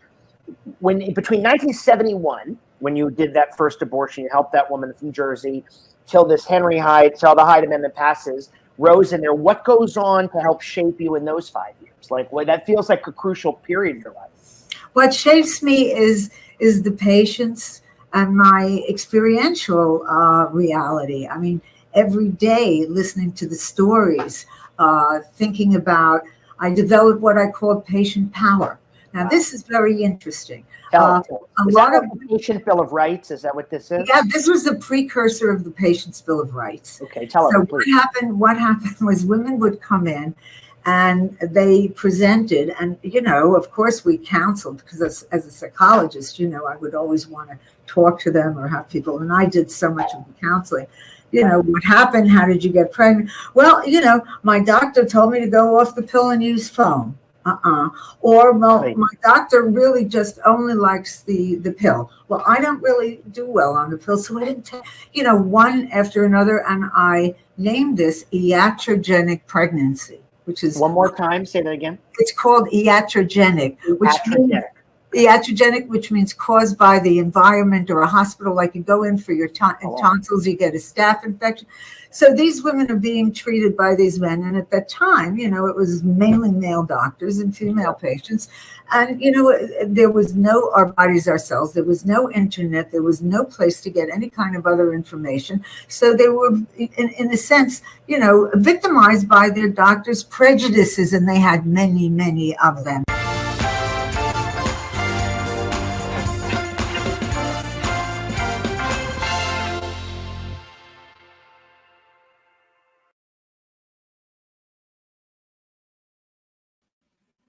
Dirty Moderates, welcome back. Well, during that interlude, we have a lot to share with you. I don't think any real shockers, but some good news for the blue out there I'm happy about. Maggie Hassan, I was very worried about this race in New Hampshire. She clobbered Don Bolduc, 55 to 43.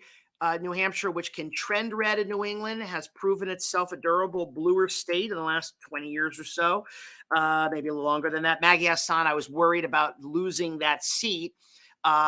We also can project that Josh Shapiro has been elected governor of Pennsylvania over Doug Mastriano handily, 54-43. But disappointing news out of Georgia. Brian Kemp beating Stacey Abrams, but I've been saying that Stacey Abrams is not a good candidate. 54-45, he clobbered her.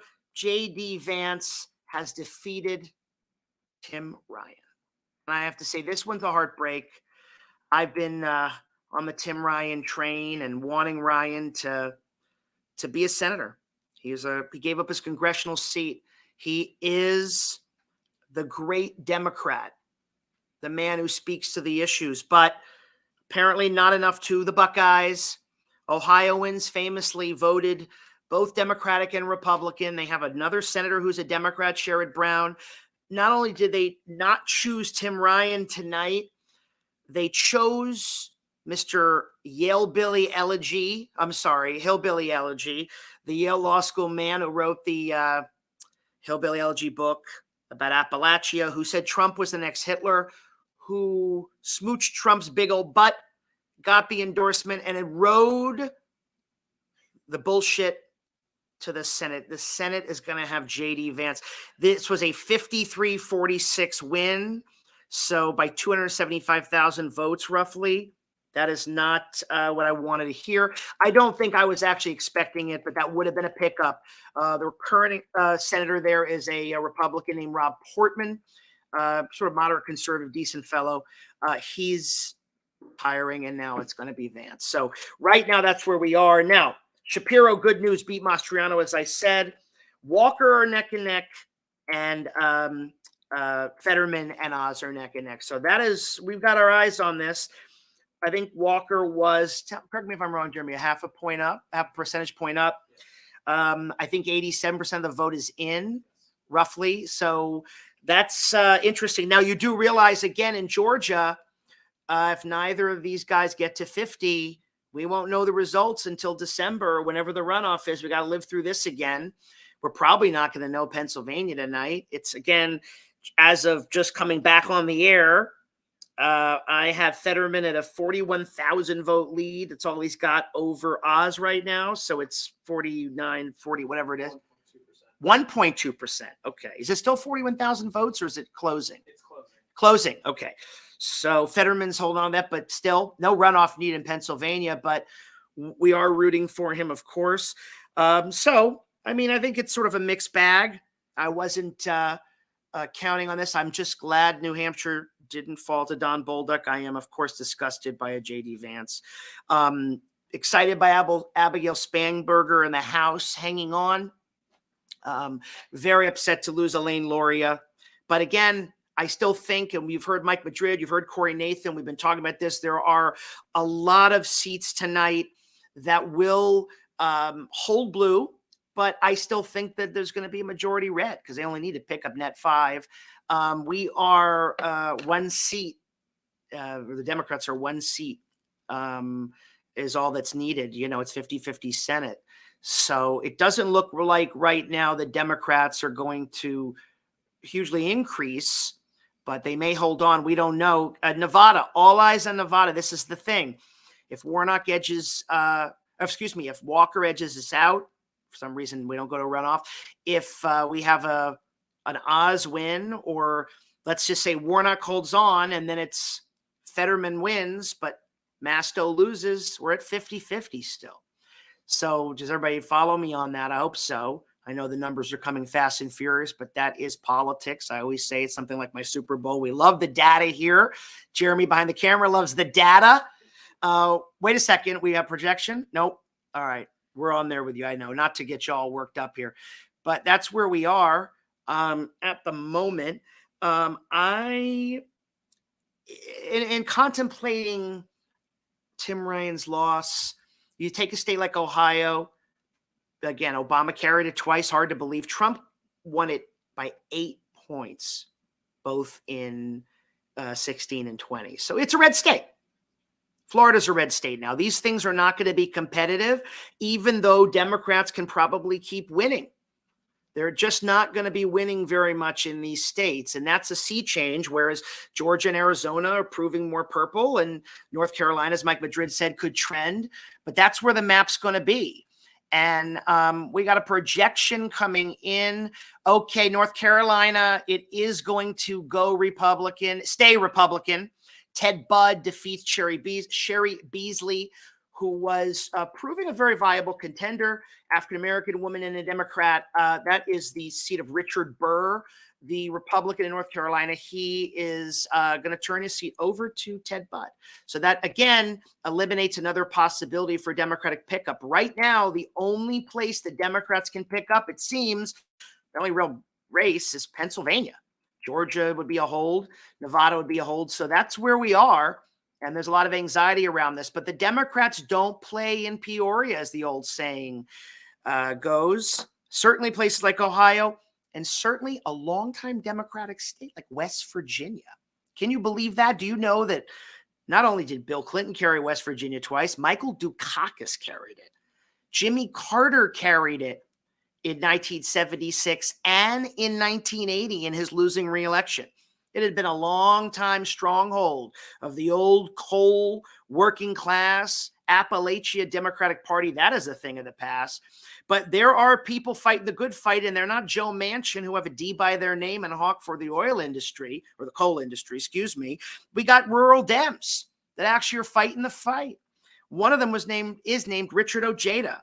He was on our program September 22nd, and he's fabulous. And he was a former state senator. He is a national spokesperson for No Dems Left Behind. He's a retired major from the U.S. Army. Actually, it's not September 22nd. Sorry, this episode was 14 months ago. But we were warned. Ojeda knew these trends. He said the Democrats are going to really struggle in this neck of the woods, and they are.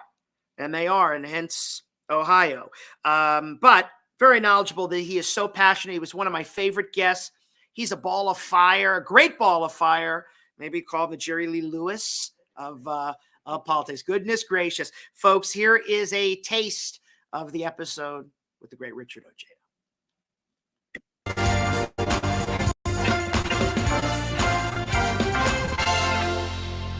Richard Ojeda, thank you for joining us. How are you in the great state of West Virginia today? I'm doing pretty good. Just, happy to be on here. I appreciate it. Yep, my pleasure. So just real quick for all the listeners, we have Richard Ojeda. You may have seen this dynamic, ferocious defender of the people on TV, whether it be MSNBC, CNN, or fighting for his folks down in West Virginia. But he was a celebrated U.S. Army major. He served in the West Virginia State Senate from 2016 to 2019. Briefly ran for president in 2020.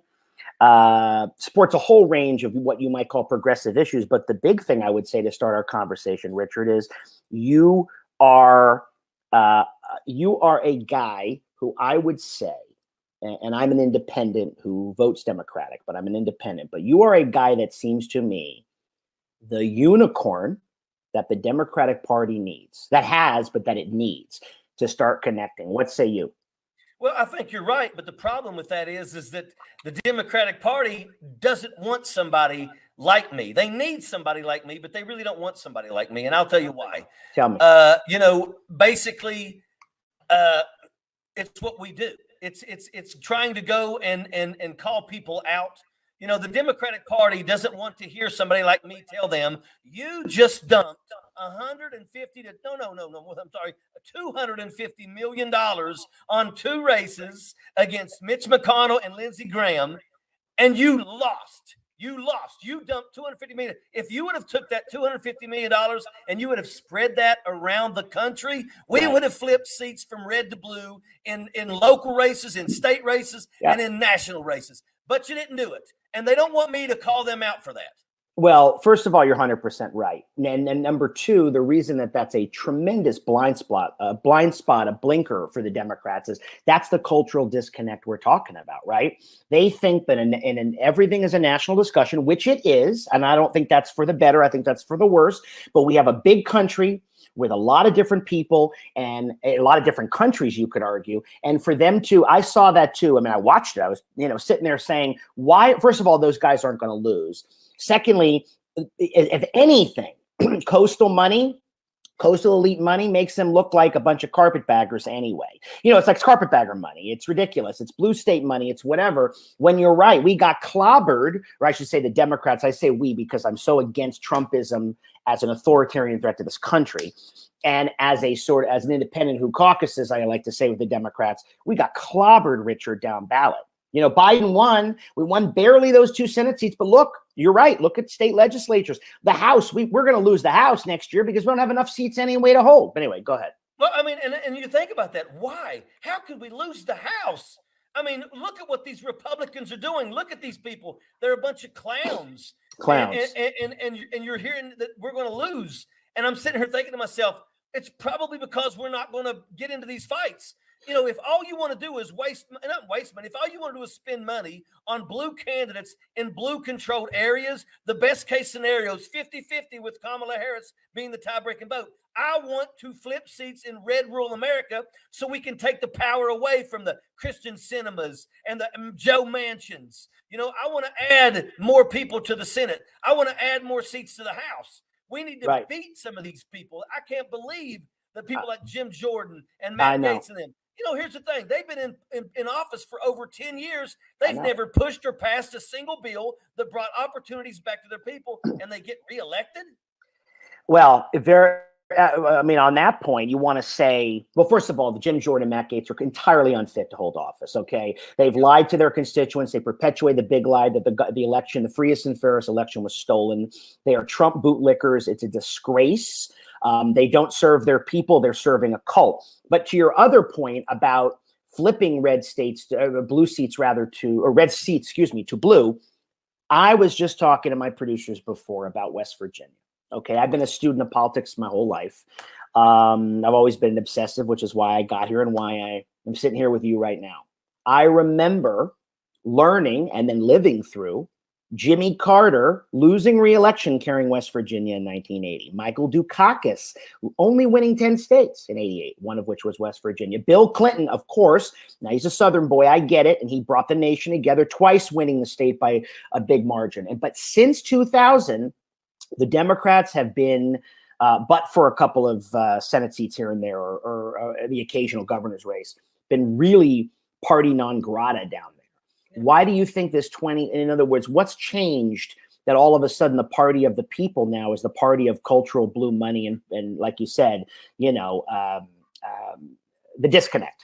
Well, here's the deal. You want to know how come the Democrats lost power in West Virginia? They controlled West Virginia for 88 years. Yeah. You want to know why they lost? I do. Because they sucked. Because they didn't do nothing. They did nothing. Right. We had Nick Joe Rahal. Nick Joe Rahal was a member of Congress for 38 years. Right. One of the longest standing members of Congress. Do you know that he would come down here to Logan County, West Virginia? He'd write 3 checks to the 3 biggest crooks in the county, and then he would disappear. And that's exactly what happened. And the thing about it is in the beginning, when he first won, everybody loved him because he was always around doing all these things. And then all of a sudden, he just stopped coming. And the thing is that that's how it's been. And the people of this state have watched these elected officials do absolutely 2 things: jack and shit for these people. That's You're right. Now, tell me real quick, just tell the listeners, who's Nick Rahal exactly? Who was he? Nick Rahal was a member of Congress from West Virginia that was there for 38 years. Okay. And he did a lot of great things in the beginning when he was a member, but it become to where he got powerful and nobody had the guts to challenge him because it was a waste of time because he had all the money and he had all the organizations down here that would support him. And he ended up losing eventually to a Republican who also was a complete jackaloon. But at the end of the day, the people around here was like, you know what? We're tired of these Democrats that have shown us one thing, and that is that they don't care about our issues. And then the Republicans come down here and told everybody, we care. And everybody said, well, you know what? Let's give them a try. And that's what happened. Yeah, well, listen, it makes a lot of sense. And I would also say, and I take my former party to task, your party, who I'd prefer to see in power so long as the Republican Party is an authoritarian threat. I see a party, back to the issue with blue money coming in. I see a party that should be speaking up, as you do, fighting for teacher strikes, right? Fighting for labor unions, speaking out for issues that are bread and butter issues, right? And I see a party that does this as the Democratic Party has grown more about what you might call the professional class, more of an elite group, more of the New York, Washington crowd. The electoral strategy has been win the states that you can win and forget everybody else, right? So they don't even consider West Virginia. They're not the only ones that do. The Republicans practice the same thing. But politically, I think that has led to, I call it a baked-in condescension on the part of the Democrats, because they come down, they speak down to people, and they do, Richard. And you know that, and the Republicans are offering, like you said, bullshit jackaloon crap. I love that expression. They're offering a horrible alternative for this country, a horrible path. However, I hope this is my line, if you want to do the policy, you got to do the politics. And the Democrat, but for Bill Clinton, is there anyone that can come down there and stop sneering at Appalachia? I mean, that's a real problem. And it's in the bloodstream, You're absolutely right. And the thing is the Republicans know. The Republicans know, and they've been successful in the last 8 years. The Republicans know that the Democrats are not going to come down here anymore and put any money in West Virginia. And as long as they go around and they talk God, gays, and guns and talk about protecting the fetus, they're going to win. Let me tell you something. When I won my state Senate primary on $4,500. Wow. Okay. I was also hit in the back of the head with a pipe and had 8 broken bones in my face with brass knuckles. You were assaulted. That's right. We'll get back to that. Yeah. But I will tell you that, when I ran for Congress. Okay. I ran for Congress and I blew my primary out of the water. And you also helped them. You also reduced the blowout of margins that other Democrats had experienced. Absolutely. Though you didn't win, you narrowed those margins, by the way, which is what Joe Biden did in red counties to sneak into, I shouldn't say sneak in, to edge into the presidency. Sorry to interrupt. Go ahead. Yeah. But I mean, at the end of the day, I did everything right. And when I ran for Congress, I was number 1 out of all 435 congressional races in turning red votes blue. Right. But I still lost. I still lost because in West Virginia, I'm out here. I'm going to every single county. I'm putting boots on the ground in every county. I'm speaking to the people. I'm answering questions. I'm doing live videos. And at the end of the day, Donald Trump come to West Virginia 2 times in the last month before the general election and basically pronounced my name as Ojeda in the same sentence, talking about the caravan, which, by the way, was polled as the number 1 major issue in West Virginia, a state that's 98.6% white. We're worried about people from Guatemala walking up to us. By the way, which is like, hello, that you're not even on the border. What are they even talking about? I mean, exactly. But these people fell for that because it was that message that the people saying, them people they're coming up here for the coal jobs. And these people fell for it. But at the end of the day, I lost to a woman who did not campaign, who did not answer questions, who only did commercials that said, I'll do whatever Donald Trump wants. And this is the woman. This is the woman that you said you debate her in a Wendy's parking lot, right? Wendy's parking lot anywhere.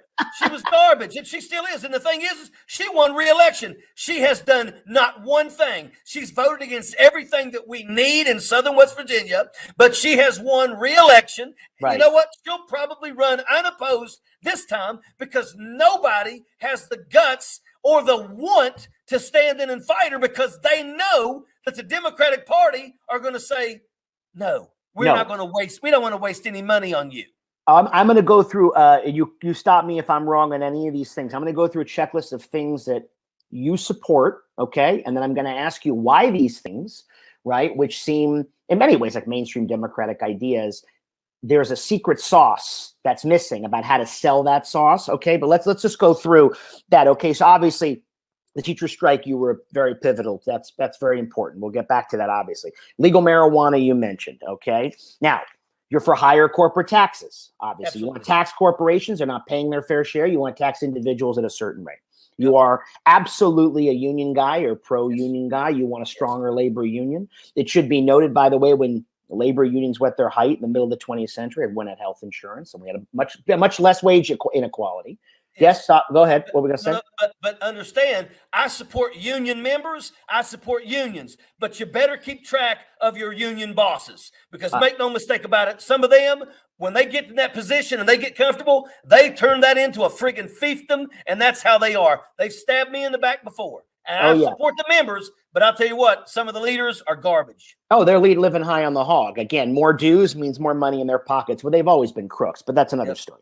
Okay. Obviously, you've taken pretty much anti-war positions. You've served this country, of course. Medicare for all, you're for, right? Green New Deal, in whatever that means. It's sort of, that's ill-defined. The Democrats need to define what that is, but okay, pro-environment. You take all these things, right, which could have been Biden's standard, for the most part, speech. Why is so? There is somehow this disconnect, which we're talking about. There are these issues that are needed, and yet, if it's God, if it's abortion, if it's guns, whatever the case may be, that trumps, no pun intended, everything. What is the secret sauce? I love the diagnosis, Richard. I'm with you, and I say this about a lot of issues the Democrats have a hard time dealing with. I agree we need to fix the environment. For example, I agree deeply we have to combat systemic racism. But instead of chewing on all this, and everything here, Medicare for all, Green New, and just saying that the Republicans hate the climate or the Republicans, hate this, how do you convey this as a national message? Well, I'll tell you what we have in terms of Green New Deal. Okay. And I come from West Virginia. I live in the coal fields of America. Mm-hmm. First off, there's nobody saying that you cannot come down here and bring green jobs. You can bring these jobs to West Virginia. You can. Sure. So bring them to West Virginia and show these people. You bring some jobs to West Virginia, and you show where you have taken 4 or 5 coal miners that no longer have to go underground and risk their life, and no longer have to worry about being 35 years old walking around with the oxygen tank that they're carrying on their back. You show that they can get a job in the green energy world, and it pays them just as much, if not more, than what they make in coal.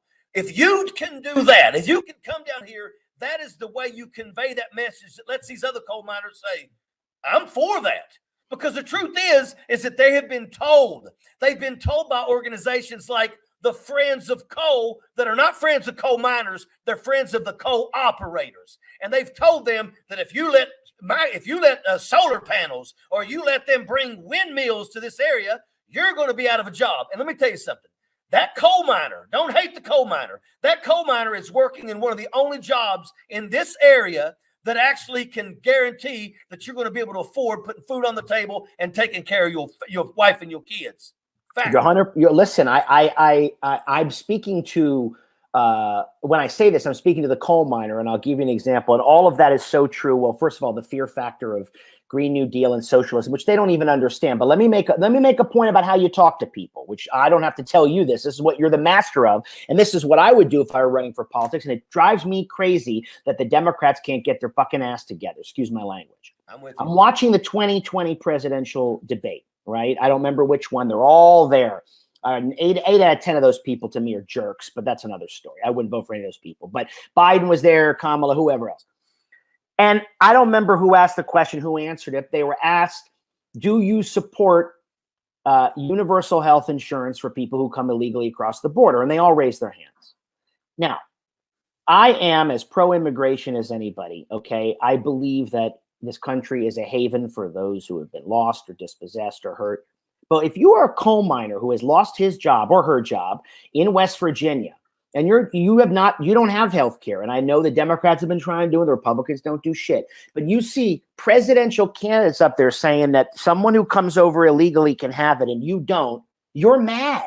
First of all, I think they're wrong, but the Democrats are wrong on that. And B, if you question that among many in the Democratic Party, certainly the far left, you're a racist, and you're not a racist. I'm trying to listen, and when I say me, I'm trying to listen to help everybody listen to the coal miner. Cut the crap.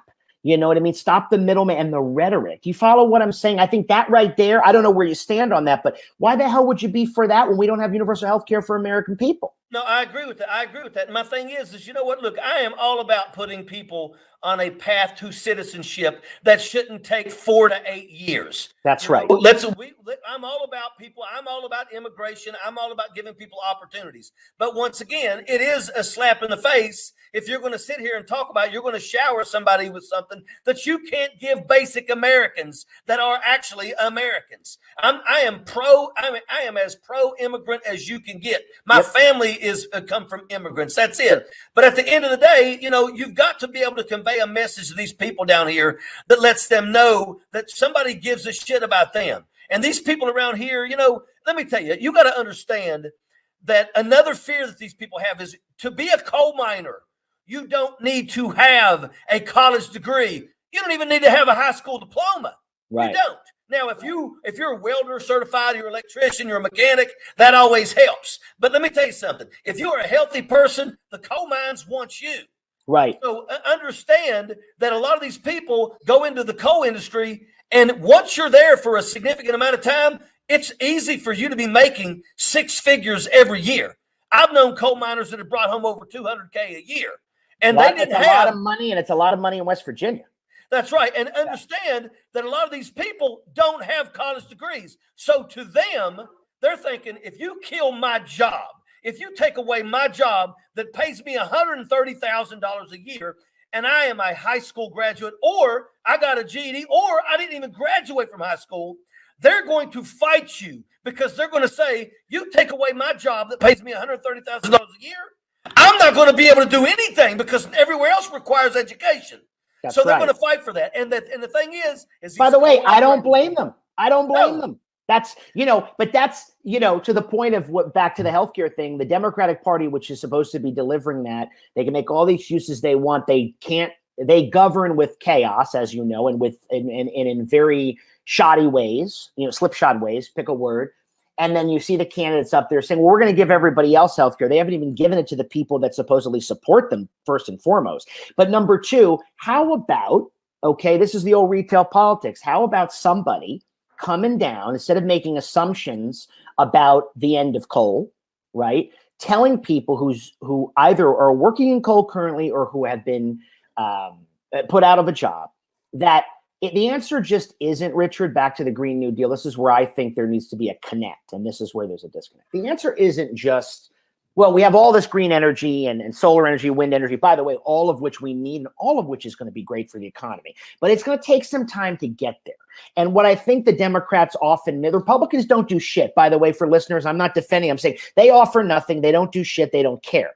The Democrats are supposed to be the party that cares. But what they don't do, they just say, well, we're for green new energy and wind turbines and all this. And, coal, no more coal. Well, you can't say that. You have to say, we are going to do something, we being the government of this country, to transition people whose livelihoods have been based, as you said, on something that doesn't require a high school diploma, let alone a college degree, and that they have nowhere to go, and you're writing them off in the name of green rhetoric. I don't want any fucking green rhetoric. Spot on.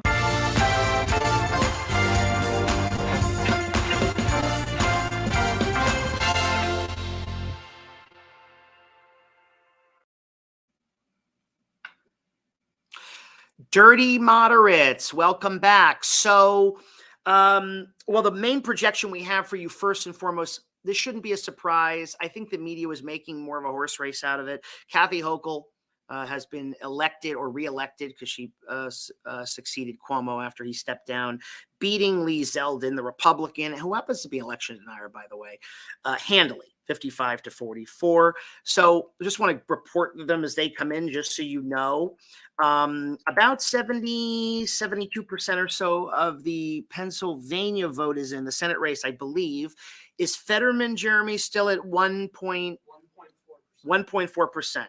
And he was at 1.2, wasn't he? So slight uptick there. I don't think we're 77% of the vote. Okay, so 1.4% was 77% of the vote in. I was going to also talk about a little bit about what Mike Madrid said about Nevada and Arizona. Now, we have all eyes on those, but before we get into that, Mark Kelly, with 51% of the vote, is clobbering Blake Masters, who is a total creep, 56% of the vote in. Again, there's still a lot of time. And Katie Hobbs is also clobbering. Katie Hobbs is clobbering Carrie Lake by 11 points. Carrie Lake is really a disaster and a nightmare. And so I'm feeling bullish on Arizona. This tracks with my conversation with Mike Madrid of Arizona being the ultimate purple state, basically hewing Democratic so long as the Republicans are nuts. Arizona, the great state of Barry Goldwater, John McCain, always a kind of Western, libertarian-leaning state. I think I mentioned to Mike Madrid, or you may have heard, that Harry Truman was the Democrat who carried the state in 1948, and not until 1996, Bill Clinton's reelection, not even his first election, he carries Arizona. And then not until 2020, Joe Biden win Arizona, not by a lot, but he did get it. Maricopa County, which is the Phoenix, Scottsdale area, that's where all the votes are. If you don't win Maricopa County, you're not winning Arizona. So I think that's probably contributing. Look, it's a larger, greater area of urban and suburbs and exurbs, which, college-educated professionals are not going to vote for these cretins who deny elections and lie and soil the seeds of democracy's destruction. But Nevada and Arizona potentially could be violent because this race, certainly Arizona isn't trending their way. We don't know yet about Nevada. Nevada is kind of going the other direction from Arizona in terms of being more red. It's been blue, but it's been trending red. Mike went through the whole thing about the culinary union and then COVID and how the Vegas vote is changing or it's lessening. So therefore other parts of the state, which lean red, are kind of eclipsing it. So we'll see. Again, if this turns out to be a Warnock win, and we won't know that, but a Fetterman win, and Fetterman right now, 82% of the vote in is at 49.4%. Oz is at 48.1%. If Fetterman wins and Warnock wins, it'd be a pickup with Fetterman. If Masto loses, we're at 50-50. If Masto wins, then the Democrats are 51-49. I have predicted that it will be a 51-49 Senate. I could be red, but I don't know. But now that New Hampshire's off the table, and I don't think Arizona is an issue, it's really Nevada, Pennsylvania, and Georgia. I think that's all we got. Also, by the way, it looks like Gretchen Whitmer will, well, it's a little early, but she's going to hopefully and seemingly edge out another election denier, Tudor Dixon in Michigan. In about 10 minutes, the next polls are going to close.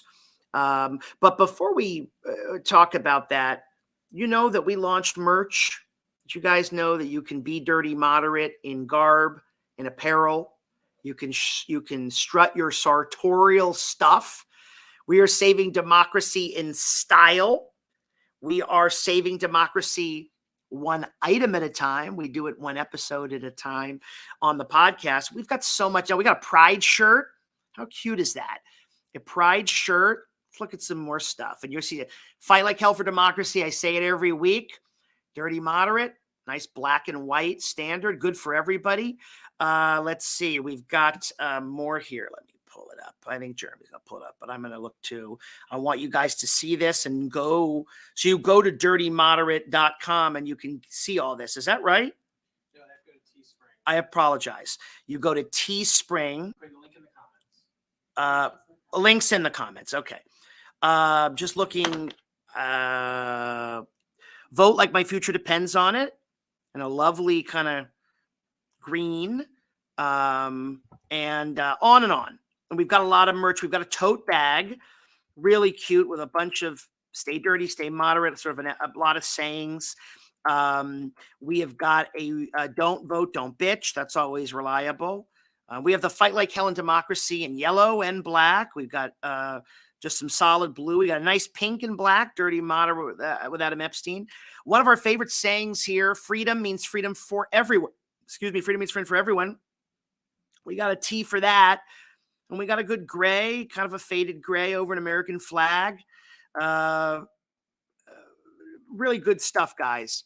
And of course, I'm hawking for myself, but these t-shirts are fucking cute. And this tote's adorable. And I want to see it on all of you and especially on all my hot friends. I can't wait to see these on you. Just go in there. So that's good. Boys, girls, everybody. But so let's make sure Lincoln comments. Go buy the merch. I was supposed to have it on tonight. I got to get some myself because we're saving democracy one item at a time, one episode at a time. But we are concerned, back to serious things before we take another break. What is going to happen? Are we going to have more vigilantes in Arizona like we did it last week? Threats because seemingly the Republicans are going to lose. They may lose big there. If Masto edges out, it's not going to be a big win in Nevada. You could see the same thing there. One note about Nevada, though, you should know. There's something to be said for freedom means freedom for everyone. That's why we say it. Nevada's a Western state, obviously. It's been red for many years, and then it's been gone blue since Obama. Abortion rights had been enshrined in their state constitution since 1990. Marriage equality was passed 4 years ago or 6, whatever. It is on the books. Law of the land. They are not voting on that. They are the libertarian cowboys out on the range. They just want to be left alone. Stop taxing them, Democrats. Stop bothering them. They're right there on the social issues. My kind of state. They do not want the heavy hand of government telling them what to do. Cowhands don't want to hear it. So anyway, don't tread on me. I'm in Austin, so I'm using the slogan. But I just wanted you guys to know that. So abortion is protected there. If Masto were not to win for some reason, of course, Laxalt ends up in the Senate. But they're not going to be able to get a federal abortion ban through with Joe Biden there. And they may not even have the Senate. And so it's just something to think about. I'm glad, though, that democracy was on the mind of people tonight. Obviously, abortion rights did matter. Women's autonomy mattered. Obviously, democracy mattered. The pundit class said nobody was going to care about that. It was all money. And I'm proud. Now, nothing's done yet. The House probably still going to be red, but the Senate may not be. It's certainly, I'm quoting Lindsey Graham, not going to be a red wave for sure. Sorry, Lindsey. Sorry, Donald. Hoo. I know fascism has to wait. All right. Well, fascism has to wait, it looks like. And you guys are going to have to wait, sadly, because we're going to take a break. We will be back with more full coverage of Democracy at the Crossroads after this.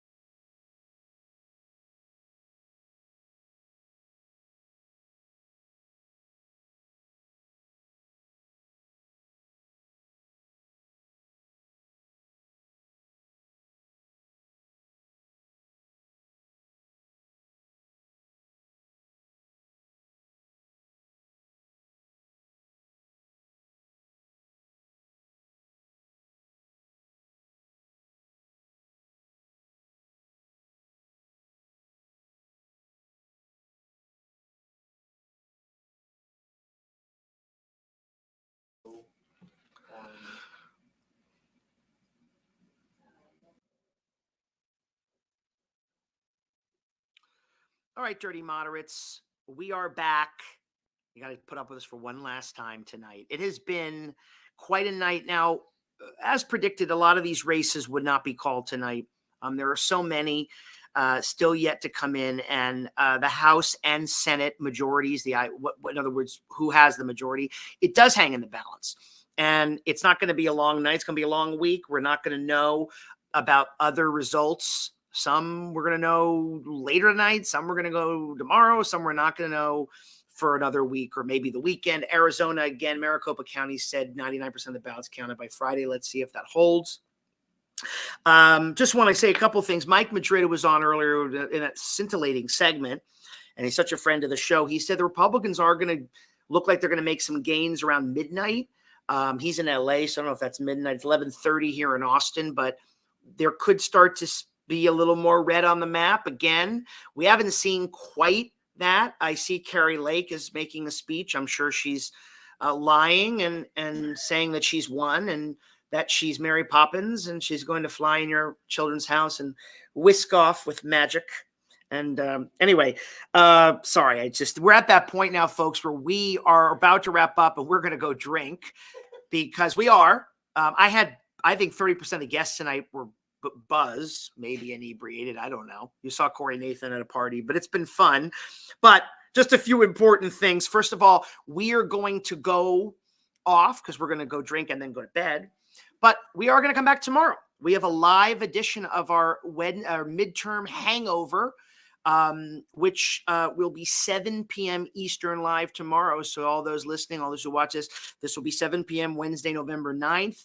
We will be live again here from Austin. We will pick up for about 30 or 45 minutes, sort of an overview. Again, we're not going to know everything, but we'd love to hear from you as we did tonight. That's great. Tonight, when we go off the air, we will be running, thanks to the wonderful people at Politico, Politico's live election results page. We're going to keep that up all night. Please leave comments there. Say something, leave comments for us. So we can track those. You know, we're going to be tracking everything into the night, though we won't be on. So please do that. And we are so grateful that you joined us. This is an amazing election night. You know, big shout out to the team who did amazing preparatory work for months on this.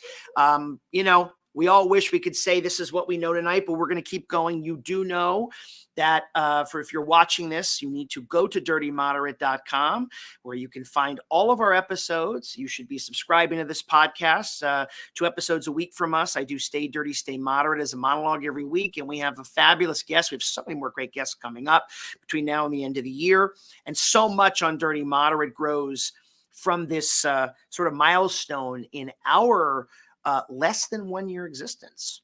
Yeah, we grew so fast. We don't have any clothes that fit anymore, but we will. And we promise, you know, we'll drink to Democracy, which you saw. We had a spelling error earlier, and we're fighting this. We're fighting very hard for Democracy. And I don't mean to undercut my own gravitas, but who isn't fighting for Democracy except for MAGA, right? It's America or Trumpism, right? It's MAGA or Democracy. You can't have both. We're hanging with Democracy. All right, enough of my stand-up routine. But we have actually hope we've given you a lot of information. We hope we have done our job. I hope I'm doing that all the time. Stick with me. We are essentially in the thick of this for forever. And guess what? 36 hours from now or so, we're going to be in the 2024 election cycle. We'll be on that. So there's a lot of content to come. But tonight, Politico will fill in for us when we are Sauvignon Blanc and bed. And don't forget, tomorrow, 7 p.m., we have the midterm election hangover. Again, dirtymoderate.com. Subscribe to us wherever you get your podcasts. But we're going to leave you tonight with a final teaser of an episode yet to come, which will be dropping, I guess, in a couple weeks, right? Next week.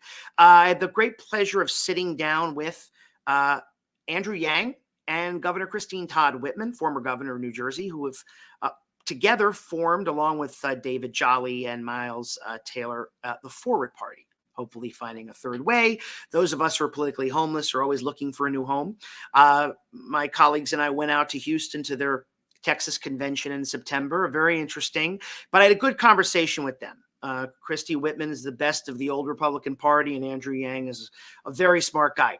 I don't know what's going to happen to Ford, but I was impressed by one thing. They're not just launching presidential campaigns or ego trips. This is not Ross Perot or Ralph Nader.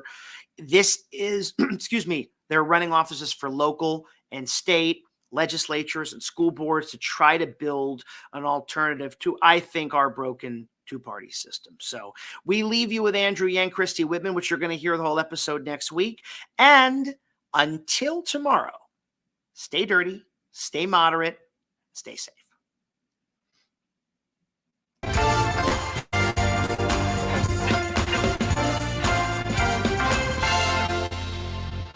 Dirty Moderates, I couldn't be more excited for this episode If I Tried, because I feel in suspension politically, as many of you do who listen to this. I know I've got Democrats, Republicans, and then unicorns too. But for the politically homeless like myself, I'm pleased to introduce two people that might provide y'all a home, and that's why I wanted to have them here, two important figures and voices in politics. Andrew Yang, as you remember, ran for mayor of New York and ran for president as a Democrat, and Governor Christine Todd Whitman, who in the 90s served New Jersey proudly. So good to have you both on the show. Good to be with you. Great to be here, Adam. So the thing I'm very interested in, obviously, is you guys have done something that is, or at least you're attempting to have an antidote to the two-party system, which has become so entrenched, so corrupt, so nasty, so partisan. I was a Democrat for a long time before I left. But there's been this sea change in the way in which the parties operate. I remember interning on Capitol Hill in the 90s and seeing all the acrimony, but seeing Bob Dole make deals with Ted Kennedy and everybody hanging out and all that stuff. And now it just seems like we're siloed, we're tribal. Doesn't seem like we are. What would you say in terms of the Forward Party, which I'm excited to talk to you about? What would you say in creating a new party would be the, I guess, doorstops or bulwarks against that party just becoming another loud, for lack of a better word, partisan voice? I'll leave it to either of you for that. Because we're building it from the ground up. Right. We're responding to what people's needs are, what they believe are the important issues to them. Mm-hmm. You know, there are 500,000 elective offices across the country. And in 2020, 70% of those were uncontested. That's just wrong. And that's where we're focusing our attention. And we're building state by state with local leaders, listening to their issues. And all we're doing is trying to provide a home for people who believe in the rule of law. They will uphold our Constitution. And we recognize also that it's going to be very important to change the way we do things. And that means for us, ranked choice vote and open primaries, not the kind of thing that you hear coming out of some of the candidates. The candidate for governor in, was it Michigan today, who said that if he wins, he will change the laws such that the Republicans will never lose again. That's not our democracy. Yeah. Well, Governor, I think it was Wisconsin, but yes, absolutely. Yeah, that's right. I mean, oh, sorry. Go ahead, Andrew. Did you want to? Yeah. So I had an arc that might not be that different from yours, Adam, where I was a Democrat for a long time. And I came to realize that we're being pitted against each other and we're stuck because of this two-party system that, unfortunately, at this point rewards acrimony and demonization of other people. And it's going to lead us to ruin. It's going to lead us to violence. And there are very few out of this mess that don't involve trying to change the dynamic and having a third party that is all about solving problems and being reasonable and respect for each other and grace and tolerance of different points of view, I think is what a lot of Americans want. It's one reason why I'm excited to be here. When you talk about Dirty Moderate, I thought, ooh, instinctively, like, oh, these are probably our people. Right. Because if you are a moderate Democrat or Republican or independent, you look up and you say, wait a minute, neither of these parties seems to be speaking to me or for me. They don't have to because they just try and stoke their own bases. And that leaves a silent, exhausted majority of 40 to 50% of us thinking, like, what the heck is happening? So as someone who dug into the mechanics, things will get worse, not better, unless you actually change the incentives to respond to the majority of Americans and not the base on one side or the other. Yeah. I mean, I think, you know, I was talking to a friend the other day and I said, there is currently no party that exists. You'll both like this, I think, that is for limited government, low taxes, strong defense, LGBT rights, abortion rights, sound immigration policy that's neither hopelessly liberal or fascist. And the list goes on. That doesn't exist. And what made me think about it was, you know, and Governor Whitman, you're part of that sort of proud, which I used to love, Northeastern Rockefeller Republican tradition, really. I mean, if I may say so, where, you know, you brought conservative principles to the table, but you understood how to reconcile them to a pragmatic way of governing, you know?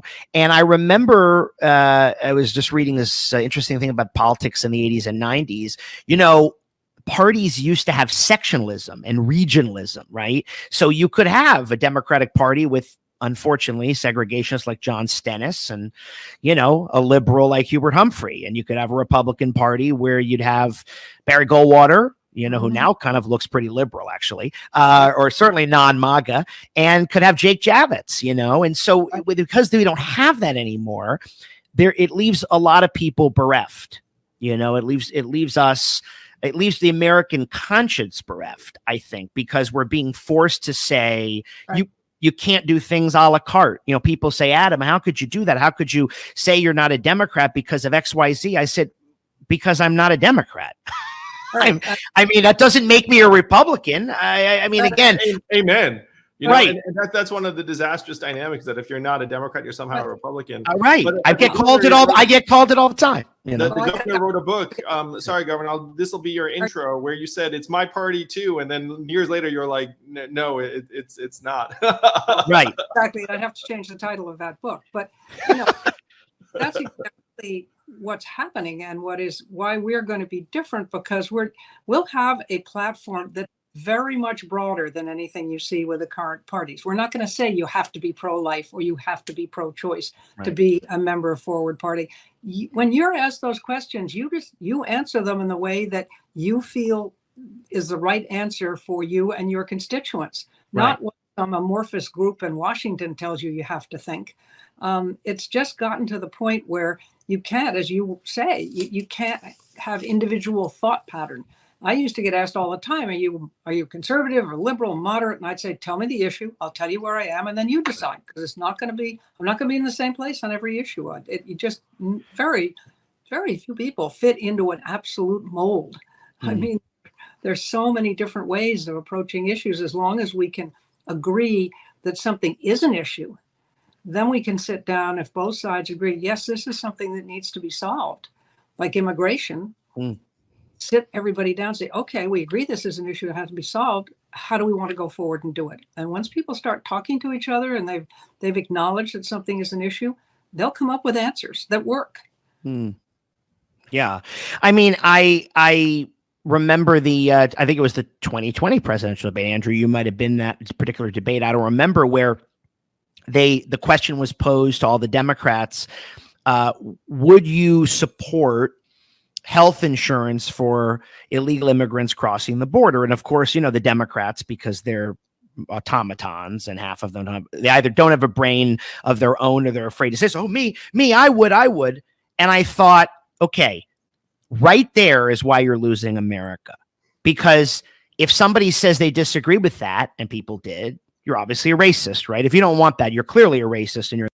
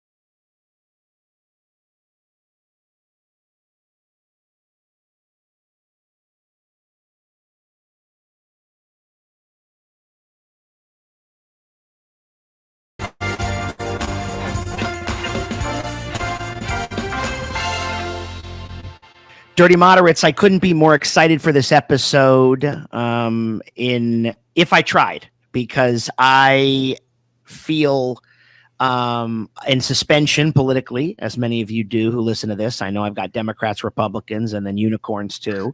But for the politically homeless like myself, I'm pleased to introduce two people that might provide y'all a home, and that's why I wanted to have them here. Two important figures and voices in politics. Andrew Yang, as you remember, ran for mayor of New York and ran for president as a Democrat, and Governor Christine Todd Whitman, who in the 90s served New Jersey proudly. So good to have you both on the show.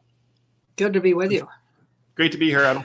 So the thing I'm very interested in, obviously, is you guys have done something that is, or at least you're attempting to have an antidote to the two-party system, which has become so entrenched, so corrupt, so nasty, so partisan. I was a Democrat for a long time before I left.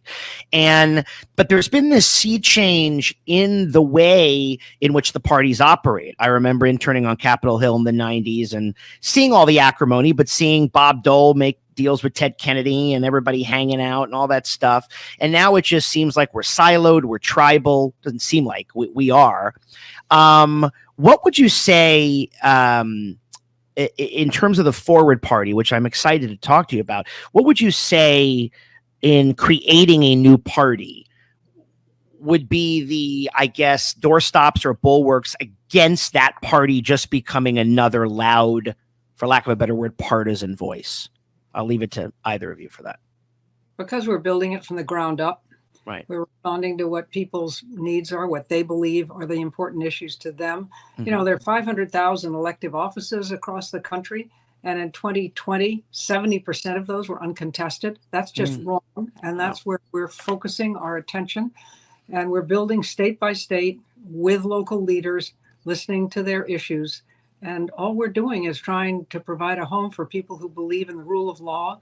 They will uphold our Constitution. And we recognize also that it's going to be very important to change the way we do things. And that means for us, ranked choice vote and open primaries, not the kind of thing that you hear coming out of some of the candidates. The candidate for governor in, was it Michigan today, who said that if he wins, he will change the laws such that the Republicans will never lose again. That's not our democracy. Yeah. Well, governor was, I think it was Wisconsin, but yes, absolutely. Yeah, that's right. I mean, oh, sorry. Go ahead, Andrew. Did you want to? So I had an arc that might not be that different from yours, Adam, where I was a Democrat for a long time.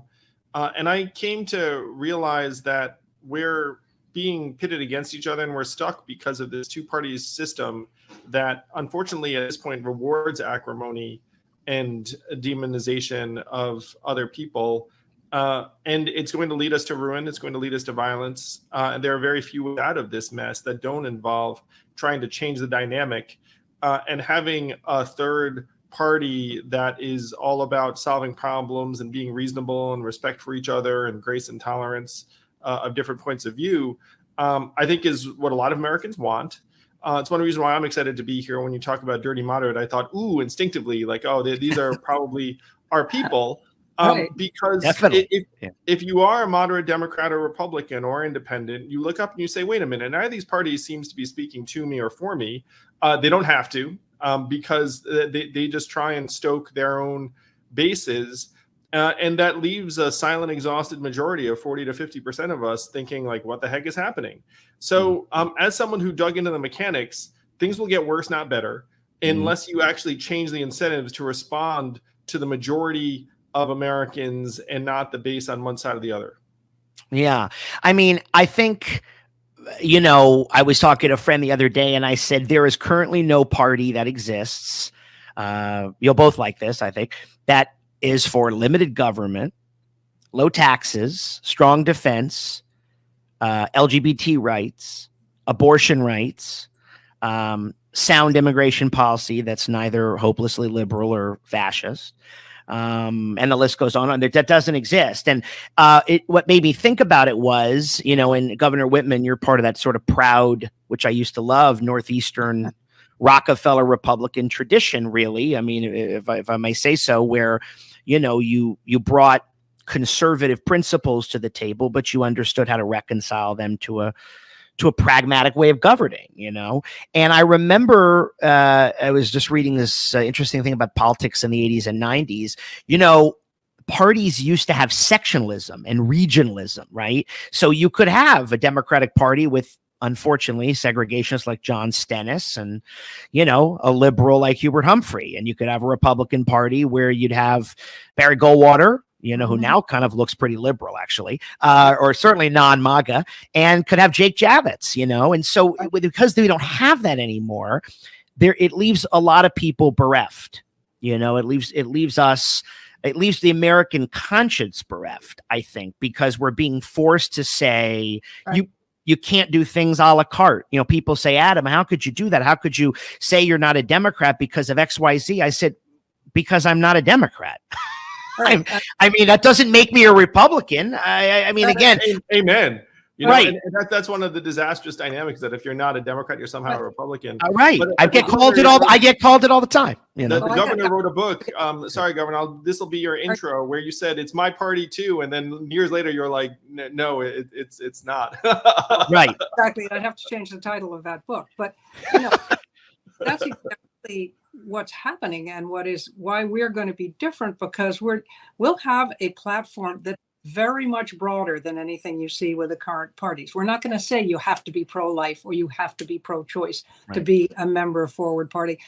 When you're asked those questions, you answer them in the way that you feel is the right answer for you and your constituents, not what some amorphous group in Washington tells you have to think. It's just gotten to the point where you can't, as you say, you can't have individual thought pattern. I used to get asked all the time, are you conservative or liberal, moderate? And I'd say, tell me the issue. I'll tell you where I am, and then you decide, because I'm not going to be in the same place on every issue. Very, very few people fit into an absolute mold. I mean, there's so many different ways of approaching issues. As long as we can agree that something is an issue, then we can sit down. If both sides agree, yes, this is something that needs to be solved, like immigration. Sit everybody down and say, okay, we agree this is an issue that has to be solved. How do we want to go forward and do it? And once people start talking to each other and they've acknowledged that something is an issue, they'll come up with answers that work. Yeah. I mean, I remember I think it was the 2020 presidential debate. Andrew, you might have been that particular debate. I don't remember, where